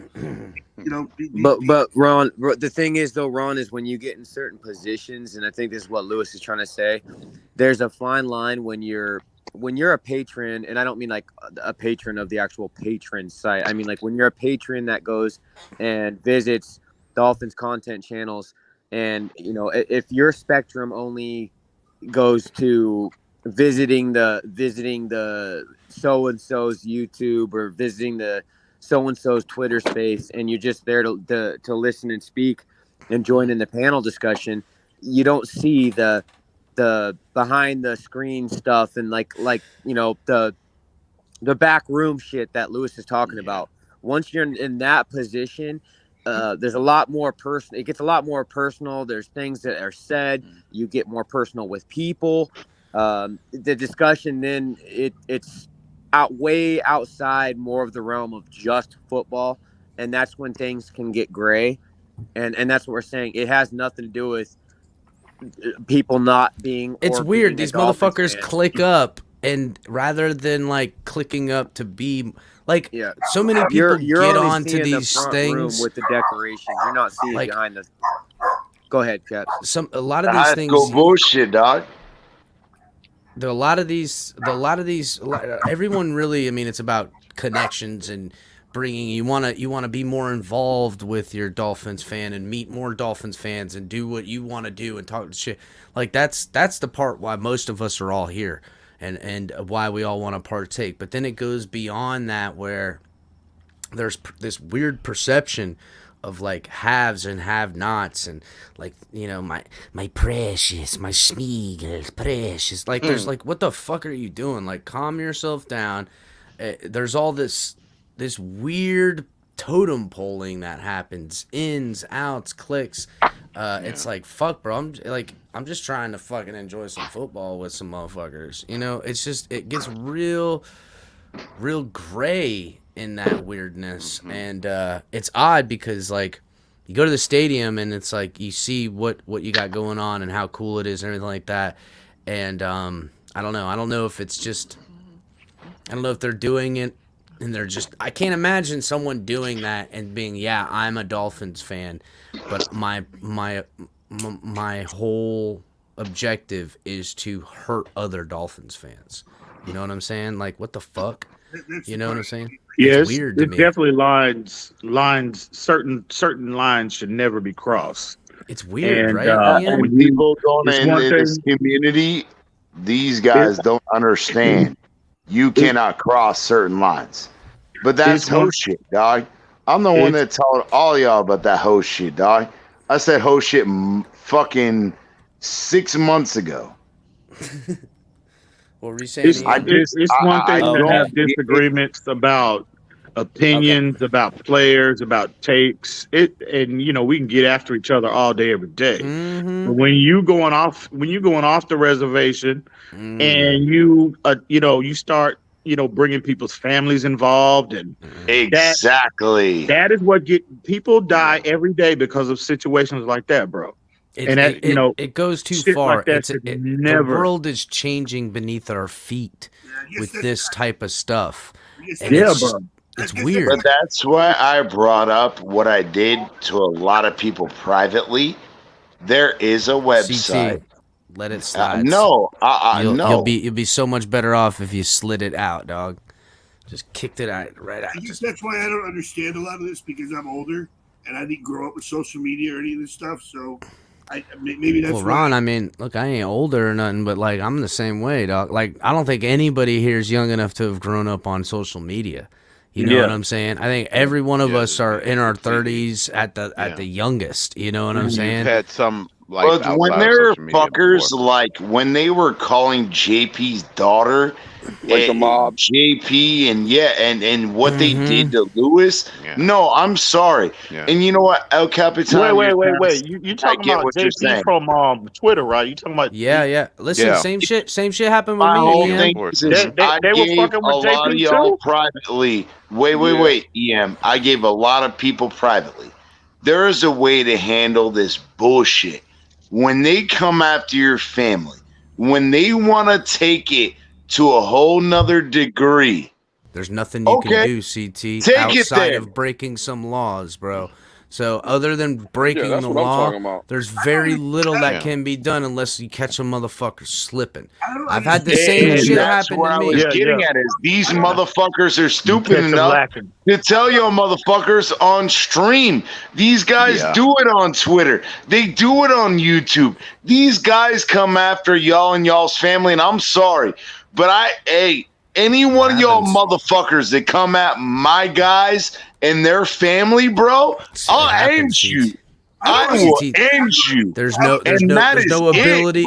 There's no ability to track these people outside of There a game. is. There is. I don't understand how it could be how it could boil down to. I've given multiple people the ability to make things aware to certain individuals and certain governmental.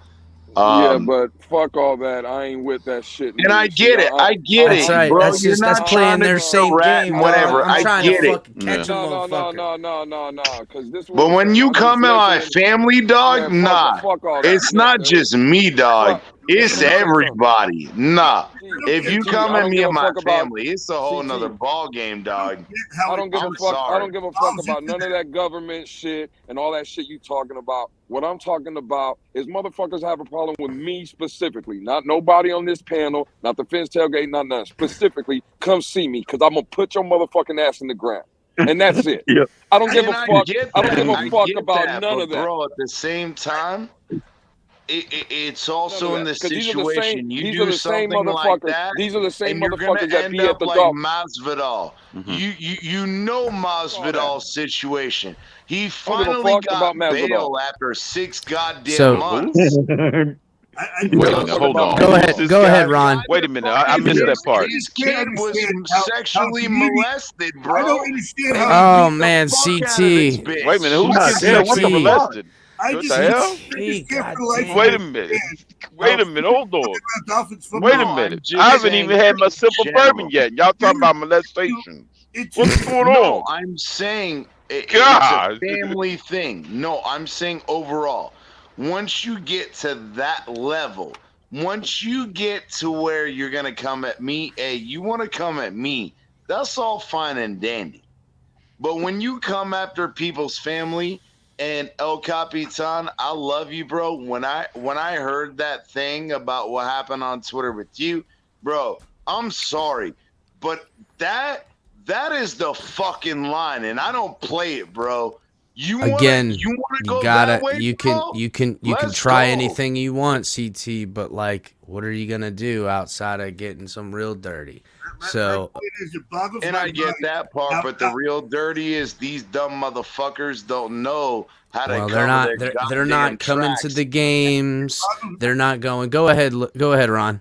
It boggles my mind how a community talking about the Dolphins and football can degenerate into going after people's families and to Tua. the It's all over Tua. It's all over Tua.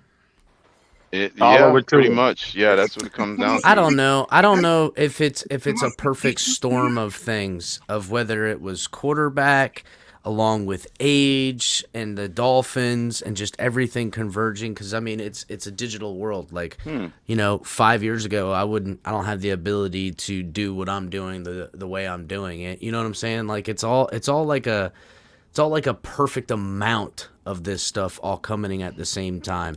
Again, the ground is shifting beneath our feet in this franchise and in the world and how everything's happening.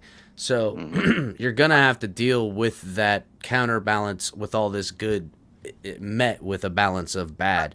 We just gotta do our best to just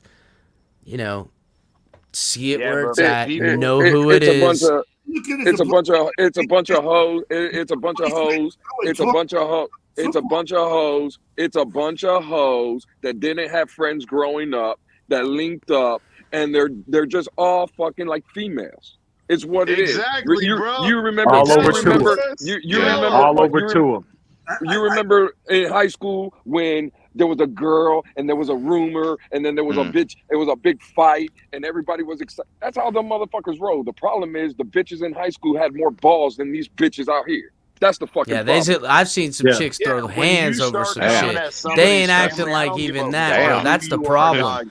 Like, got more balls they'll than never now. never put a Damn. name on it. They'll never put a face on it. They'll hide far away. They're not coming to the events. They're not showing up in the communities. They're not putting, they're not doing And nothing. then they talk They're about just- rebranding and they talk about all this other bullshit. My whole point is if you want to come at rebranding like they some kind of rock band or something. What the hell's going on? And that shit real goddamn quick. It's just disheartening to think. I don't play that. How do you rebrand? How do you rebrand but keep the fucking name? How do you rebrand? That's what but I'm keep the fucking saying. name? What are they, some kind of celebrity band or something? Some teen band or something? What the hell? That's what I was asking. Real quick, Also, real by the quick. way, Miss Let Finch me- had to step out because she said this shit is tasteless. Yeah, I find it disheartening Well. that I find a platform that I love going I'm just to. saying. Talk It's about, 1 o'clock in the morning too, so Yeah, and this should be expected at 1 a.m. And that's then, what it Yeah. is. I just Hey, see- if I go on my fucking my what do they call it, the like Dish Network, when you hit up the guide, I don't think I'll probably find the same type of shit up there. Is what it is, dog. I It's mean, 1 a.m. When am I gonna trying to listen? We started strong.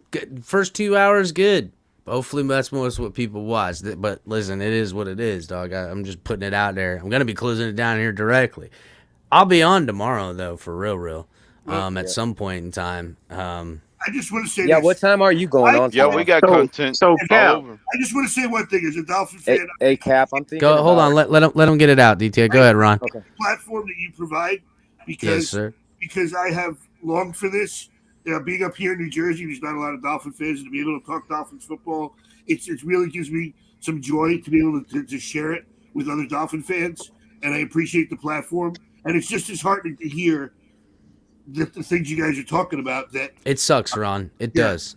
It sucks.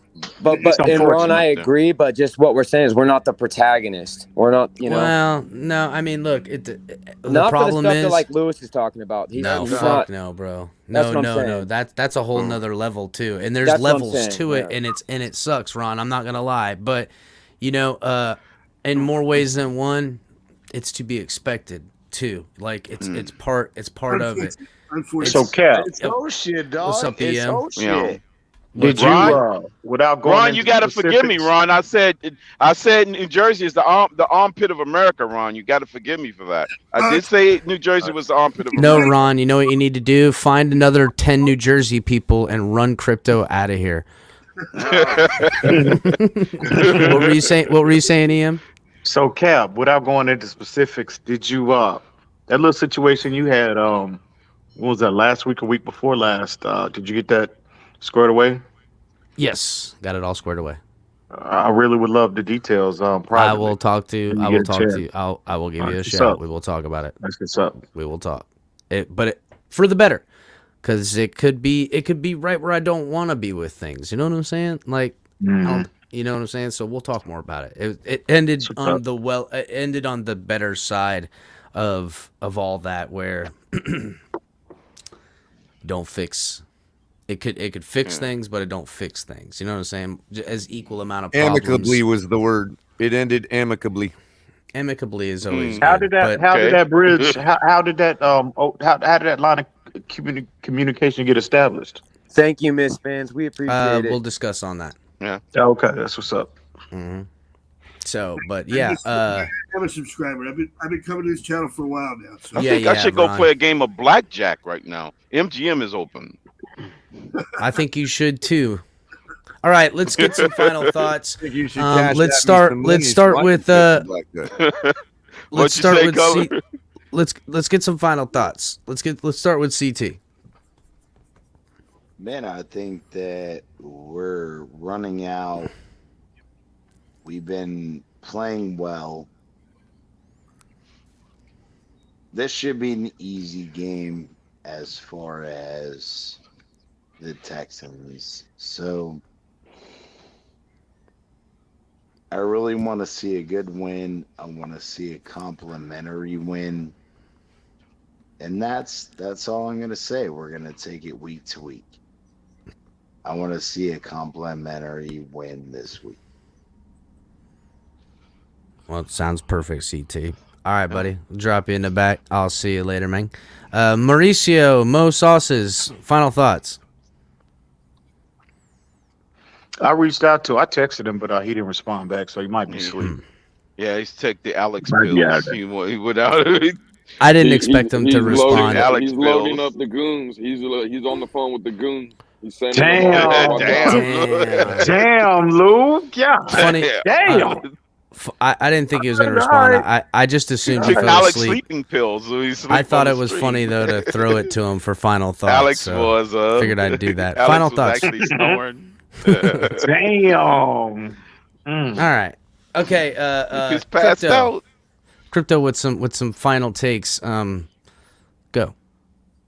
Oh, good. Now we've crossed over the Rubicon into Thanksgiving. We're all good. Happy Thanksgiving to everybody. You know, for the 1 a.m. edition. So it's Oh, yeah. official. I Oh, think yeah, you're everybody's in East Coast time except I think EM. But it's still Thanksgiving. It's 12:03 there, so we got everybody. Yeah. GTA has still got another 2 hours. Won't be but long okay. now, baby. Won't be long now. I know. Happy Speak for Thanksgiving yourself. anyways. It's Even only, though he's got it's only 10 p.m. for me, Crypto. Oh shit! Oh, Well, he you'll be said there 2 in a hours. minute. He said 2 2 more more hours. hours. He said Oh, 2 that's more hours. true. That's true. Yeah. You know what? Do you guys fast till yeah? Do you before guys Thanksgiving? like wake up tomorrow and don't eat until it's time to eat for Oh, Thanksgiving? that. Yeah. all right. Okay. I'll just snack on like a because you wanna banana or snack, grapes yeah. or something like that. But I don't eat. Yeah, do yeah. that, Maybe EM. I something ain't even first doing thing that. when you wake up, Maybe but a like glass of water. you're gonna starve yourself, right? Like when you're getting Yeah. up to it, you're starving for like 2.5 hours. You're just like, when's it done, right? And we're all there, right? Yeah. Okay. All right. So just yeah, making you fast a little bit, and then take that first bite of cranberry, and you good. sure. Cranberry's your Man. first go-to, I guess. So. Crypto, I don't what know. you Yeah, it's burning tomorrow, cranberry bro? stuffing. But I'm What you burning? burning. Yeah. Well, I got Crypto, I got that's what turkey, I got ham, that's I got collard greens, I don't. I got That's sweet potato, Ooh. yams, I love damn, collard yams, greens. damn. I fucking love cranberry collard greens. stuffing, ooh, collard greens, I sweet love potato Damn. pie, Do they key got little lime pie, potatoes? They got little and potatoes in some your good collard greens? old eggnog spice with some cognac. Hey, Crypto, you better Put it not in there. forget, bro. Damn. You got to send me a picture tomorrow of that plate. I want. Yeah. Listen, do you get the collard greens that have like little potato put in there and stuff too? That's my favorite. Nah, I have to put that on the side. I just No, chop up they the got little onions in potato there. cubes in your I collard I like greens. Put You some, throw that in mine there. with the smoked crushed turkey pepper. necks in there. Mmm. Oh yeah, I you could do turkey necks or you could do ham hocks, but people yeah, don't do yeah, ham yeah. hocks. So you could switch it up. I And you like just chop up I like that in my the onion, tomato the red sauce. onions in Chicken there. gizzards in my Oh tomato man, sauce. Shit's fire. Mm. All right, tomato Crypto. sauce. We'll see you Yeah. tomorrow. All right. Later. Salute, Crypto. Always respect, bro. Ron, Oh, let's yeah. get some. Hang Let's on. get some. Add What's him up? back real quick, Oh, Cap. Add him, put him okay. back up here. I totally forgot about that. Crypto, you there? Yeah, I'm here. I'm here. Don't you ever refer anybody else in this goddamn community, except me. I'm the only EM in this community, boy. You hear me? Don't you? I better not ever hear you referring to anybody else in this community with the initial EM. Listen. But listen, anyway, EM. respect to you, bro. I always respect you. I was trying to get you coming up there. I tried to get EM 2.0, and I just wanted to see who was Don't you ever respond. do that, bro? I said, salute to you, homie. You already know what time it is, Crypto. All right, man. Yep. Yeah, man. They were on Miami Sports Music the other day, and that fraudulent EM wannabe Ian baller. was up there. Listen, I'm sorry, Ian, but and he's that in goes my for all you fantasy league. motherfuckers too, goddamn it. That ain't just Crypto. Listen, I better not Ian hear none of y'all Baller's refer to that motherfucker straight as EM. smoking. He's smoking everybody's ass in my fantasy league right now. He's whipping that ass. Actually, I think second in the fantasy league is Roach. Actually, I think Roach might be second, but I'm. Oh, I I've saw had him no- today, Cap. He was in our space. Roach. Yeah, he came by our space today. Oh, word! I talked to Roach. I think it was yesterday on the phone. I don't even know who that is. I don't know who Roach is, but he used to have that I Believe. The I Believe podcast. Oh, Stephen D's boy. Yeah, Roachy. Yeah, he's been Oh, he's okay. been he's been good. He's been good. He'll be coming back around again. What's up, Ron? Let's get some final thoughts.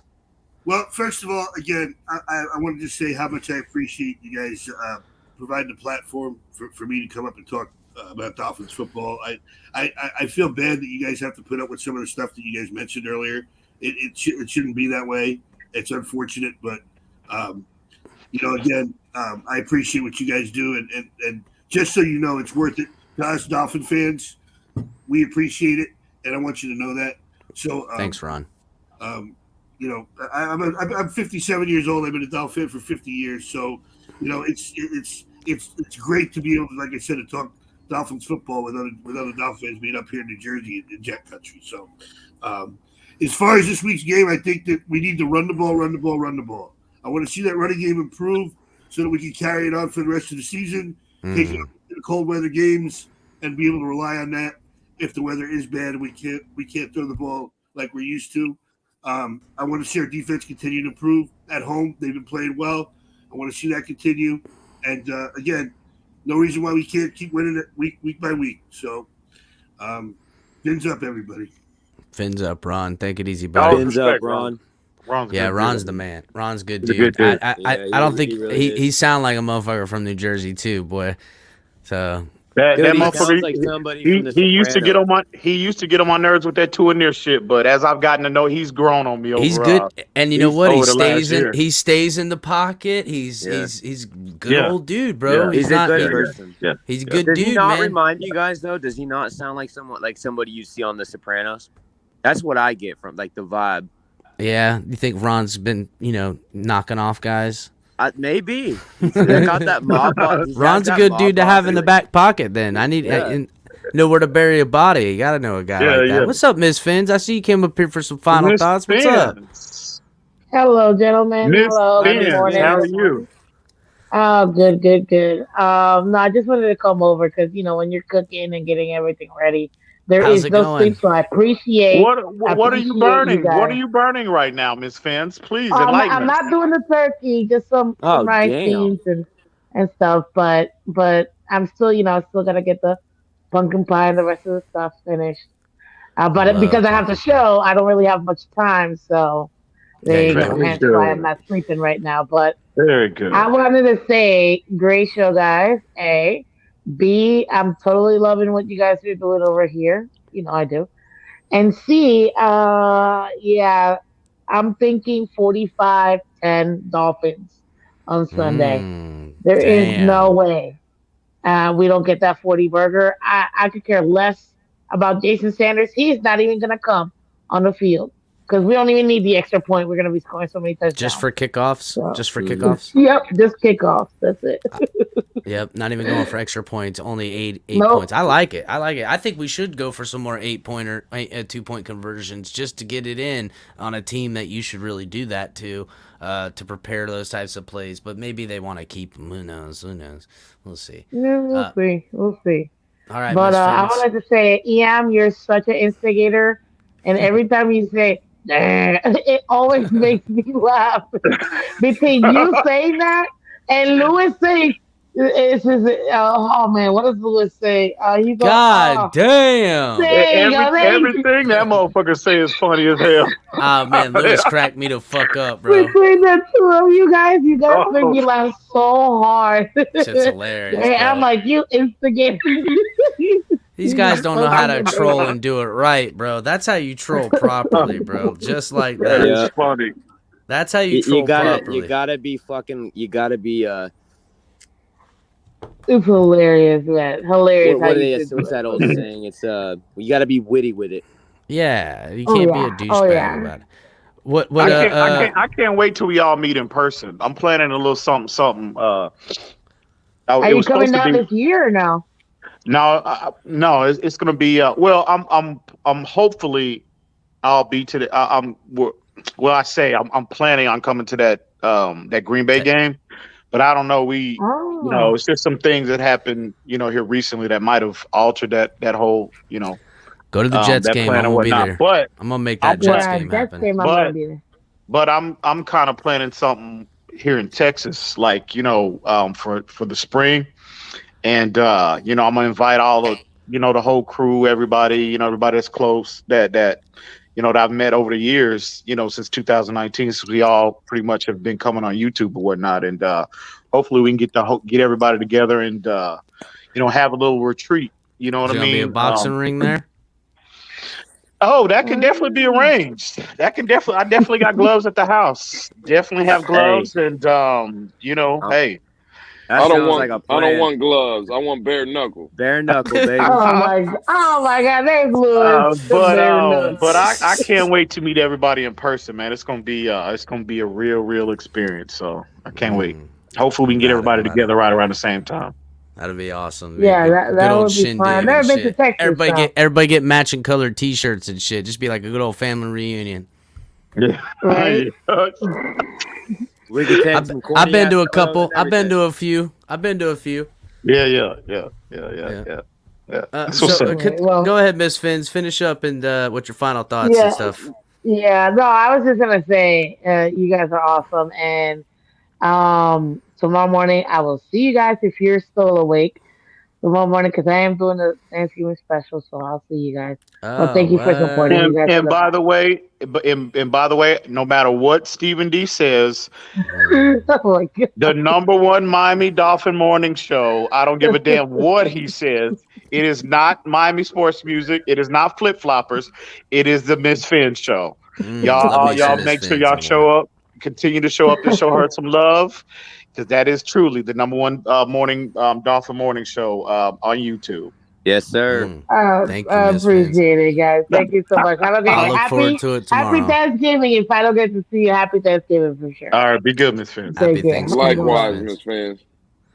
So, EM, Give us impart some of your wisdom upon us, please. Gentlemen, hey, it's always respect to the platform. Cap, Color, Lou, DTA. Well, this I gotta admit though, real quick, this is news to me. With the new additions, Lou as well as DTA. It's official. Hey man, I like that lineup, bro. You know what I mean? Yeah. Hey, you know, I've listened to obviously, you know, I've gotten to know Lewis, you know, over the last year or so, and that's the homie right there, and DTA as well. I've been in spaces with him and heard him on different platforms, and he's an insightful. He's got a lot of insight as well that'll be beneficial to the community as a whole. So, yeah, when y'all were, you know, when y'all announced that earlier, when y'all were talking about DTA specifically, yeah, I like that additions, bro, and nothing but love and respect for y'all, and man. Hopefully, y'all continue to do your thing, keep grinding. Y'all will get exactly where y'all need to be, where y'all want to be, if you just keep your head down, man, and keep grinding, man, and keep putting out that quality content to the Dolphins community. So, salute to all you Slow gentlemen. marathon, brother. Slow marathon. Hey, absolutely. So, salute to all you gentlemen, man. As always, respect. Anytime y'all let me come up here and spew my nonsense and foolishness at times, you know what I mean. I know it's tough to deal with me at times, but hey, man, it's always respect to y'all for letting me come up here, bro. Y'all keep fans like me relevant, so it's all respect to y'all. Now, Sunday, baby, it's a tune-up game Sunday. Real quick, I don't think it's much to worry about, too much to be concerned about for Sunday. It's a tune-up game for the following week, which is, you know, we got that game in San Francisco, and that's the one, you know, that not to say we should just completely take the Houston Texans lightly, because they are an NFL team. They do have NFL players, but I don't think it's too much to be concerned about. You know, they have that running back, Mr. Pierce from Florida, rookie sensation running back. And, you know, he's been impressive this year. But one thing about our team, Cap, Lou, Color, DTA, I think, in my opinion, the most consistent, maybe even the most consistent aspect of our team all year has been our run defense, conventional run defense. Not when we and face it's been these mobile convincingly quarterbacks. too. It's been convincingly against the running game as well. The Browns, it's not like it's been against chump running games or chump running backs. Absolutely. It's been against good running backs and good running good teams. O lines, good running backs. They've done good. So you can make a legitimate case can be made that it has been the most consistent aspect of our team all year. So with that being said, with Houston, you know, their philosophy and their approach offensively, everything is predicated off the run game. And I think if you suffocate their run game, they don't have much else. So for that reason, I think it's going to be a relatively easy game. It's going to be a tune-up game. Again, I think it maybe even be over hopefully by halftime, but definitely by the third quarter. And that way we can see no shade at Tua. It's not, you know, I'm not trying to start a quarterback controversy or anything like that. I just want to see what, you know, Skylar looks like, you know, in a live NFL regular season game, you know, with all of the O-line intact, running back, et cetera, because you never know. We might need Skylar at some point. Knock on wood that we don't. Yeah. But again, we all know the nation. We're going to need him for that last game. Time. We're going to need him for that last game of the year because we'll have the division and everything sewed up. And Absolutely. Even if we lose to the Jets, it ain't going to matter. So, because the Chiefs might be too far away to get if something happens, who knows? Maybe that game means everything, and we could be number one in the AFC. The other scenario I brought up was what if by the time we play the Jets for the last game of the season, what if them winning keeps Buffalo out of the playoffs, but doesn't hurt our position at all? I'm saying the same thing. Color took the words right out of my brain, dude. I'm thinking that same thing. There could be a scenario in which it's a win-win one way or the other, where the Dolphins can let Skylar, if he goes out there and beats the Jets all on his own, so be it. You know what I'm saying? Because they might even let him drop the one to the Jets for seeding position for how it affects Buffalo in this scenario. You know what I'm saying? Like, I can't wait to see where it converges. And then if we got to face the Jets in the playoff, we hold the advantage because you can't beat a team 3 times in a row. Well, I don't ain't trying to do the Jets no fucking favors either. No, so I we'll get see it. where I we're get at. it. But if it keeps Buffalo out of the playoffs, it's like, hey, throw Skyler in. If they eke out a win or McDaniel does a favor to Sulla, It's who gonna cares, come. you know It's what I mean? gonna come to a mad dash those last 4 weeks. And again, I'm pretty sure I said this, and I want to say it was clipped that in the final, the final quarter of the season is going to be Buffalo counting wins and losses to the Dolphins to see who's going to take this motherfucking division, and that's happening. So To answer Blake McDonald, no, the Jets have dropped out because they lost to the Patriots. So the Jets have dropped out they're of the last playoffs. in the AFC East right now. Yep. So all right, EM, I'll be on and around probably sometime tomorrow. We'll see all that stuff. If I don't see you, man, happy Thanksgiving, buddy. Hey, man. Same to you, bro. Always respect, gentlemen. Yeah, Appreciate it, Ian. buddy. Happy Thanksgiving, man. All right, It's man. always good to see you, bro. All right, Ian. Salute. So, boys, I don't know. Final thoughts, if any of you guys got it. Does that? They're not really final Is as he far gone? as. Final thoughts. If any of you guys got it, DTA, we'll talk backstage. I'll get you the control and stuff like that, so you can do that recording and whatnot at your leisure. Lou, we got to discuss, figuring out not really scheduled, but time framing. Color's got some stuff going on, as you guys may or may not know, with all his personal stuff, and so we'll figure out. We're still flowing, bye week's over. We got some time coming up. Happy Thanksgiving, boys. Any of you guys got something? Just fins up, man, and I appreciate everybody coming out always, man. I love to see the community come out and all the support that we get, and all the hard work that you guys put in. I appreciate it too, and I'm happy that there's a spot here for everyone to come up and talk their shit and have a platform to be able to talk Dolphins, talk football, air stuff out, whatever. You know what I mean? So Yeah. Fins up, everybody. Happy Thanksgiving. Stay safe. Take the good with the bad and the ugly, dog. It's about full on acceptance, and sometimes it's even the hard conversation to have. Yeah. But it's the one that's usually necessary, and it's the only one in which will promote growth for a healthy ecosystem, because all that other fake bullshit is exactly that, fake bullshit. People are flawed, people are different, there's misunderstandings, but there's definitely no resolution when you run, you hide, and you're just being a fucking asshole. So if you got somewhere to be and somewhere where we can hash it out, you'd be surprised more often than not, cooler heads prevail. So, and that's just how life goes. Sometimes got to go a certain other way. Maybe you got to go that way, but usually at the end of that, or you end up on one of those YouTube videos I watch all the time. Where they're talking about some weird, like them interrogation videos. I don't know what the fuck you're talking about, but fins up, True everybody. crime, We'll see true crime.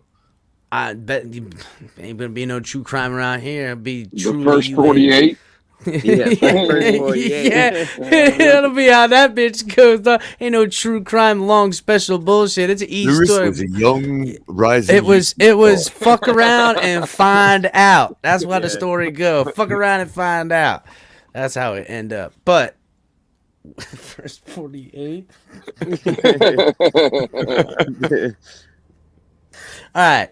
We'll see y'all next time. Happy Fins up, everybody. Thanksgiving. Happy Yes, sir. Thanksgiving. Happy Thanksgiving. Later, y'all. Gobble, motherfuckers. Gobble, gobble.